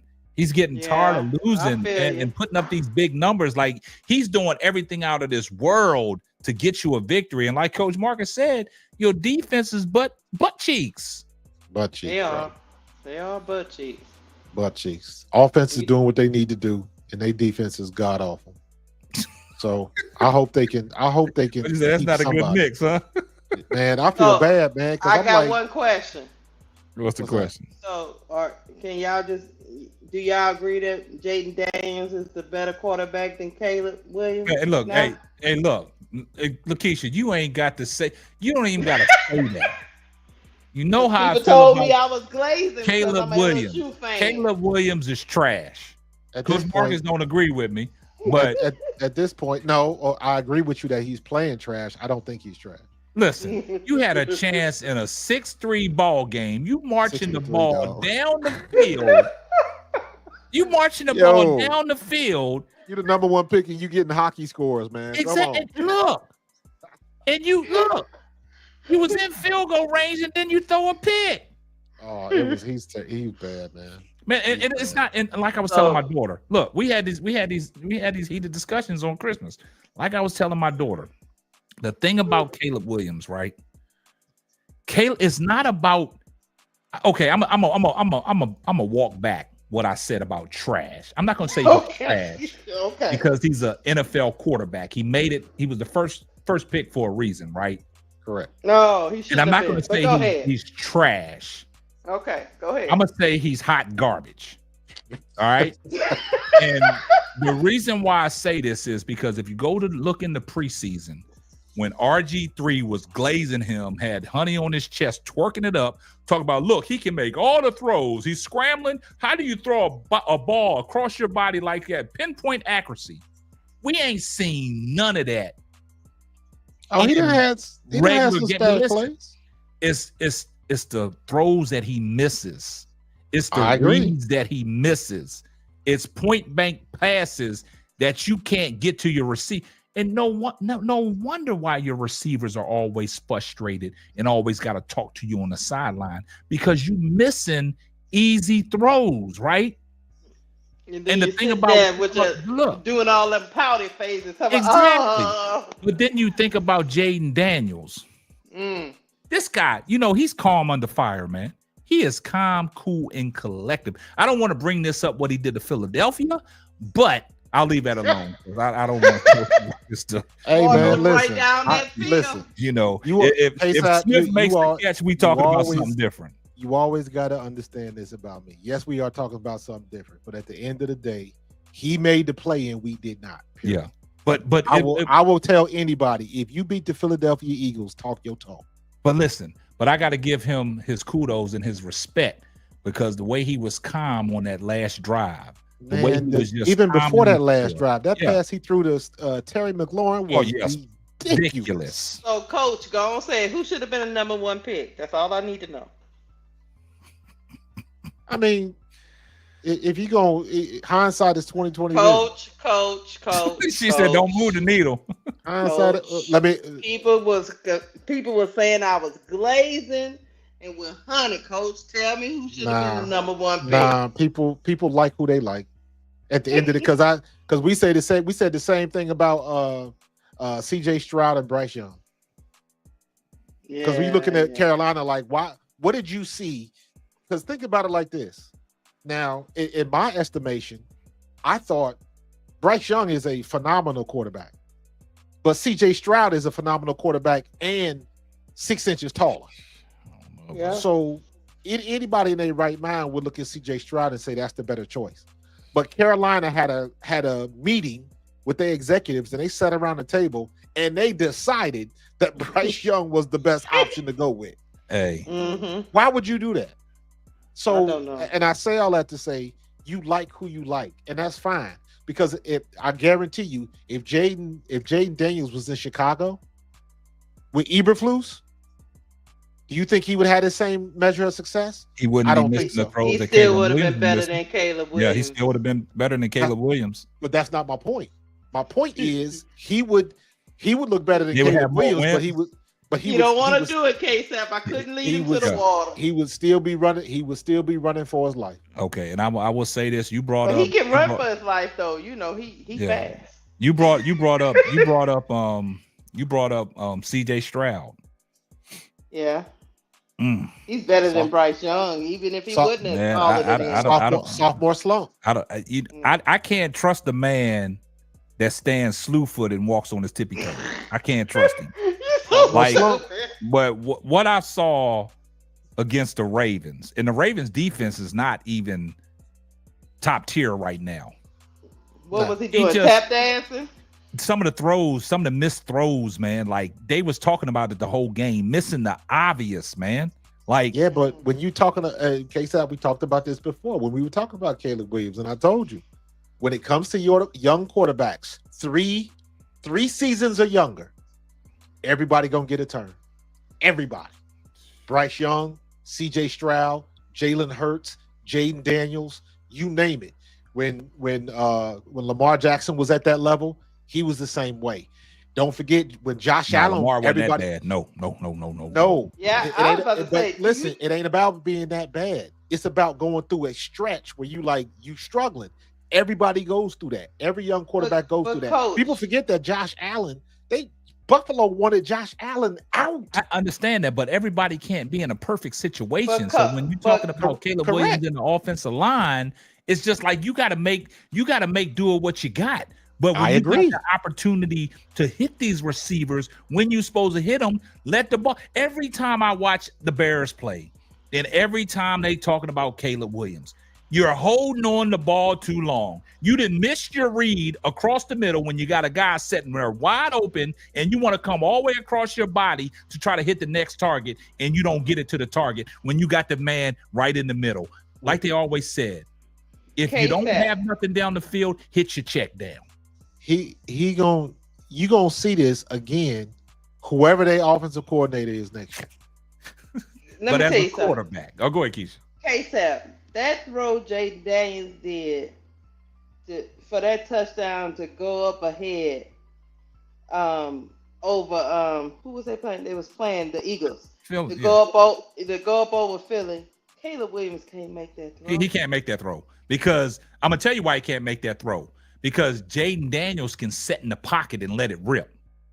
Caleb Williams don't want to stay in the pocket.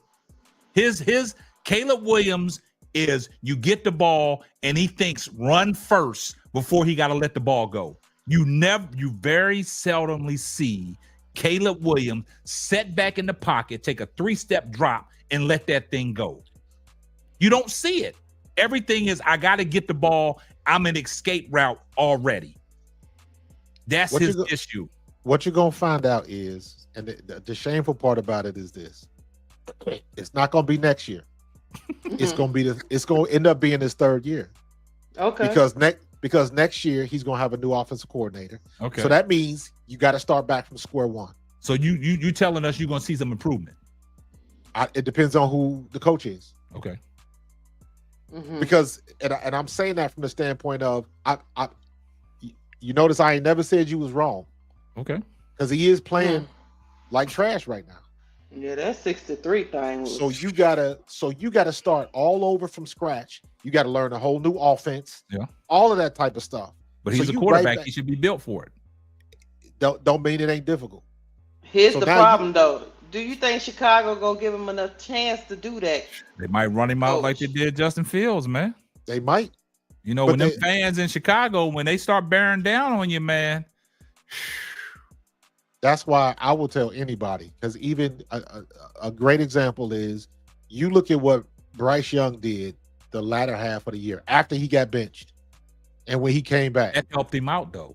Absolutely. That helped him out, man, because But do you think Bryce Young is a starter? No, but see, with the Bryce, he was forced into that starting role in Carolina. They had no choice. They gave him the keys as soon as he got out the garage, right? And he wasn't ready. And he wasn't ready. He had nobody that he could, that could groom him, right? Sam Darnold got up out of there. So you look at it like this. When they benched him, I think that was the best thing that happened to damn shit. Bryce Young. I think that's the best thing that happened to Bryce Young. When he took time and he was benched and he had to go out there and see what everybody was talking about, I think he learned from that. But isn't that the same situation with Caleb Williams? Caleb Williams, I don't know. I just His don't. personality There's something about Caleb Williams, man. I'm telling you, Coach Marcus. I'm just man. I'm not disagreeing with you, but I'm just simply saying you got to look at the situation. Everything you said about Bryce Young, you can say about Caleb Williams. Without, all right, watch he just didn't have anybody that he could sit behind. Okay, watch this though, Coach Marcus. Watch this. Hold up, watch this though. I'm gonna ask you a question, Coach Marcus. I didn't need your honest opinion. Coming into the NFL, what did all the critics say, and all the Mel Kipers and of the people of the sports world, and the Tony Kornheisers, and all the people that was talking about the Will Burns, and even Stephen A. Smith, Shannon Sharp, everybody said that Caleb Williams, his junior year or what was it, his junior year, or what was the year he won the Heisman, his junior year, right? Yeah. They said that he was already NFL ready. Correct. Right? Yeah. So when I say that, when I look at Bryce Young, and I'm asking you, to me, which one do you think was more prepared for the NFL? Bryce Young or Caleb Williams? Bryce Young. Okay, so the media pundits of the world go on this notion of saying Caleb Williams was the next best thing to sliced bread. When you get Caleb Williams, this is what you're going to get. He can make all the throws. He's the NFL prototype quarterback. Here's the difference, though. Here's the difference. Number one, you know good and damn well most of them pundits are wrong. I don't give a damn if what they say. Half the time they're wrong anyways. I understand that, but that was number two. The reason why I would say Bryce Young instead of Caleb Williams. If Bryce Young was 3 inches taller, we wouldn't be having this conversation. But he's not. He did go to Alabama. He did win a national championship. And for the most part, he outplayed Caleb Williams. Man, I agree with that assessment, though. But I'm talking about what they said about Caleb Williams. I'm not disagreeing with you. All I'm simply saying is when he got there, he was in the exact same situation that Justin Fields was, and he's a better quarterback than Justin Fields for sure. But when you always running for your life, and when you don't have good coaching, that's what you're gonna get up with. Take off first, man. And that's the thing that he got to cut down on. He got to learn how to get the ball out of his hands, man. I agree. So long for the receivers to be running, and you know what I'm saying. And if your receivers don't come open, it's always a check down. But why do you think Jaden Daniels is having the success that he's having? He's sitting in that pocket, letting that ball go. Correct. So you got the right coach with the right player on the right team. Period. That's true to a certain extent. I'm telling you, you got the right coach at the right team at the right time. Everything is falling in place for Jaden Daniels. Coach, no, that's not. I'm not going to agree with you there. He's got better decision making. Yeah. No. You're missing my point. I agree with you. When I say the right coach, that means I guarantee you, because let's be real, Jaden Daniels gave the game up the other day when he threw that late pick in the fourth quarter. We should have iced the game, but Devontae Smith dropped the ball. Yeah, dropped the ball. Mm-hmm. That's a bad decision. But he's not making as many bad decisions. They coaching it out of him. He is in a comfortable situation where he knows what to look for, what to do, and he has gotten comfortable. And this is when you hear people say the game is slowed down for him. Okay. That hasn't happened for Caleb Williams yet.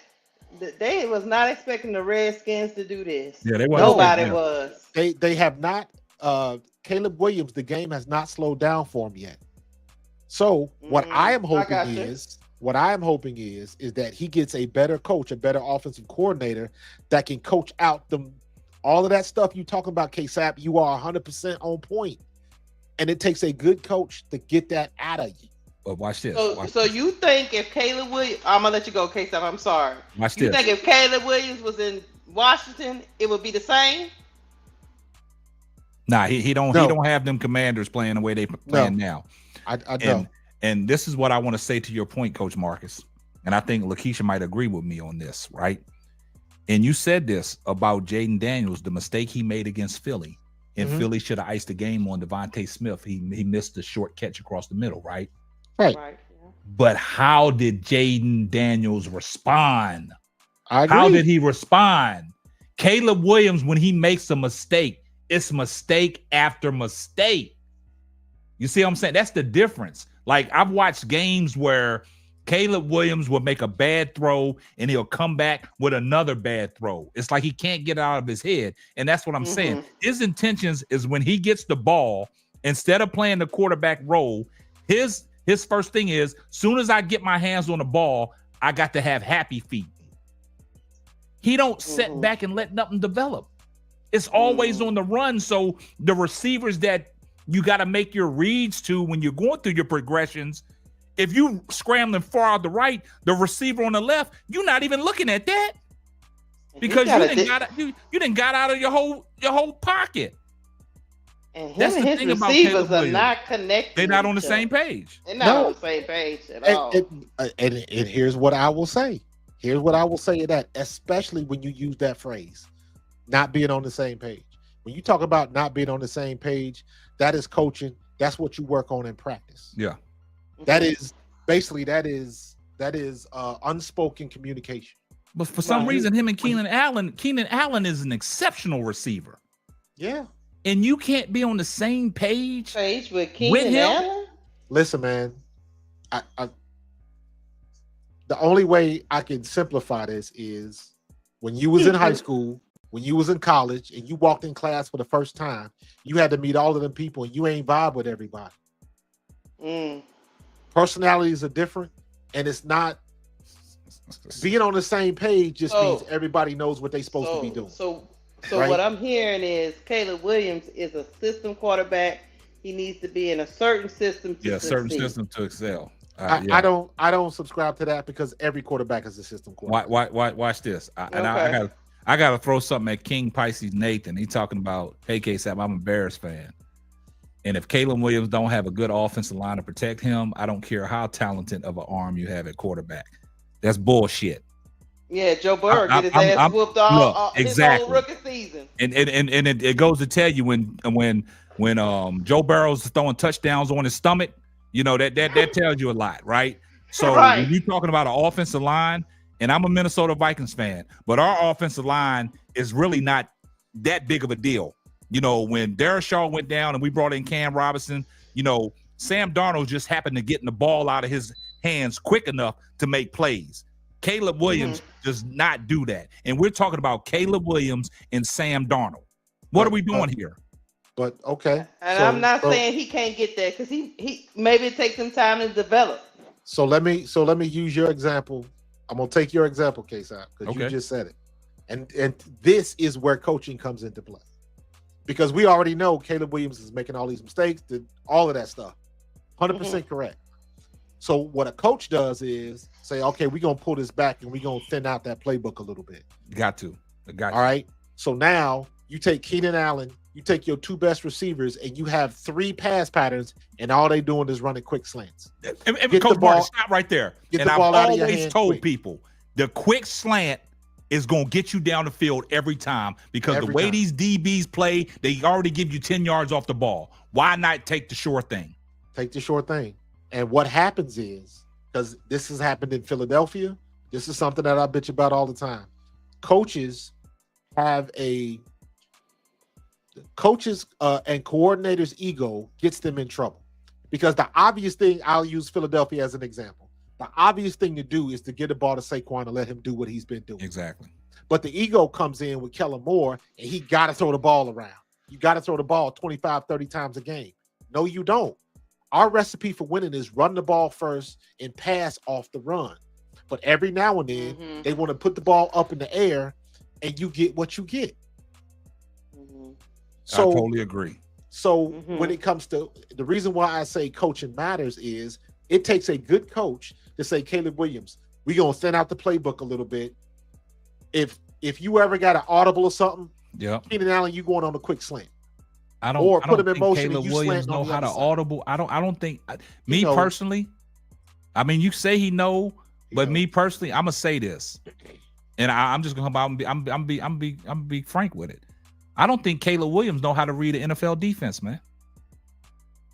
I don't think he knows how to read an NFL You don't defense, think man. so? No, I don't think, because when he's talking about audible, if you don't like that play, and if you can read a defense, you're gonna audible out to a suitable play that's gonna, combat that defense that they in, right? And I'm gonna give y'all a prime example. We got Minnesota Vikings got 2 losses. We lost to the Detroit Lions and the goddamn Los Angeles Rams, right? How did we lose to the Los Angeles Rams? Old McVay knew what Brian Flores as a defense was going to do. What did he do with Matthew Stafford? He got the ball out of Stafford's hands real quick. It was nothing downfield. It was quick hitters to Puka Nacua and Cooper Kupp. And they beat us all the way downfield. And I told my son, if Brian Flores don't change up the strategy for the night, they're going to do this the whole game. And we never touched Matthew Stafford the whole damn game because it was nothing but quick hitters to the side, little wide receiver screen, Kalen Williams coming out of the backfield, catching, screen plays. And that's how they beat us. And we had no answer for it. And like Coach Marcus said, sometimes that comes down to coaching. If your coaches don't see that, your offensive coordinator don't help you out, you're going to struggle. Well, I mean, but here's the other thing. You can't compare. I'm not going to compare Caleb Williams to Joe Burrow. To me, Joe Burrow was a unicorn, bro. Yeah. How many? You name me other. I think Justin Jefferson and Jamar Chase made him look like a unicorn. Say something. Say something. How many other quarterbacks in their rookie year and their first 2 years have the success that Joe Burrow had? Yeah. Joe Burrow. He had that success with a horrible line. Yeah, absolutely. But how many times that line was and nobody was giving him these excuses you giving Caleb Williams. And got all the way and beat Kansas City. But that's what I mean. Joe Burrow was a unicorn. He was that good. Caleb Williams might not be. Okay, well, that's all you had to say. We stopped right there. We stopped right there. That's why we stopped right there. You just made my point. Ended it right there. Shouldn't have been the number one pick. You ended it. You Coach Marcus, that's why I like you. You came in right on time. See, look at you. You came in right on time. That's all you had to say, man. Lakeisha, we said all this to say this, and Coach Marcus had it in his mind. He wanted to say it, but he put a perfect soliloquy together. He put a perfect soliloquy together, and that's how my brother. Remember, we started this off. I started this soliloquy off with, should he have been the number one pick? And you said, well. Keisha, guess what happened? Hindsight is 2020. Guess what happened, Coach Lakeisha? Marcus. Yeah, guess what happened, Lakeisha? What? We led him to the water, and he took a drink. He took a drink. That's all you had to say. That's what I've been waiting for, man. Now. Listen, maybe he's not that dude, man. Just he might not be, but it's still you still got to wait and see. You're not going to know. I still think he's first round. I just don't think he's the number one pick. Yeah, let me say it like what this. Chicago needed. You know what I'm saying? Because Chicago did need a quarterback because I think during that time before the draft, didn't Justin Fields' name get thrown up in trading and stuff like that? Yeah, so he had to. They had to make a move, but at the same time, it's trolling. I'm not trolling, man. Hey, you got to get on Coach Marcus. I don't think it was a mistake taking. I just don't think that Jaden Daniels would be that successful in Chicago either. He'd have been more successful than Caleb Williams. Two different type of quarterbacks, man. I mean, but look at all the prerequisites. Yeah. Let's say it like that. Okay, if Jaden Daniels had Caleb Williams' offensive line, he'd be running for his life. So he'd be looking more like Lamar than anything else because he'd be getting up out of there. Hey, man. Lamar earned it. Lamar was good out the gate, man. Lamar took his lumps too. He did, but he didn't look like Caleb Williams, man. Yeah. And guess what? Watch next year. I guarantee you. And this is how you know young quarterbacks are really better than average. If Jaden Daniels, after everybody's got tape on him, what up, bro? If Jaden Daniels has the same type of year next year, then we you know cutting he's up the now. truth. Right? Because he got to go through his sophomore slump too. He do. Oh, no, I just don't think. Now we about to get off, Brooke. We about to get off, man. We've been on here too long, man. We've been on here 4 hours, man. Let me tell you something, Coach. We've been cutting the shit for the last 2 hours, We were man. just trying to lead you to the water of this draft. Yeah. The Heisman winner. We're gonna end it was there. not the number 1 pick. Yeah. We got to end it there, man. Hey. We'll Brooke, see next man, year. We've been here.